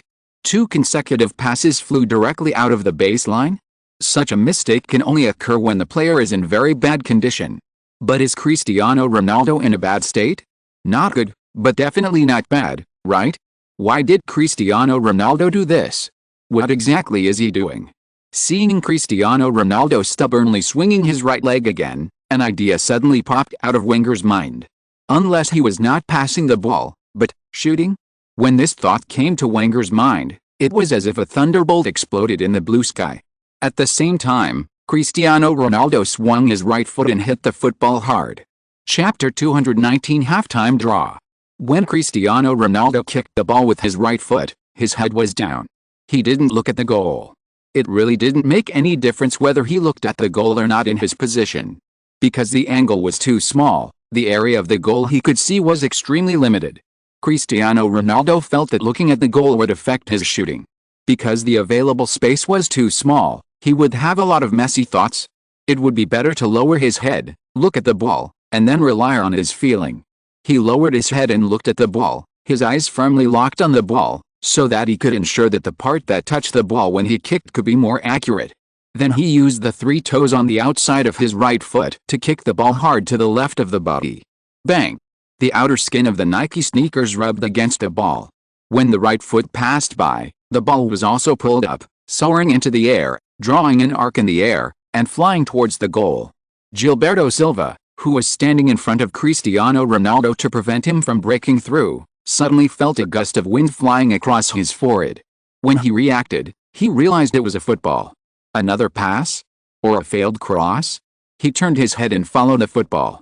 He saw that the football flew to the front of the goal this time. Unlike the previous 2 times, it flew directly to the outside of the baseline. The cross was successful? But it doesn't matter, Saha in front of the goal will never get a header. Just when Gilberto Silva thought so, he was surprised to find that the football turned a corner in the air. He thought he was dazzled. How could the football suddenly turn a corner? The Arsenal goalkeeper Lehmann also thought he was dazzled. He was originally in the front position of the middle point. After seeing Cristiano Ronaldo kick the ball, he retreated to the goal path to defend against a possible header. Although the probability of this happening is very low under the defense of Senderos and Kolo Touré, he still did not dare to take it lightly. This time, Cristiano Ronaldo's pass was finally decent, and it went straight to the front of the goal. But at this moment, he saw that the empty ball suddenly turned a corner. It did not continue to fly to the front of the goal, but turned to the back of the goal. Lehmann knew what this meant. He was shocked and wanted to jump up to save the ball, but it was too late. The ball was very fast. He didn't even have time to raise his hand to block it. The ball had already flown over him. All he could do was look up and watch the ball. When Cristiano Ronaldo kicked it out, everyone thought he was passing it, but Wenger didn't think so. He thought of a very scary possibility in his mind. Then he saw this scary possibility become a reality. The ball turned in the air, bypassed the defensive players, and bypassed goalkeeper Lehmann, and went straight to the back of the goal. The famous French coach suddenly stood up from his seat, then widened his eyes, and his hands were clenched into fists without knowing when, looking at the empty ball. He saw the ball go around goalkeeper Lehmann, brush the angle between the crossbar and the uprights, and fly into the goal. He was not mistaken. This time the ball did not fly over the crossbar and directly out of the bottom line, but flew into the goal. Houngul, the commentator, shouted at the top of his lungs, with veins popping out of his neck and his face flushed red. Hungul Huangul. At this moment, he was as excited as a South American commentator, forgetting everything else. Cristiano Ronaldo's goal equalized the score for Manchester United and also gave Manchester United hope of beating Arsenal at home. How could he not be excited? At this time, the entire Old Trafford Stadium was filled with deafening cheers. Everyone was shouting Cristiano Ronaldo's name, and Old Trafford Stadium seemed to be suddenly in a thunderstorm. Manchester United fans, who were still worried about the team before now, forgot what they were worried about. The Portuguese reporters in the media seats were also cheering for Cristiano Ronaldo. Lee Yuxin scored a beautiful goal, but in terms of beauty, Cristiano Ronaldo's goal was also beautiful. A small angle, the outside of the foot volleyed the ball in the air and drew an incredible arc, and then went into the goal. Such a goal is enough to become one of the top 10 goals of the Champions League this season. At this time, Lee Yuxin in front remembered the news before the game. I know who Lee is, but I will beat him. Just one sentence. Yes, our reporters can guarantee that this is what Cristiano Ronaldo said when he was interviewed by us. We didn't modify a word, not a word. Cristiano Ronaldo has already challenged wrong. The core of Manchester United is obviously unwilling to let wrong take the lead. Then Cristiano Ronaldo's words attracted widespread attention and controversy from the media. Not only the English media, but also the German media, Chinese media, Italian media, and French media all participated. I'm not surprised that Cristiano Ronaldo said this, because that's who he is. This genius personality has always been criticized. The controversy at the 2006 World Cup hasn't been over for long. Although Cristiano Ronaldo's words may sound a bit annoying, but if you think about it carefully, there may not be many people in the entire European football world who are qualified to say this. But he is definitely one of them. Now I'm looking forward to the two semi-finals between Arsenal and Manchester United more than before. There is also a media that did a special comparison, comparing Yuxin and Cristiano Ronaldo together, from their goals and assists data, and even detailed to various specific techniques. Yuxin has more goals than Cristiano Ronaldo, but not to the point of being far ahead. And Cristiano Ronaldo has more assists in various events than Yuxin. So in this regard, the two are tied. In terms of individual techniques, the media also made a detailed comparison. In terms of dribbling, Yuxin and Cristiano Ronaldo's paths are not exactly the same. In terms of fancy footwork, Cristiano Ronaldo is better than Yuxin, but in terms of practicality, Yuxin is one step ahead. Of course, Cristiano Ronaldo's dribbling moves are now more practical than before, but his success rate is slightly lower. In terms of speed, the two did not race on the 100-meter track at the same time. So the media captured the actual performance of the two in the game, and then estimated their speed through technical analysis. The conclusion is that Yuxin beat Cristiano Ronaldo, but not by much. Of course, the media that made the comparison also emphasized that this was only the speed calculated by watching the video, and it was not the real speed at all, so such a comparison is only for reference, and there is no conclusion that Yuxin must run faster than Cristiano Ronaldo. In the shooting link, the two are evenly matched in terms of strength, because they are both good at long-range shots. In terms of accuracy, Yuxin is slightly better. In terms of shooting diversity, Yuxin is also on par with Cristiano Ronaldo.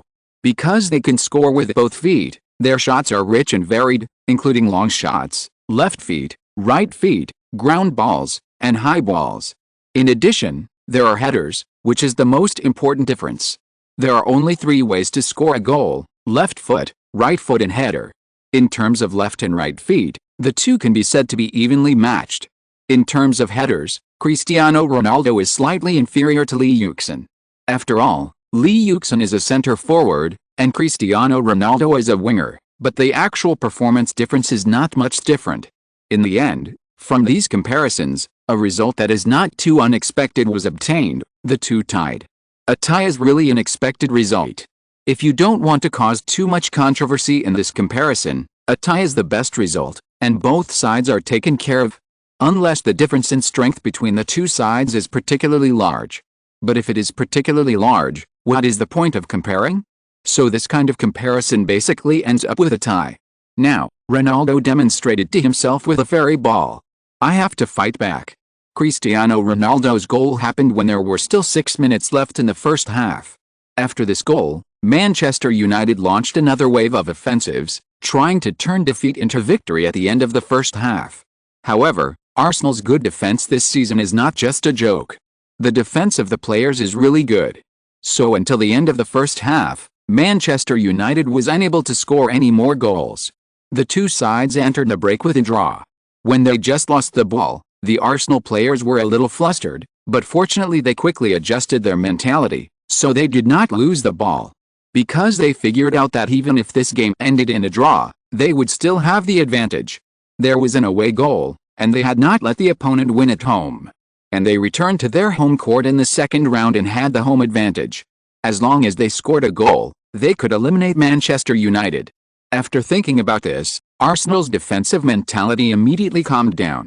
During the halftime break, their faces were not as ugly as when they just lost the ball. The same was true for Wenger. As a head coach, he regained his composure faster than his players. At the same time, Manchester United's players also look very motivated.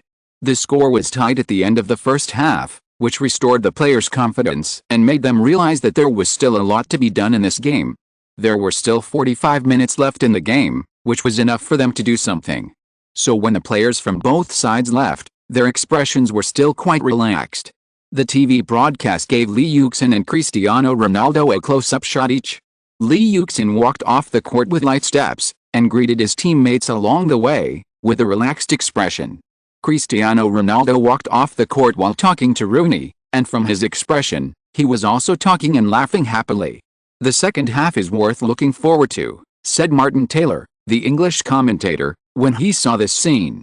Yes, I believe that after watching the first half and looking at the performance of the players after leaving the court, everyone will hope that the 15-minute break will end quickly. Chapter 220 First Round Victory. During the halftime break, Wenger determined the tactics for the second half for Arsenal. Defense is the main thing.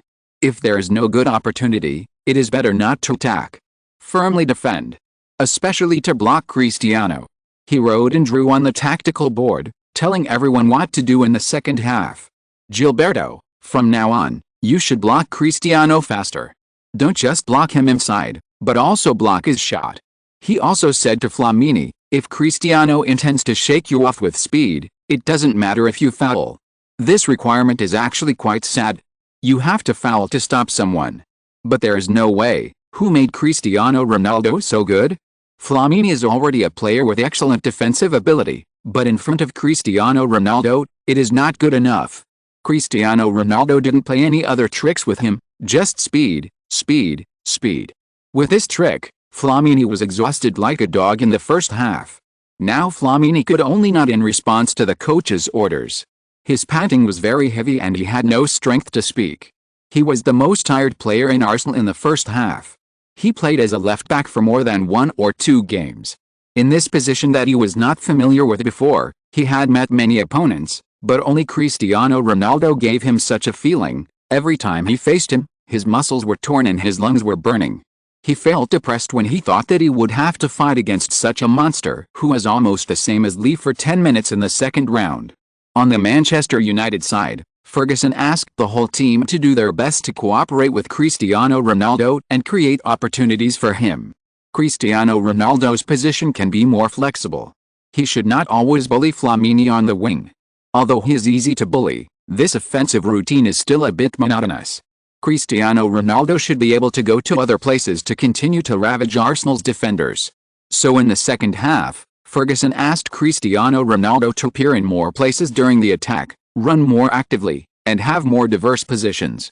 He can be a striker, a winger, a wing forward, or even a front midfielder. Anyway, a changeable Cristiano Ronaldo can effectively increase Arsenal's defensive difficulty and make the opponent at a loss. In this way, when they completely focus on Cristiano Ronaldo, other Manchester United players will have room to play. At that time, Manchester United's offense was completely opened. The advantage of a player like Cristiano Ronaldo is that he can complete all the offensive tasks by himself, and he can also assist his teammates in the offense. From a technical point of view, Cristiano Ronaldo is not all-round, but from a tactical point of view, Cristiano Ronaldo is very all-round, and he can complete almost all tactical tasks. The 15-minute break passed quickly in everyone's eager anticipation. When the players of both sides came out of the tunnel again and walked onto the court, Old Trafford was filled with cheers. Cristiano Ronaldo's goal not only gave his teammates confidence, but also rekindled the enthusiasm of Manchester United fans. They were all looking forward to Manchester United's Jedi counter-attack in the second half. Even some Manchester United fans were fantasizing that Manchester United would completely destroy Arsenal with a crushing momentum in the second half. They took advantage of Arsenal's unstable foothold and scored 2 goals in just 5 minutes, not only completing the reversal, but also expanding the lead to 2 goals. Since the opponent already has an away goal, we should try to reduce the importance of the opponent's away goal. However, when the second half really started, the game did not develop in the direction that Manchester United fans hoped. Arsenal was determined to defend, and they were very satisfied with a score of 1-1. Only Lee Yuxin was left in front, and even Ljungberg and Pires withdrew to participate in the defense.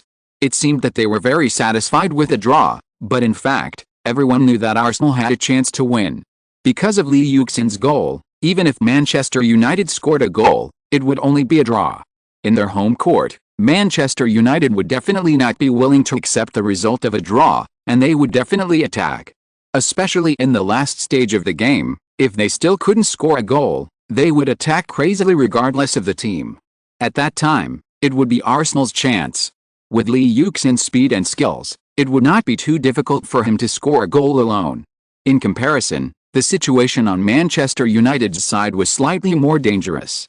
They must score a goal, but if they put too much energy into attacking, They would have to be wary of Lee Yuxin's counterattack. Now Manchester United has also tasted the dilemma of their opponents when playing against them. Since we can't put too much effort into training, the important task of scoring goals will depend more on the individual performance of the stars. Everyone's eyes were on Cristiano Ronaldo, who had saved Manchester United once in the first half. In the second half, could he save it again? Cristiano Ronaldo tried another volley with the outside of his foot on the right. But this time, the ball flew high over the crossbar, just like the two shots before he scored in the first half. It's very difficult to volley with the outside of the right foot, and it's really not easy to score. With Arsenal's strength in defense against him, it's even harder to score. Cristiano Ronaldo also realized that he couldn't always rely on this to score. He still had to change positions more often. So he went to the road.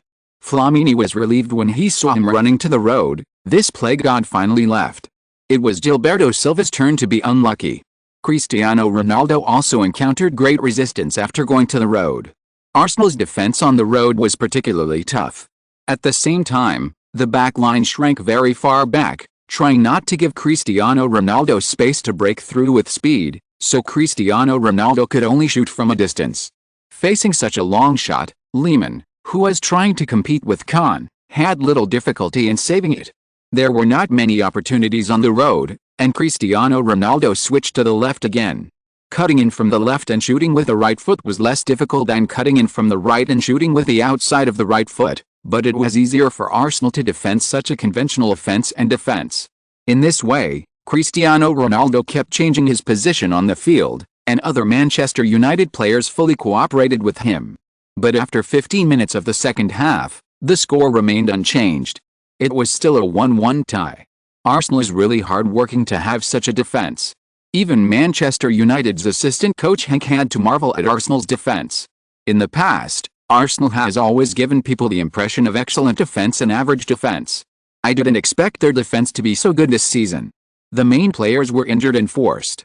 I didn't expect that these people would play more solid defense when put together, so the defense effect is better. Ferguson said with his arms around his chest, sitting on the chair in the coach's seat.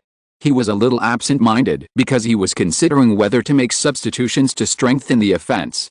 The players on the field of Bayern Munich were also had ick about this method to break the opponent's dense defense. They really couldn't do anything about Arsenal's dense defense. At this time, the ball was passed to Cristiano Ronaldo's feet. Cristiano Ronaldo did not break through directly after getting the ball, because Arsenal really didn't give him much room to use his speed. Arsenal's shrinking defense can minimize the space behind their defense line, so that Cristiano Ronaldo has no chance even if he wants to break through with speed. So after Cristiano Ronaldo got the ball, he stopped at his feet. He didn't make any moves. He didn't seem to know how to attack. At this moment, Fabregas rushed up from behind, intending to steal the ball from Cristiano Ronaldo when he was still. Everyone had a consensus that Cristiano Ronaldo, who stopped, was far less threatening than Cristiano Ronaldo, who was running. If you want to contain Cristiano Ronaldo, then when he stopped, it was the best opportunity. He chased up from behind and reached out to grab Cristiano Ronaldo's shoulder.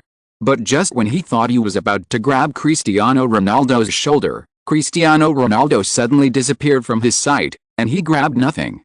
Just when Cristiano Ronaldo moved, the Arsenal players in front of him stepped back reflexively, ready to prevent his frontal straight breakthrough. But then, they saw Cristiano Ronaldo going to the right side. He pushed the ball to the outside with the outside of his right foot, and then followed. Seeing Cristiano Ronaldo going to the side, Arsenal's defensive focus also shifted over. Cristiano Ronaldo is very threatening on the right side. The goal he scored before was scored on the right side. So when he went to the right side, Arsenal's defenders were very nervous, and the degree of nervousness was no less than when Cristiano Ronaldo broke through directly. No, or maybe the threat he posed to the goal on the side was greater than the threat he posed when he broke through directly. But at this moment, a figure appeared in the direction of Cristiano Ronaldo. Lee Yuxin and Martin Taylor exclaimed in surprise. Yes, the person who appeared in front of Cristiano Ronaldo was Arsenal's captain, Thierry Lee Yuxin. When everyone was deceived by Cristiano Ronaldo, he did not. With his intuition as a shooter, he felt that it was a bit strange that Cristiano Ronaldo did not go forward but went to the right side. He thought that Cristiano Ronaldo might be trying to attract Arsenal's defenders to follow him to the side, and then find a way to shake open the gap. So he did not follow to the side to join in the fun, but waited on the road. Sure enough, Cristiano Ronaldo dribbled the ball back again, and the whole person flashed back. Lee Yuxin rushed forward to destroy the ball that Cristiano Ronaldo dribbled. Cristiano Ronaldo also saw Lee Yuxin after turning around. The two looked at each other and rushed to the ball at the same time. This is the time to compete in speed. The two people turned into cheetahs and pounced on their prey. Lee Yuxin stretched out his foot to shovel the ball. He didn't care whether he could control the ball or not, and didn't care about the center of gravity. As long as he destroyed the ball, it would be fine. This was his advantage. Cristiano Ronaldo had to control the ball.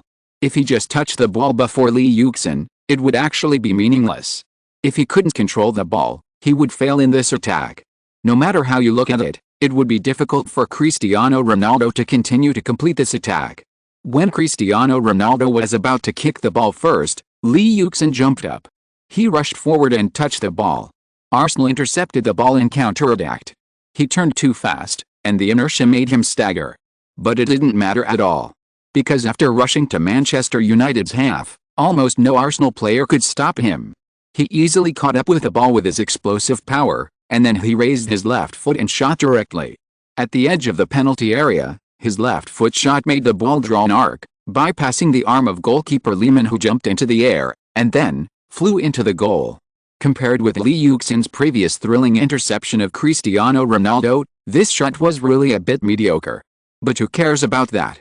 The visiting team corner of the entire Old Trafford Stadium was like an erupted volcano. No one could sit in their seats honestly.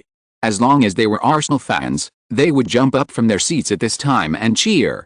Good 2-1, Arsenal is leading again. When Lee Yuxin and Cristiano Ronaldo rushed to the ball, Wenger had already lifted his butt from his seat, then leaned out and looked at the court nervously.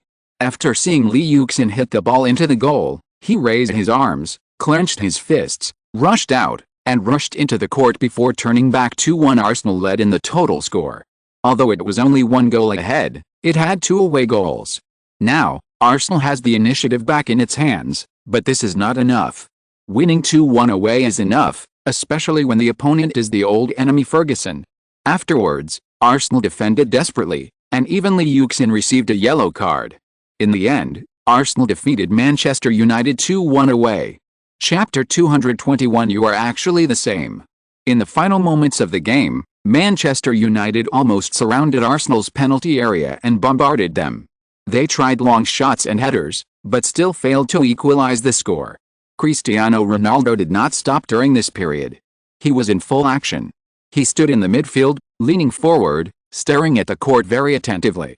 Rooney next to him noticed that Cristiano Ronaldo's hands were clenched into fists and trembling constantly. His eyes moved up along the fist net, and he found that Cristiano Ronaldo clenched his teeth, and the veins on his neck were bulging. It can be seen that he was trying very hard. He seemed to be trying hard with a bloodthirsty beast. But even so, he couldn't help Manchester United score a goal in the last moments. When the referee blew the whistle to end the game, there was a huge cheer at the Emirates Stadium. Arsenal defeated Manchester United 2-1 at home. With a total score of 2-1 and an away goal, they had an advantage and were close to entering the final. This was the second time in Arsenal's history that they had the opportunity to enter the Champions League final. The entire Emirates was crazy. In such a frenzy, no one noticed the disappointment of the Manchester United players. They were only one step away from the final, but they were already at a disadvantage. Rooney was very disappointed. He was surrounded by those cheering and celebrating Arsenal fans. Their laughter and shouts were like knives, stabbing his heart again and again, making him even more depressed. He just wanted to escape from this place as soon as possible. Thinking of this, he turned around and wanted to leave, but he was blocked by someone. Cristiano Ronaldo stood beside him, maintaining the posture that Rooney had seen before, clenching his fists, leaning forward slightly, staring at the football field with gritted teeth.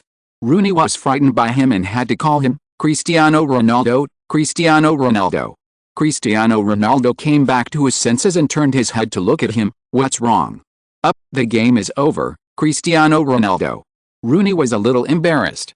Cristiano Ronaldo suddenly realized, the game is over. Yes, The game is over, so. Cristiano Ronaldo reacted. Peter, are you leaving? He asked. Rooney nodded. I don't want to stay and watch the Arsenal People's Carnival. He couldn't accept this failure yet. Cristiano Ronaldo stepped aside to let him go. Aren't you leaving, Cristiano Ronaldo? After Rooney walked over, he turned back and asked Cristiano Ronaldo curiously. Cristiano Ronaldo shook his head. No, I'm not leaving. I'll stay a little longer. Rooney didn't understand why Cristiano Ronaldo was willing to stay, but he didn't want to stay here at all. He turned around and left the stands without hesitation. His teammates followed him out one after another. Cristiano Ronaldo continued to stand in front of his seat, but his eyes were all focused on the Arsenal players and fans. He could clearly hear the cheers of these Arsenal fans and see the ecstasy of the Arsenal players after entering the final. They ran all the way, then hugged and celebrated. Cristiano Ronaldo turned around and saw the stands above him, which were full of Arsenal fans. Regardless of gender, age or status, they all hugged each other, and some people shed tears of excitement. Cristiano Ronaldo saw a young man, his eyes were red from crying, holding a phone in his hand, saying something to his mouth. Maybe he was telling his friends that Arsenal was going to advance to the final? The entire Emirates became a sea of joy. Cristiano Ronaldo was in it, like a reef in the ocean, not washed by the joyful atmosphere, but standing still. Sometimes, when the tide rises, a wave of seawater hits and submerges the reef. But soon, the seawater receded, and the reef was exposed in its original position. Cristiano Ronaldo just stood there, looking at those people. The joy of Arsenal fans made him even more painful. Originally such joy should belong to Manchester United fans. Cristiano Ronaldo stared at the Arsenal fans, listening to their cheers, feeling their excitement, all of which turned into deep pain in his heart. Then he turned these pains into motivation. Next time I must come back again. I will never feel this kind of pain again. He must remember this pain, so that he will not forget what failure feels like. After Yuxin celebrated with his teammates off the court, he turned his head and saw a figure standing in the stands. There were so many people in the stands, but he saw Cristiano Ronaldo at a glance. This was really a magical thing. Yuxin saw the expression on Cristiano Ronaldo's face. The pain of failure, self-blame. Of course, there was also unwillingness and stubbornness. Yuxin saw it all on Cristiano Ronaldo's face. If I meet him again in the future, maybe I won't have such good luck, right? Yuxin thought, and then he was hugged by his excited teammates and joined another round of celebration. 10 minutes after the game ended, he lowered his head and wanted to leave quickly, but was blocked by someone. Yuxin stood in front of him and said, "Exchange jerseys." Although he was not in a good mood, Cristiano Ronaldo did not refuse Yuxin's request. His dissatisfaction with Yuxin only stayed in the game. After the game, there was no need to be unhappy with him, and they were all Mendes players.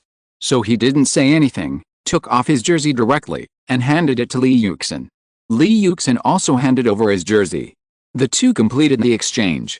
Then Yuxin patted Cristiano Ronaldo on the shoulder. What a pity. He sighed. He meant that Cristiano Ronaldo did not finish the game. Cristiano Ronaldo nodded to Yuxin, then said goodbye and left. Yuxin turned his head and looked at Cristiano Ronaldo's back. He didn't talk to him during the whole process. It seemed that he was really unhappy. But, although this is cruel, I have to admit that Yuxin himself thinks this is a good thing. This season is really the season when Arsenal has the best chance to defend the Champions League title. In order to win this championship, no matter who stands in their way, they must be cleared. In this regard, Yuxin is very sober. Look forward to the next match, and then I will fight you to my heart's content. Looking at Cristiano Ronaldo's hurriedly leaving back, Yuxin said in his heart. Cristiano Ronaldo lowered his head and walked quickly into the locker room. In the mixed zone, no matter how many reporters were shouting his name, and no matter whether there were people he knew among these reporters, he did not stop to be interviewed. While the Arsenal players were still celebrating, the entire Manchester United team had returned to their locker room. Ferguson stood in the locker room and clapped his hands. Forget about this game, let's do it again in the next round. He boosted morale, but it had no effect on Ronaldo. Sitting in his seat, Cristiano Ronaldo lowered his head and thought to himself, forget about this game? How is that possible? I must remember, always remember. He clenched his fists tightly. Remember every failure, This is the source of his strength. Manchester United's Champions League journey this season has come to the brink of a cliff. They have created the opportunity to go further in the Champions League since winning the Premier League title in advance, but many people think it is a pity.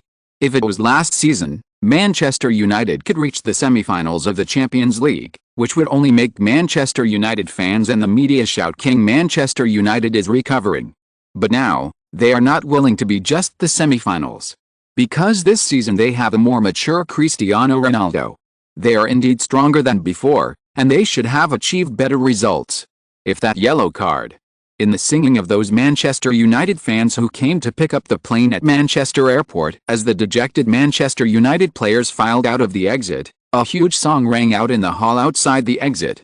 Glory, glory, Man United, only Cristiano Ronaldo belongs to Manchester United. Glory, glory, Man United, only Cristiano Ronaldo belongs to Manchester United. Glory, glory, Man United, only Cristiano Ronaldo belongs to Manchester United. And the Red Army marched forward. Just like the Busby babies in the days gone by, we'll keep the red flags flying high. You've got to see yourself from far and wide. You've got to heart assessing with pride. You will hear people singing proudly, United. Man United. Manchester United. Manchester United. Hundreds of fans sang the Manchester United fan song loudly, which echoed back and forth in the hall, forming a reverberation. Even Cristiano Ronaldo couldn't help but look up and looked at the Manchester United fans waving their scarves in surprise. Manchester United glory, glory, Man United, only Cristiano Ronaldo belongs to Manchester United. Glory, glory, Man United, only Cristiano Ronaldo belongs to Manchester United. Glory, glory, Man United, only Cristiano Ronaldo belongs to Manchester United. And the Red Army marched forward courageously. Just like the Busby babies in the days gone by, we'll keep the red flags flying high. You've got to see yourself from far and wide. You'll see it everywhere. You've got to heart assessing with pride. You will hear people singing with pride, United. Man United. Manchester United. Manchester United. These fans formed neat rows and sang this famous fan song in unison. Cristiano Ronaldo often heard Manchester United fans singing this song in the stands during the game. After hearing it too many times, he became numb and just regarded it as a background music during the game. But this time, when he heard this song at the airport, he didn't know why, but he got goosebumps on his body. A surge of blood rushed to his head. Ferguson also looked at these fans with satisfaction. After losing the qualification to advance to the Champions League final, Manchester United defeated Fulham 2-1 at home in the next road league. After the game, Manchester United held a grand award ceremony at home. It planned to use the league championship to dilute some of the pain of losing the Champions League. The Manchester United players who were still frowning and dejected a few days ago held the championship trophy, and finally had some joy on their faces. After 2 seasons, Manchester United finally regained their own league championship from Chelsea. But with Cristiano Ronaldo, it is natural for them to win the league championship. Everyone still hopes to recreate the glory of the year in the Champions League. In the remaining league games, although Manchester United has nothing to pursue, Cristiano Ronaldo still starts every game. Ferguson fulfilled his promise that he would not rotate Cristiano Ronaldo unless he was injured. Cristiano Ronaldo scored 2 goals in the next 3 league games and ended his 3rd season in the Premier League with 24 league goals. His league goals were more than last season, but this time he did not get the league golden boot.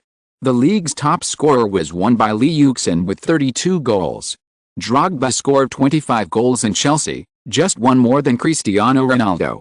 But Cristiano Ronaldo's mind is not on the league golden boot at all now. Anyway, he still has a chance to get it. His mind is on the Champions League. There is still a second round. He will never admit defeat. North London. Yuxin chatted with Mendes, and he asked Mendes why he treated Quaresma and Cristiano Ronaldo differently. Because Cristiano is stronger than Ricardo, has more prospects, and is more suitable. Although they both suffered setbacks, I can see it. If you say Cristiano is bad, then he is really bad. But it is precisely because of this unyielding character that his future will definitely be brighter than Ricardo. Mendes treated the 2 geniuses under his command completely differently. Quaresma Mendes was ready to let him return to Portugal, but Cristiano Ronaldo Mendes has always valued. Why choose Manchester United? I think Cristiano should train in a Portuguese club for a while. Mendes' assistant thought that Mendes' choice was wrong. Cristiano Ronaldo is still young, and he should train in Portugal or in some small clubs, instead of going to a giant like Manchester United. He is a European coach who can be compared to Ferguson. What is the difference between going to Manchester United and going to Real Madrid at this time? You don't understand. Mendes shook his head, thought for a moment and said, Cristiano has a strong character. If I take him back to Portugal or to some small club, it will ruin this kid. He will think he has failed, his self-esteem will be hit, and then he will have no future. He needs to cheer up now and needs a coach who can really subdue him and help him.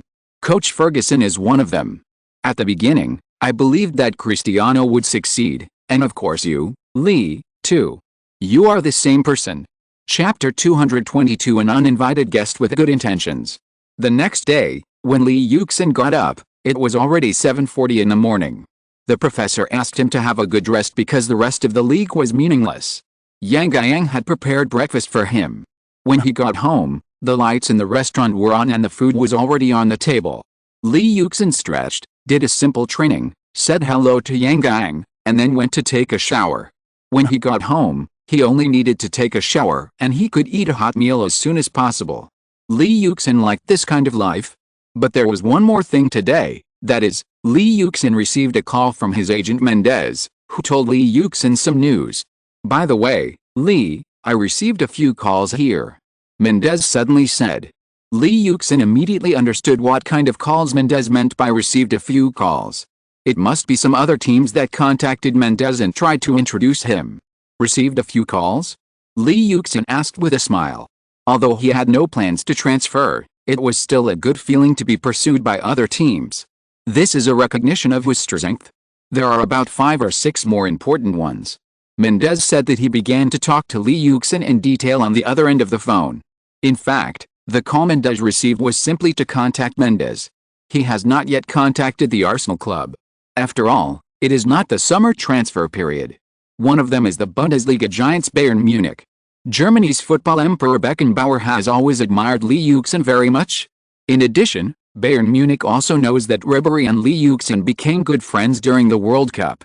This is a big advantage for Bayern Munich. In the world of football, it is not uncommon for people to choose to join a team because of their friends. However, Bayern Munich has always been very cautious, so it only communicated with Mendes in advance and asked about the possibility of Lee Yuxin leaving Arsenal. In response, Mendes said that Lee Yuxin still had a 3-year contract with Arsenal, and Lee Yuxin had no plans to leave Arsenal for the time being. However, in the end, Mendes said intentionally or unintentionally that they were not satisfied with Lee Yuxin's new contract with Arsenal for the time being.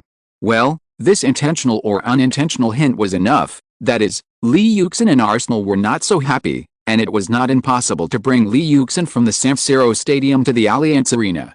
In addition to Bayern Munich, there is another team, Liverpool in the Premier League. After listening to what Mendes said, Lee Yuxin raised his eyebrows. He was also proud in his heart.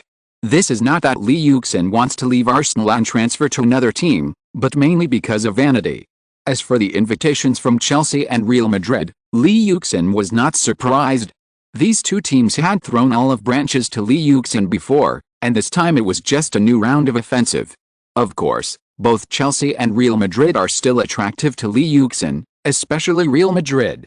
Although Lee Yuxin is not a fan of Real Madrid, he must admit that he is indeed a little tempted by the invitation of Real Madrid. No player will not be tempted by the invitation of the Galaxy battleship, but being tempted does not necessarily mean transferring. Manchester United's invitation did not surprise Lee Yuxin. Manchester United also planned to introduce Lee Yuxin last summer, but in the end, Lee Yuxin stayed in Arsenal. In addition to these 3 giants, what surprised Lee Yuxin was Manchester City's intention. When did Manchester City become so rich? They dared to directly throw out more than £50 million, and there is a weekly salary of £140,000. You know, this is pounds. Moreover, the bid was made by Manchester City, a mid-level Premier League team. Could it be that the Abu Dhabi consortium came early, and in the afternoon, the next day, Lee Yuxin's home welcomed a guest? I'm very busy. I'm busy creating many brilliant records. So sir, please don't waste too much of my time. Lee Yuxin's words were not too polite. Although the young man in front of him met him through his agent, Lee Yuxin didn't think it would have any impact on him. The young Khaldan al-Mubarak frowned. He had heard that Lee Yuxin was very capable but difficult to deal with. Now it seems that he is really the same as the legend. So he didn't intend to beat around the bush. Mr. Lee Yuxin, I think you already know my name. Yes, Mr. Mubarak. I know you are Mr. Mansur's favorite. But you know, although Mr. Mansur is one of the world's top rich people, he doesn't seem to have any intersection with the football circle. If you want to find me for advertising or something for other reasons, I'm afraid you can only wait until I'm free in the summer. Lee Yuxin spread his hands and said. Of course he knew who the other party was. Mansur was the owner of Manchester City later and one of the richest owners in the football circle. But now Manchester United has just been acquired by former Thai Prime Minister Thaksin. Why did these Arabs come to him? You are well informed, Mr. Yuxin Lee. Mubarak laughed, but there are some things you may not know. Mr. Thaksin encountered some minor troubles, so he has transferred most of his shares to my boss, Mr. Mansur. Now our Abu Dhabi group is the owner of Manchester City. What? Lee Yuxin was really surprised. He knew that the Abu Dhabi group would later become the owner of Manchester City, but it was only 2007, and there was still more than a year before the Abu Dhabi consortium took over. Did they take over earlier? Seeing Lee Yuxin's surprised look, Mubarak was very satisfied with the effect of his words. Our group's goal is to make Manchester City the best club in the world, so what we need first is the best players. Therefore, we want to invite you to become the core of Manchester City next season. Whether it is transfer fees or personal treatment, we will fully meet your requirements. At this time, Lee Yuxin had completely calmed down. He didn't care whether the Arabs took over Manchester City earlier or later. Since Mubarak said that Manchester City is now owned by Arabs, it must be true. Lee Yuxin had seen this young Arab on TV in his previous life. He was the chairman of Manchester City at the time, and Mansur was the boss behind the scenes. But such an invitation. Lee Yuxin was really a little tempted. The other party came to invite him with sincerity. As for the funds, he knew that these guys were rich, very rich, and quite rich. Maybe he could enjoy the treatment of making a fortune in Manchester City. But Lee Yuxin said calmly, I am the captain of Arsenal. I will not leave now. My dream is here, and I play for the sake of playing. I am eager to bring more glory to the club. I want to become a symbol of this club. This is my dream and my pursuit. I want to bring glory to this club. Lee Yuxin became more and more excited, and felt that the blood in his body was boiling. He looked at Mubarak with a sharp gaze. Mubarak knew that it was impossible today, but he still politely continued to chat with Lee Yuxin.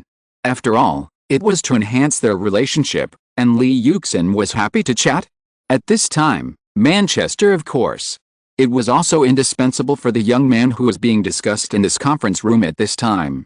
Lee Yuxin, English nationality, born in 1987, 20 years old this year, 188 centimeters tall, 184 pounds, forward position, 2005, 2006 Premier League Best Newcomer, 2006, 2007 Premier League Top Scorer, 2005, 2006 European Champion, 2005, 2006 English League Cup, 2005, 2006 English FA Cup, 2006, 2007 UEFA Champions League Top Scorer, tied Al Taffini's half-century Champions League goal record. This is a meeting room at Manchester City Club, in which there are Saleh, assistant to Manchester City's new owner Fahim, and Cook, Fahim's most trusted partner, who is rumored to be the general manager of Manchester City Club, two shareholders of the Abu Dhabi consortium, and the club's newly hired business consultant, super agent Korabchan.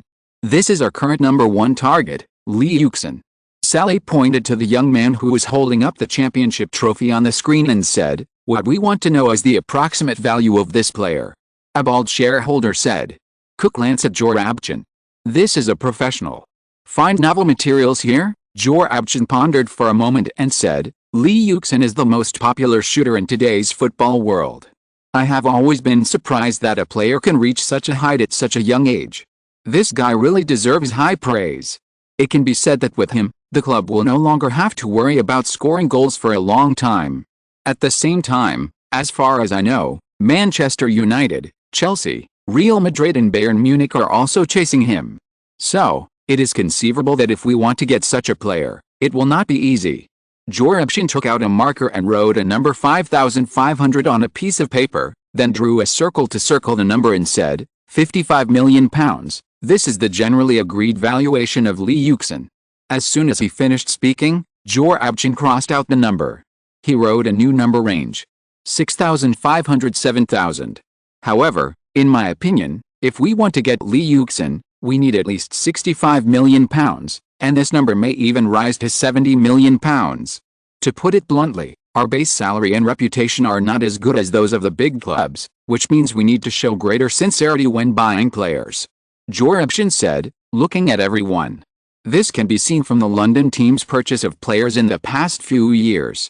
Cook was not dissatisfied with Yuxin's words. He nodded and said that Manchester City's current situation is indeed not ideal, and I also agree with what Mr. Yuxin said. This is a gradual process and a painful process. Mr. Fasim has also analyzed this.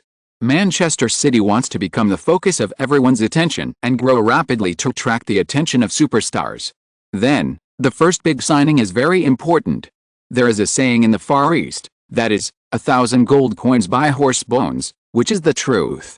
At this time, another shareholder said, but, from my point of view, this horse bone, Li Yuxin is not suitable, he is too popular. Why don't we consider Robinho, who we have discussed? This Brazilian is also a top star, and his value is much smaller than Li Yuxin. Saleh smiled politely at the shareholder. I will answer this question. Yes, it is true that our initial target is Robinho, but now, Mr. Fasim feels that the influence of Li Yuxin's transfer is incomparable to Robinho. Of course, if possible, we hope to bring both of them to Manchester City at the same time. Find novel materials here, so, don't give up on Robinho.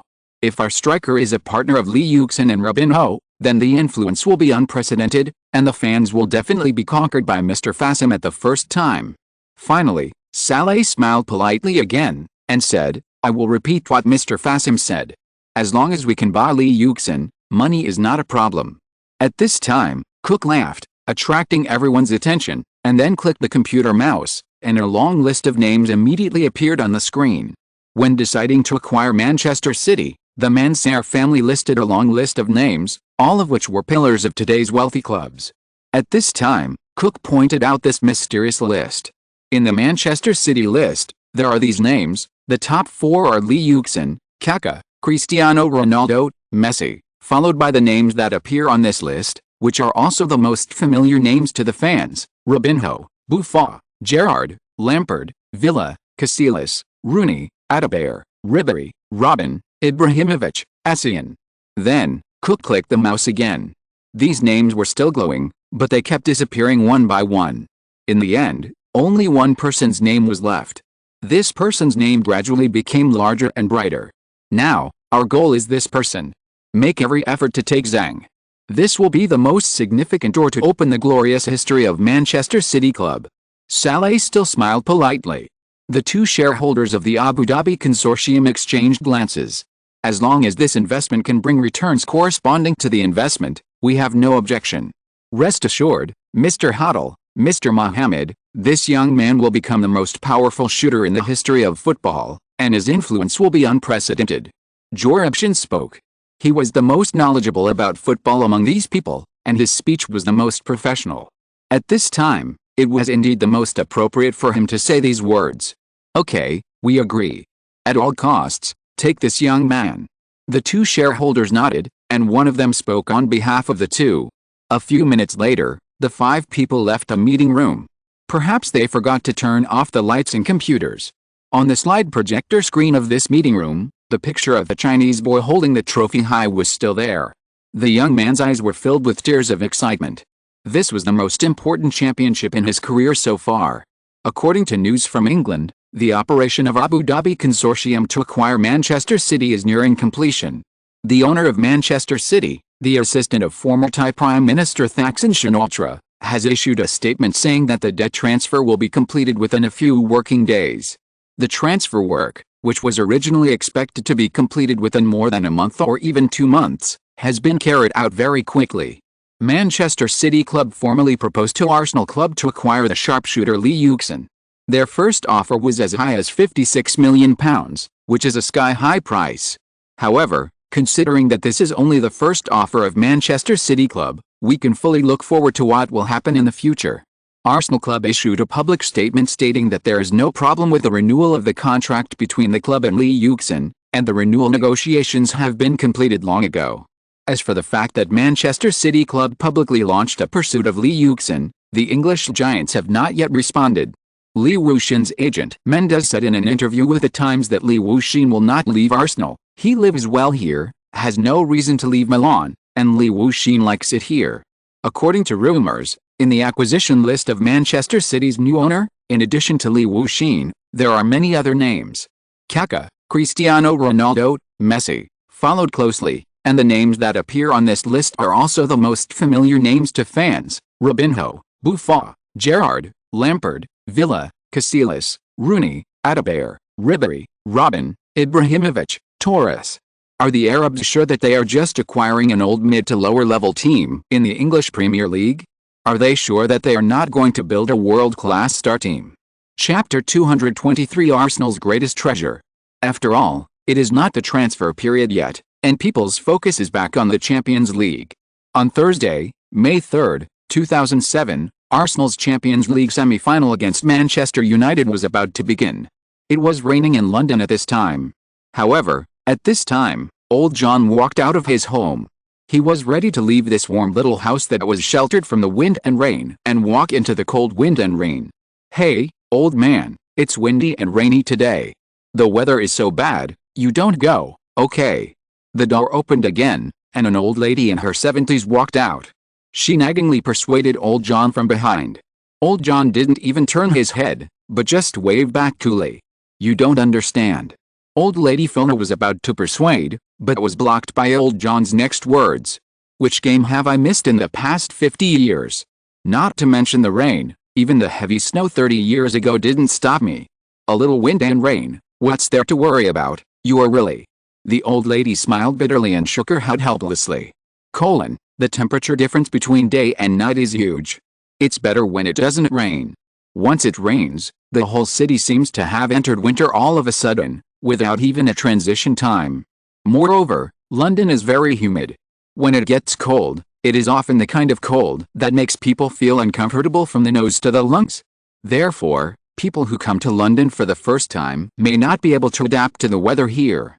For old John, he has already adapted to this climate, but adaptation does not mean no complaints. Complaining about this damn weather every day has become a daily habit for Londoners, especially local natives.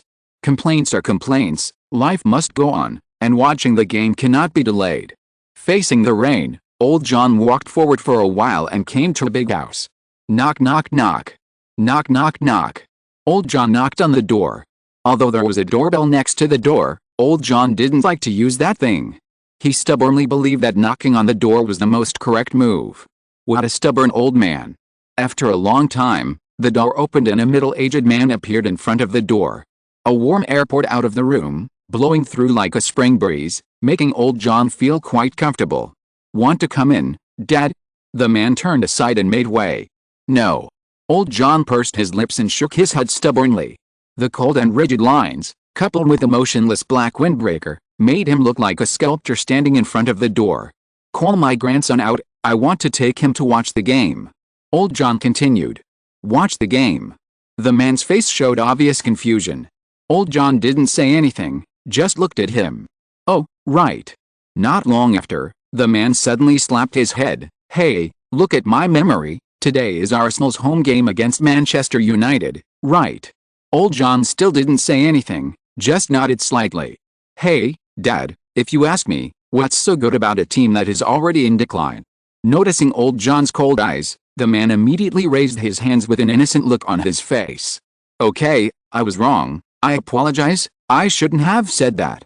I'll go see Frank and see if he's asleep." "He's not asleep," the old man said firmly. The man shrugged and turned to walk into the room. "Frank. Frank." The voice gradually faded away.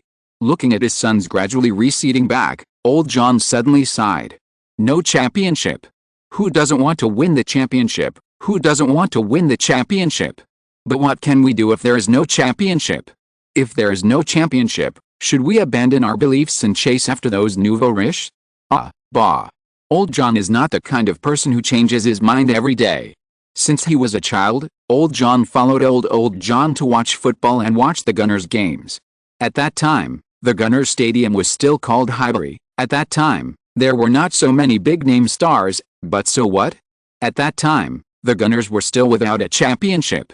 The last time they won the top league championship was in 1953. The last time they won the FA Cup was in 1950, when the tragic Old John followed old John to watch the game. The Gunners are not champions, but so what? A group of people gathered together to cheer for the Gunners to win. Crying for the team's loss, isn't it a sweet memory? When the team was without a championship, the fans united tightly together to cheer for the team. They also cheered for themselves together, and they persisted together until 1970. Then, they witnessed the happiness of the Gunners together. That year, they were double champions. They were double champions of the Cup and the League. At that time, the captain of the Gunners was called Frank McClintock. The reason why Old John named his grandson Frank was to commemorate this great captain, the great captain who led the Gunners to win the double championship. The championship may be late, but it will definitely come. More than 50 years of watching football experience has taught Old John such a truth. He believes that in his lifetime, he will definitely see his beloved team again, standing on the top of England and becoming a world-renowned champion. This is Old John's belief. Unfortunately, his son does not believe it. Since childhood, Old John has trained his son to be an Arsenal fan. As a result, in order to challenge Old John's authority, this rebellious child actually went to support Tottenham Hotspur, which almost pissed Old John off to death. In recent years, it is said that he has become a Chelsea fan again. However, Old John no longer cares. In the eyes of stubborn Old John, people who only stay at home to watch TV and never go to the stadium to watch football are not fans at all. Support Chelsea? Who cares? Now, the only thing Old John cares about is his grandson Frank. He must make Frank the most determined Arsenal fan like him. The kind that will never waver in his life. Arsenal is the tradition of the John family. Old John is a Gunners fan, Old John is also a Gunners fan, and Old John is still a Gunners fan. No matter what, this tradition must not be broken in Old John's generation. Fortunately, thanks to the training that began when he was 4 or 5 years old, Frank does have a good impression of Arsenal. He may not remember the formulas in the theoretical class, but he can recite the Gunners lineup every season by heart, which makes Old John feel very relieved. This is my good grandson, Old John thought. Not long after, Old John's good grandson came out. Dong dong dong. The sound of hurried footsteps came from the stairs, and a cute little boy suddenly rushed out. He had fluffy blonde hair that covered his head at the same height as his eyebrows, just like Ron Weasley in Harry Potter. That was Old John's most beloved grandson, Frank. Hurry up, Grandpa, we're going to miss it. He ran to Old John like a gust of wind, grabbed Old John's windbreaker, and was about to take his grandfather out together. Frank. A young woman also ran out immediately, looking anxious. Dad. Seeing Old John, the young woman hurriedly greeted him, and then hurried to the cute child. It's a bit cold, why do you want to watch a ball? Frank secretly made a face at Old John, and Old John immediately coughed in cooperation. Glancing at Old John, the young woman looked helpless. If you want to go out, you must also put on your windbreaker. Otherwise, what if you catch a cold? The young woman bent down helplessly, put on the windbreaker for the cute child, and adjusted his collar and sleeves. Okay. While his mother was not paying attention, the cute child made an okay gesture to his grandfather. At this moment, the man also came out. Seeing his son's gesture, he was also a little helpless. After a while, Frank left home smoothly and went out with his grandfather. Grandpa, John, that silly boy, came to laugh at me again today. On the way, Frank talked to Old John. Oh. Old John chatted while driving. He said we are a civilian team, we don't have any stars, and he said we will never win the championship. The cute child waved his pink little fist, looking very angry. Ignore those boring people. Old John was also a little helpless. Huh? I have to care. He said we don't have stars, but we have Van Persie and Shue. Do they have any? In my opinion, the Rooney he likes is not as good as our Robin, and their Cristiano is far worse than Arlie. When these two names were mentioned, The cute child raised his head high, like a general who had won a victory. Haha, you're right. Old John touched his grandson's head. Ha ha ha. The cute child was praised and laughed very happily. John said something else that we would definitely lose, and then I beat him. Even though he is taller and bigger than me, he is no match for me in a fight. I kicked him down with one leg, and then kicked him like this, and hide him here, and he surrendered after a few hits. Frank gestured a few times with great interest, repeating his heroic fighting process. Haha, good fight. If you dare to insult our players, you beat him, just like this. Well done, Frank. Old John was very pleased. Frank had been criticized by his parents for fighting. Now that he had the support of his grandfather, he was very happy.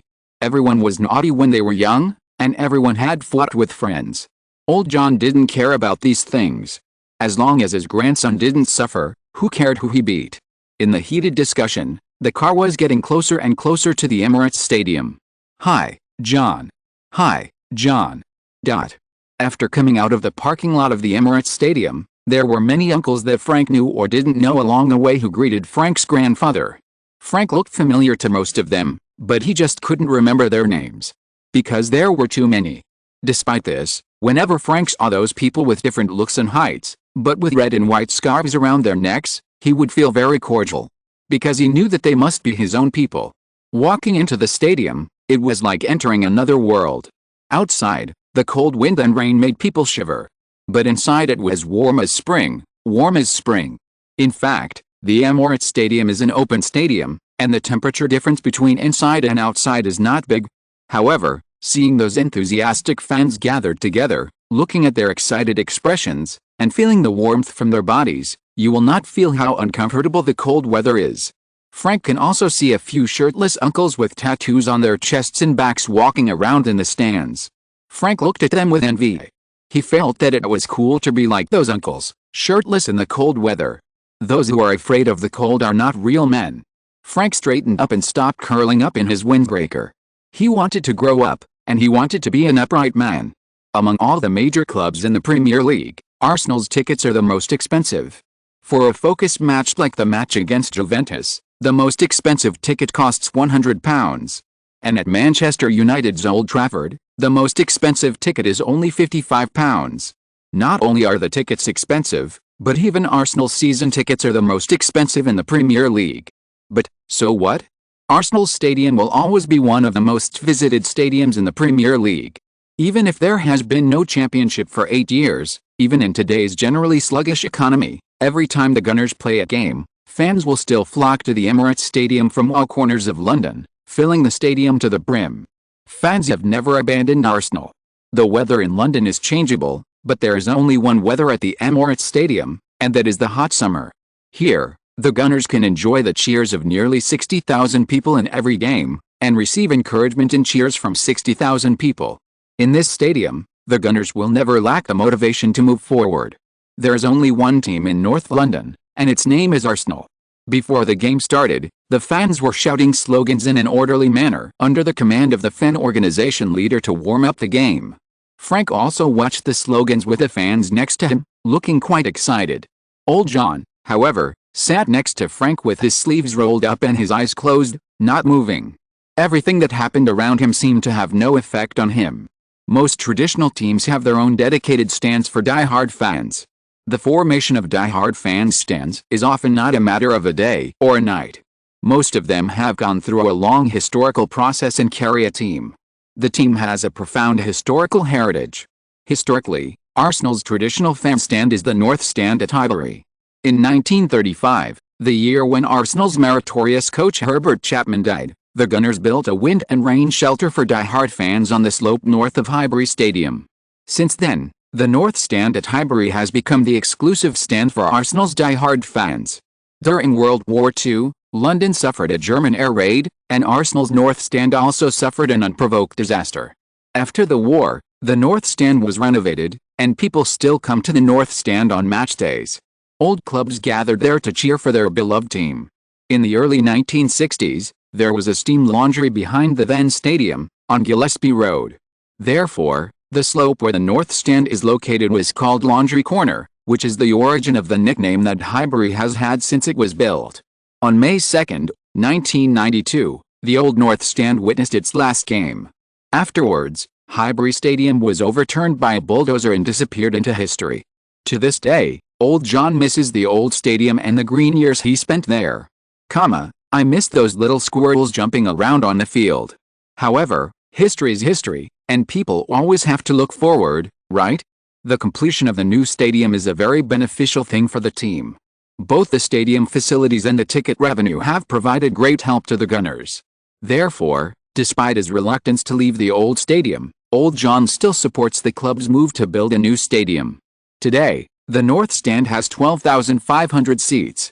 Old John and his grandson Frank are sitting in the stand that symbolizes the club's tradition, waiting for the game to start. The champions. Soon, the impassioned melody sounded over the Emirates Stadium. This is the music unique to the Champions League, and this is the big stage that every championship team has dreamed of. In the exciting Champions League theme song, the players of the two teams entered the field. Those wearing white uniforms are Manchester United players from Manchester. And the red and white ones are the kings of the Emirates Stadium, Arsenal. Arsenal. Arsenal. Arsenal. Seeing their favorite warriors take the field, the fans in the North Stand suddenly became excited. Led by the shirtless man, the fans raised their red and white scarves and shouted uniform slogans, bringing the atmosphere of the game to its first climax. In the crowd, the cute child Frank also stood up, imitating the adults and holding up a scarf with the Gunners logo printed on it. Arsenal. Arsenal. Frank shouted the slogan excitedly. The loud slogans resounded throughout the stadium, inspiring every Arsenal player. When entering the stadium, all the players, including Lee Yuxin, would deliberately face the North Stand, applaud the fans and thank them for their consistent support for the team. And the way the fans responded to the players' actions was to shout their names loudly. Lee Yuxin, Van Persie, Lehmann, and Campbell were the players that the Arsenal fans shouted the most. In the minds of the Arsenal fans, they are the soul of the team and the hope of Arsenal. After all the players entered the stadium to warm up, Arsenal fans put up their slogans in the stands. Sorry, there is another update today, and 2 updates tomorrow. If you're listening to this novel on a channel other than Fanfic World, it means they downloaded and uploaded it without effort. We cordially invite you to visit our channel, Mundo Fanfic Novelis. There you'll find the original version of this story and you can explore many other novels of various genres. We're waiting for you to immerse yourself in a world of incredible novels. Chapter 224 Manchester United's Strategy. In the first 10 minutes of the game, it was not Manchester United who was fighting a desperate battle, but Arsenal who had the advantage of home court who performed better. Although Manchester United had the right to kick off, they did not use this kickoff to create any killing intent, and ended the attack very normally. Arsenal's attack was more threatening than Manchester United's.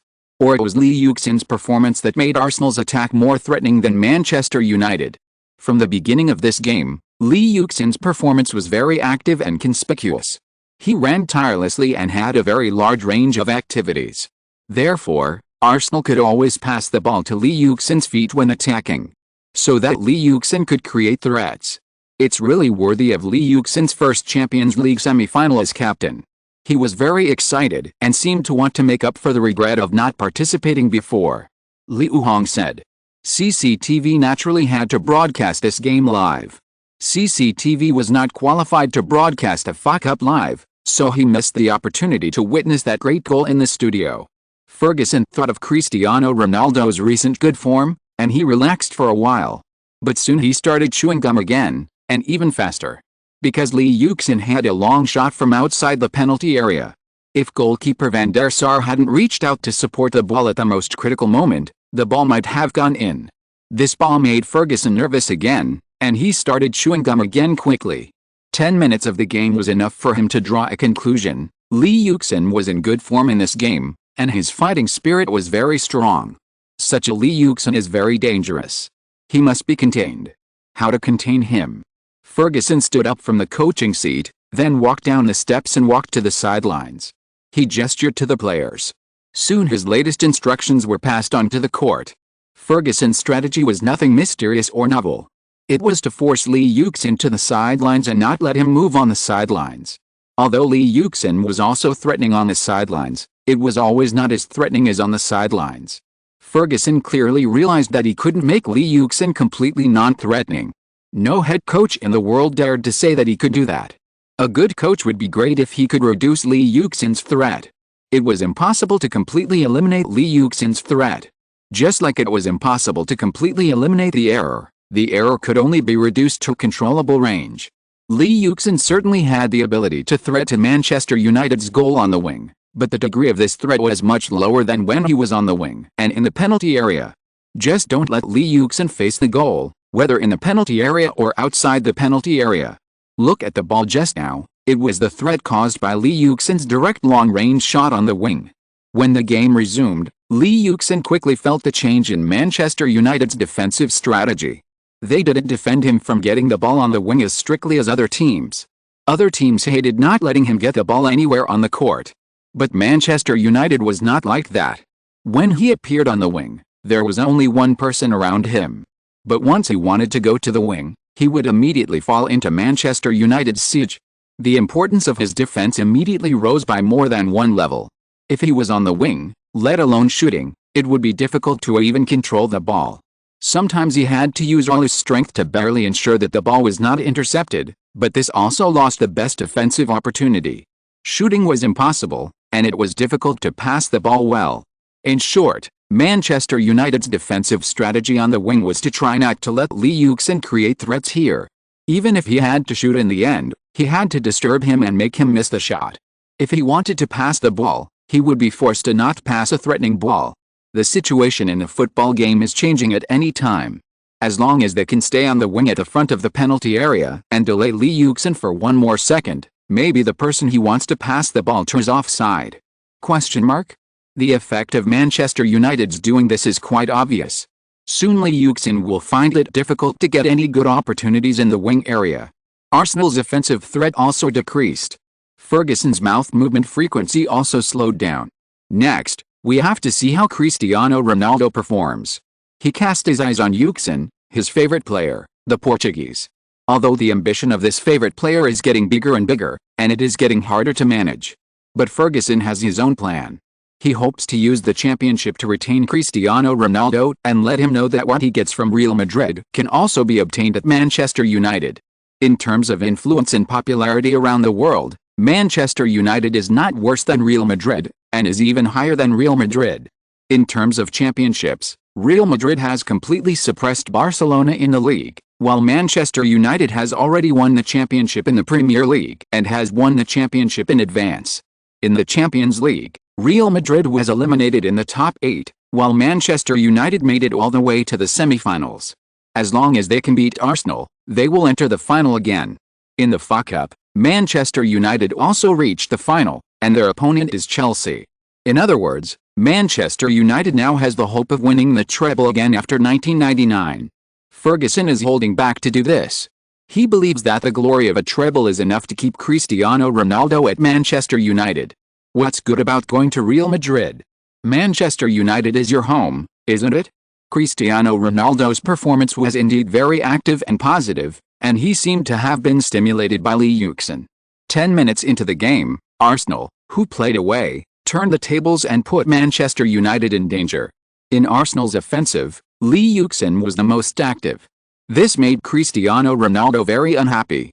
In his mind, this game was actually a one-on-one duel between him and Lee Yuxin. Not only did he want the team to beat Arsenal, he also had to completely overwhelm Lee Yuxin in personal performance. With this idea in mind, Cristiano Ronaldo made a long shot, forcing Joe Hart to make a wonderful save. Ronaldo's beautiful shot. It seems that Cristiano Ronaldo is really fighting with Lee today. Whatever performance Lee shows, he will show what performance. Friends who watch this game, you are blessed, John Mosin said excitedly. Everyone wants to see a wonderful duel, not only between the team, but also between these stars. Football always carries some romantic feelings of personal heroism, and the duel between the stars is also a major factor that attracts everyone's attention. In the 19th century, the duels between knights were described as very romantic by scholars. This kind of duel on the football field is also very similar to the knight duel in knight novels. The direct dialogue between the two best players in the Premier League, who is better? Is Lee Yuxin more skilled, or is Cristiano Ronaldo the last laugh? Question mark? Although Yuxin was restrained by Manchester United's defense, Cristiano Ronaldo's performance became more and more active. In the 21st minute, he headed the ball again in the penalty area, and he was one step away from breaking through Arsenal's goal. If it weren't for Arsenal's goalposts, there was a huge cheer in the Emirates Stadium at that time, and they were happy that Cristiano Ronaldo didn't score this goal. Cristiano Ronaldo himself also held his head in his hands, looking very annoyed. Ronaldo was unlucky and the ball hit the post, but if he continues in this trend, he will definitely score sooner or later. After expressing their regret, the fans in the stands also shouted Cristiano Ronaldo's name again, cheering for him and encouraging him. There were also fans holding up signs that said, "There is only one Ronaldo in the world," to express their support for Cristiano Ronaldo. After the original Ronaldo has completely faded out of the mainstream vision, the most famous Ronaldo in today's football world is indeed the Portuguese in front of us. Manchester United is worthy of being a team that can regain the championship. They are very good at seizing opportunities. On defense, they curbed Yuxin on the road, causing Arsenal's offensive to fall into a stalemate. If it were other teams, even if they could successfully cause Arsenal's offense to fall into a short stalemate, they would almost have to exhaust all their strength, so they would only keep their own goal from losing the ball. But facing Arsenal's powerful offensive, how could they not lose the ball throughout the game? In the end, they will still be scored by Arsenal, and the previous defense will definitely be meaningless. What makes Manchester United different is that they can temporarily slow down Arsenal's offensive, and at the same time they can threaten Arsenal's goal. What is the purpose of defense? In many cases, it is not necessary to keep the ball in the whole game. That is the ideal state. Defense is more often used to allow oneself to enjoy the opponent's offensive in the game, and then provide opportunities and possibilities for one's own offense. Once you can score a goal, you can break the deadlock in the game and let the balance of victory tilt towards yourself. The reason why Manchester United can be the first team in the league is that they have such ability. Even when facing Arsenal, it is the same. After Arsenal's offense fell into a stalemate, Manchester United's offense was played with great fanfare, getting closer and closer to scoring. In the 25th minute, Manchester United once again defended Arsenal's attack and launched their offensive. In this game, because of Cristiano Ronaldo's activeness, he entered the penalty area many times and appeared in front of the goal, so Saha, a striker, had to be squeezed to the wing by Cristiano Ronaldo. But fortunately, Saha is a very low-key and humble person, so when he comes to Manchester United, it is okay for him to make some sacrifices for Cristiano Ronaldo. Saha, who was pulled to the wing, made a fake move to pass the ball to Rafael, who came from behind him, deceiving Arsenal's left-back Clichy to focus on Rafael, but Saha suddenly kicked the ball directly. No one expected that this centre-forward who scored 13 goals in the league would suddenly pass the ball. Arsenal did not have a full understanding of Saha. They only knew that he played as a centre-forward, and did not know that he had played as a winger before. Saha's pass was of high quality. The ball drew an arc in the air and flew near Duque Udu. There, Cristiano Ronaldo had already jumped high and headed the ball towards the goal. The ball flew directly to the back of the goal. Although goalkeeper Joe Hart tried his best to save the ball, he was still out of reach and could only watch the ball fly into his own goal. Cristiano Ronaldo scored the first goal for Manchester United. Chapter 225. What to do? Ferguson, who had already returned to the coaching booth, also jumped up from his seat, rushed to the coaching booth, ran to the sidelines, and waved his fist vigorously. He naturally didn't care about chewing the gum in his mouth. From his open mouth, he could still see the white gum. It really made people worry about what would happen if he got excited and swallowed the gum. But Ferguson was obviously very experienced in this regard, and everyone's worries did not come true. He hugged and cheered with the assistant coach and other members of the coaching staff around him. From his mouth that opened from time to time, he could still see the piece of gum looming. Ferguson was still very excited that Manchester United could lead Arsenal away from home. Because Arsenal is still a strong enemy today. Being able to lead Arsenal away from home is a good start for Manchester United. The next game will be easier to play. This lead certainly does not guarantee that the team will win the game in the end, but it can make Manchester United play more calmly. While Wenger stood on the sidelines anxiously, Ferguson sat in the coaching booth, chewing gum leisurely. His attention was now focused on the offense, and his eyes stayed more on Cristiano Ronaldo. After carefully observing the game for 30 minutes, He was sure that Lee Yuxin had been bound by his tactics and it was almost impossible for him to pose any threat. Despite this, the defense against Lee Yuxin could not be relaxed. As long as Lee Yuxin had any idea of coming to the center, he would be severely hit, forcing him to move only on the wing and not to cross the line. He shifted his attention to Cristiano Ronaldo, who was trying hard to score the second goal. He was very active in the front court, bringing great pressure to Arsenal's defense. Arsenal's goal was in danger under the successive attacks of him, Tevez and Klose, and it seemed that they might lose the ball at any time. The cheers in the stands of the Emirates Stadium were endless. Manchester United fans were cheering for their team desperately, hoping that they could score another goal, while Arsenal fans hoped that even if the attack was not strong, they would still have the advantage of scoring at home. Moreover, they had more people at home, so they cheered loudly. Under the pressure of Manchester United, Arsenal's offense could hardly threaten Manchester United's goal. With Manchester United completely in the upper hand, Arsenal's offense could hardly pass through the midfield as before. So when Arsenal got the ball, they could only use some simple and rough methods to pass through the midfield. Play a defensive counterattack? Don't even think about it. Manchester United's defenders returned to defense quickly, and pressed very fiercely in the front and middle court, so that Arsenal's players could not organize a counterattack immediately after getting the ball. It was not easy to get to the front court, but they were facing the layers of defense that Manchester United had already set up. Lee Yuxin was pressed to the side again. This attack is a typical example. When Arsenal wanted to organize an attack, they were pressed by Manchester United players in their backcourt and midfield. When they finally got through the midfield and hit the front court, Manchester United players had already set up a defense near their own penalty area. Arsenal had to fight a positional battle with Manchester United, but this was really not what Arsenal was good at. Not to mention that Lee Yuxin was forced to the side. When the ball fell to Clichy's feet, he really didn't know how to pass it, because this was the third time he received the ball in this attack. The ball was just going back and forth in front of Manchester United's penalty area, but it couldn't create a threat. What's the point of passing it like this? Clichy wanted to pass it directly into the penalty area, but Adebayor was not good at heading the ball. Not to mention Robinho, he focused on the wing. If he went to the penalty area to compete with Rio Ferdinand and Vidic, he would definitely lose. Clichy had the ball, but the Manchester United players did not come up to force him. Anyway, he could not create any threat on the wing.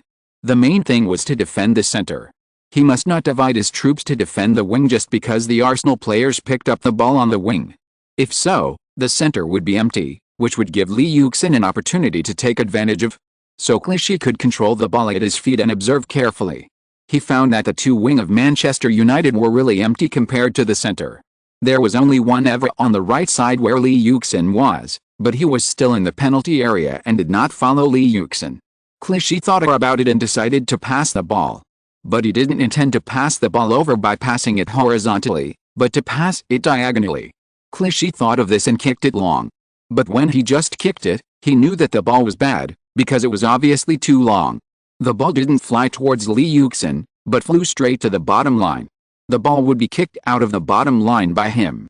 "Oh, Son didn't pass the ball well," said Mortensen. "It's obviously a random pass. Arsenal doesn't have any good way to attack now, so they can only kick it blindly." Alan Hansen was very blunt when criticizing people. What's the point of passing this kind of ball to wrong's feet? Not to mention that now, no one can catch up with a ball. Just as he was talking, Alan Hansen saw Lee Yuxin running towards the bottom line at high speed, chasing the ball kicked by Clichy. Looking at Lee Yuxin's speed, Alan Hansen suddenly remembered how fast Lee Yuxin was. If it were someone else, they might not be able to catch up with the ball, but if Lee Yuxin was chasing, then he might not be able to catch up. So he quickly changed his words. Even if wrong can catch up with the ball, it's meaningless. Look at the speed and height of the ball. It's difficult for wrong to stop the ball, let alone the follow-up actions, and what's the use of receiving the ball near the baseline? There are many people who have the same idea as Alan Hansen.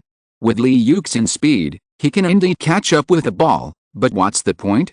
He just caught up with the ball, and there is no quality control of the ball at all. Such a chase is worthless except to show off his speed. He shouldn't chase at all, it's just a waste of energy. Even the players of Manchester United didn't take it too seriously. But their professional ethics still made them continue to defend in the game, but their attention in defense was obviously not as good as before. Adebayo had no intention of advancing to the front of the goal, but when he saw Lee Yuxin still rushing to the bottom line to chase the ball, an idea popped up in his mind. I'd better go to meet him. What if he passes the ball to me? In this way, he ran to the area in front of Manchester United's goal. After Clichy passed the ball, he made an apology gesture to Lee Yuxin. But he quickly put his hand down, because Lee Yuxin didn't even look at him at all. He was chasing the ball with all his strength. How could he care about his apology? Lee Yuxin was like a sky blue meteor, crossing the green grass of the Emirates Stadium, chasing the ball flying in the air to the bottom line. Clichy was stunned. Although Lee Yuxin was very fast and his momentum in chasing the ball was amazing, Ferguson sat in the coaching seat, not even lifting his buttocks, and chewing gum in his mouth was as slow as before. He didn't think that Arsenal's reckless attack could pose any threat to Manchester United's goal. In the blink of an eye, Lee Yuxin was almost at the bottom line. The football also fell from the air, but it still flew towards the billboard outside the bottom line. There was the stand where Manchester United fans gathered. In England's traditional football field, the stands and the field are very close, separated by a billboard. In the eyes of these Manchester United fans, Lee Yuxin was not chasing the ball, but more like running towards them. They roared at Lee Yuxin in various ways, and made gestures desperately to put pressure on Lee Yuxin, hoping to disturb him. They kept making the no way out gesture and shouted to Lee Yuxin, "You can't catch up, you can't catch up, even if you catch up, it's useless, give up and don't waste your energy." Someone even raised his middle finger to Lee Yuxin. This internationally used gesture can be understood by everyone. But Lee Yuxin didn't even look at them.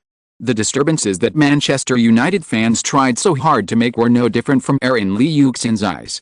When he was about to run to the end line, Lee Yuxin slowed down, because if he didn't slow down, he would run in front of the ball. It was not the first time that Lee Yuxin ran faster than the ball. After he slowed down, he turned his head and looked at the penalty area.